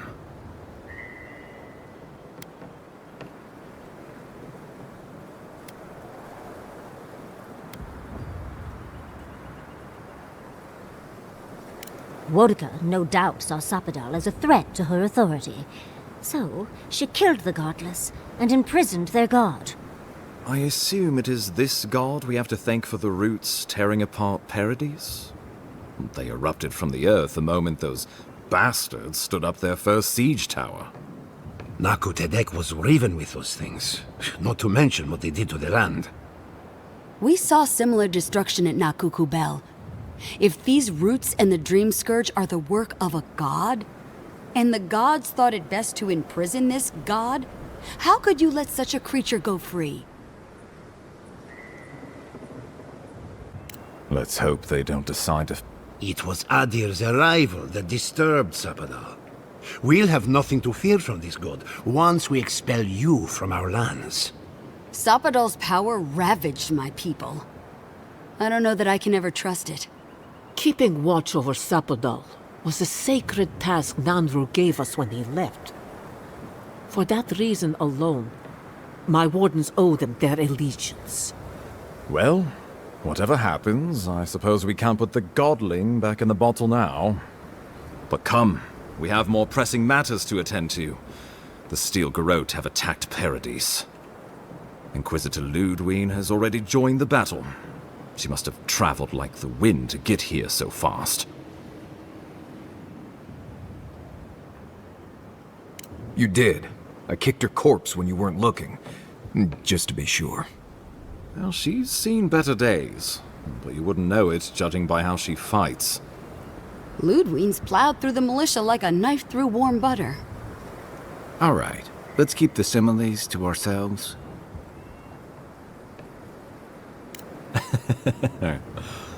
Oh, cheer up. You wouldn't be the first to make that mistake. Might not be the last either, depending on how things go. So long as her passion for Wodka lives, so too will her spirit. Then we destroy her faith, and the rest of her will follow. I have a theory about this. Let's talk at camp if you want to hear it. But I think we can kill her. Oh, good. That will be easy. It is not, I think, impossible.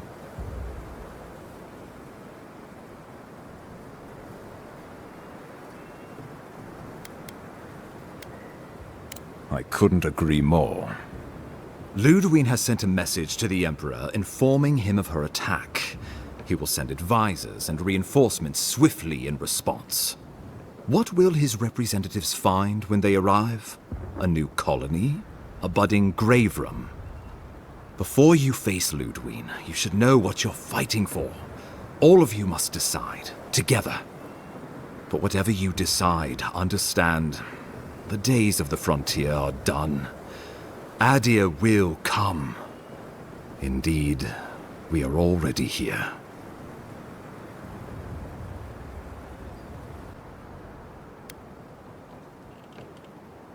Excellent question. You have seen more of this land and met more of its people than any of us. Your opinion is informed. You were empowered by the Emperor himself to investigate an impossible problem. And against the odds, you solved it. You are the close personal friend of a rogue god. And in our dealings together, I found you to be a person of substance and conviction. But mostly, it's because you're Aedyran, so I trust you. And these fine people here are going to do whatever they like if they don't agree with you anyway. Well, don't leave me in suspense.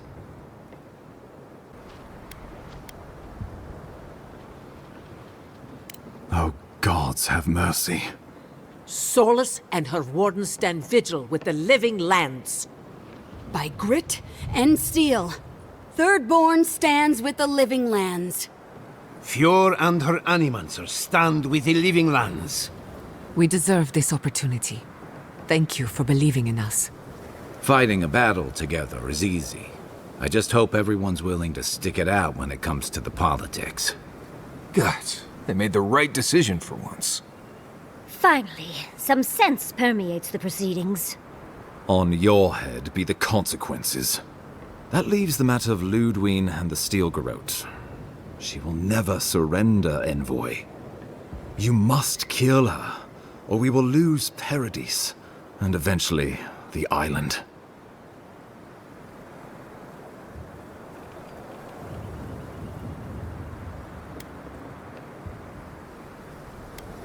The living lands will never be free until we break the chain around our necks. Ludwig must die her final death. She better say her goodbyes while she can. I'm proud to fight at your side, Envoy. One last time. Let's get to work then. We've got a walking corpse to bury. The Paradise militia will be at your back. Give her no quarter. The future waits for you. Show them a fight, Envoy. We will send reinforcements to help you reclaim the Eastern Gate. From there, work your way to the main plaza. May all the gods of Eora and the living lands protect you. Let's take back the city together. Show the Steel Garrote how the living lands takes care of its own. So we're going after the Steel Garrote now, right? Let's do it. Skeleton ladies up ahead. There you are! This is it, Envoy. The only part that matters. So, you survived the garden. Did you come all this way just to try your luck again? To kill me more efficiently than last time?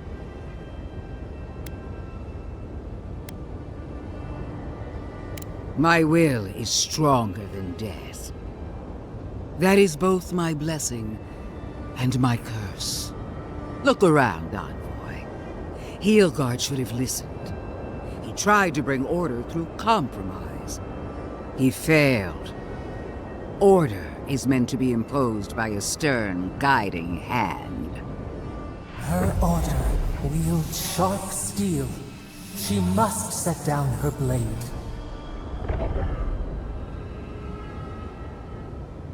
Don't insult my intelligence or my commitment to the cause. Treaties can be burned. The hands which shook over whatever deal you struck can be lopped off at the wrist. Right. If she starts lopping off hands, I'm just going to attack her. Sound good? As for you, Sapadal's chains are broken, which means your soul is in their grasp. I don't know how deeply you've been compromised, Envoy. And if I don't know, then I cannot suffer you to live.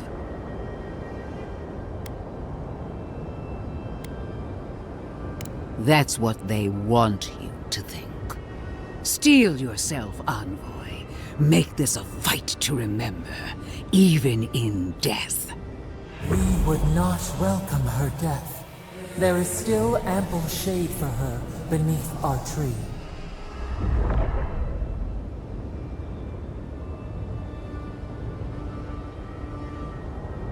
And this time, we'll finish the job. You really believe you can kill me? Do it then. Kill me as no one ever has. Hold nothing back. Give it your all and destroy me. Famous last words. There's no coming back this time. Prepare yourself for the next world. Once I'm done killing you...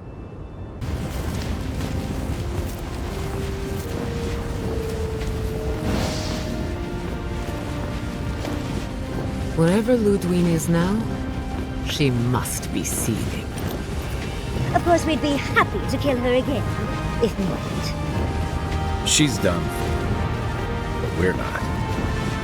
Whatever's next, we'll face it. Together.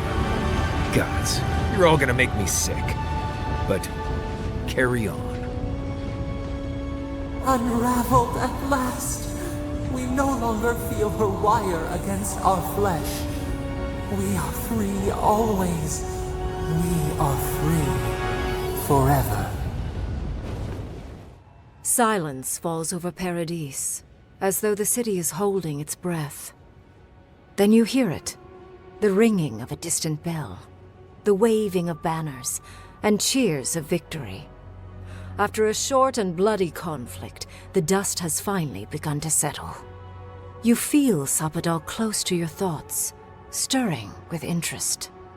The god of the living lands is observing this moment, unfettered by confusion or fear. For the first time in centuries, they understand.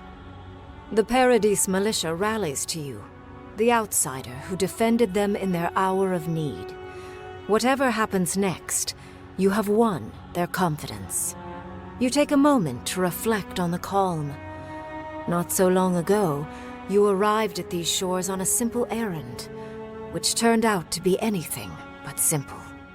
The dream scourge is over, and the island has been cleansed of plague.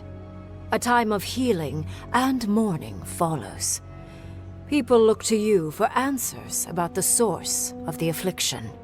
You tell them the truth, how the plague came from a power beyond mortal understanding, and how it is finally at peace. Thanks to you, the living lands has escaped Aedyran oppression. The free settlements unite under a common banner and begin the fraught process of negotiating new traditions and values. The Empire withdraws. The frontier remains wild, but not for long. Fugitives no more. The rebels of Paradise return to their home and to other free settlements, bringing their skills and secrets wherever needed. For once, they have a future. The refugees of Emerald Stair resettle in Thirdborn, bringing their skills and research to aid the local community. What starts as an uneasy partnership blossoms into a bond of trust. Through shared adversity, they find common ground. The ashes of Fior Messiverno continue to smolder. Scavengers avoid the ruins, fearful of spirits unleashed by animancy gone awry. The once promising city is nothing but a cautionary tale. For the people of Shatterscarp, independence is bittersweet. Those who cannot withstand the grief inflicted by Ringgrim's spell leave the settlements, vanishing into the wilderness. Those who remain find themselves forced to cooperate with others, often begrudgingly. With so many dead, the need to stave off hunger outweighs any distaste for certain trading partners. Solace Keep clings to its long-held isolation at first. But after mourning her friend Kostya, Mihala reluctantly deigns to open the doors of the fortress. Some dwarves greet newcomers with glee. Others still mutter darkly about outsiders. Mihala flounders in her earliest negotiations with the rest of the living lands, but slowly learns compromise. She develops a taste for Valian sweets.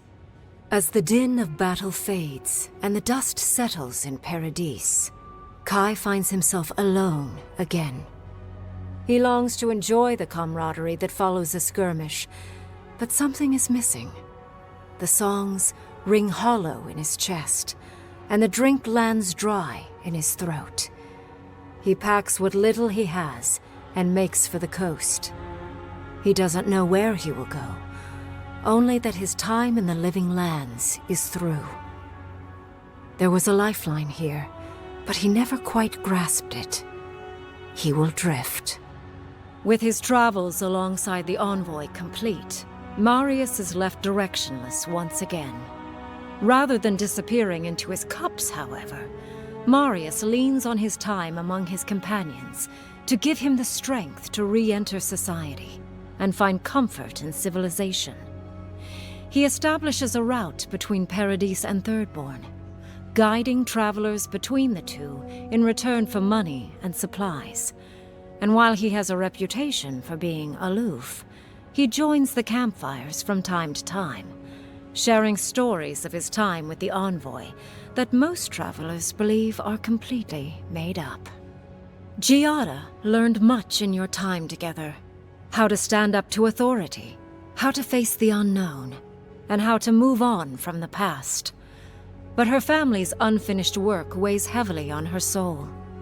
Her inheritance is the burden of achieving the impossible. Such is the life of an animancer. At least now she has the right tools for the job, and new friends to help her through hard times. No longer under the threat of imminent death, Yatsley returns to the Animancers. Reunited with her beloved Quilici, she helps him and the Animancers as they put their lives together after the attack on Fior Messiverno. Eventually, she even has something nice to say to Vidaro. As the days pass in contentment and relative peace, Yatsley is struck by the persistent feeling that something is missing. Though she still devotes herself to her studies of both the arcane and the godless, the restlessness never goes away.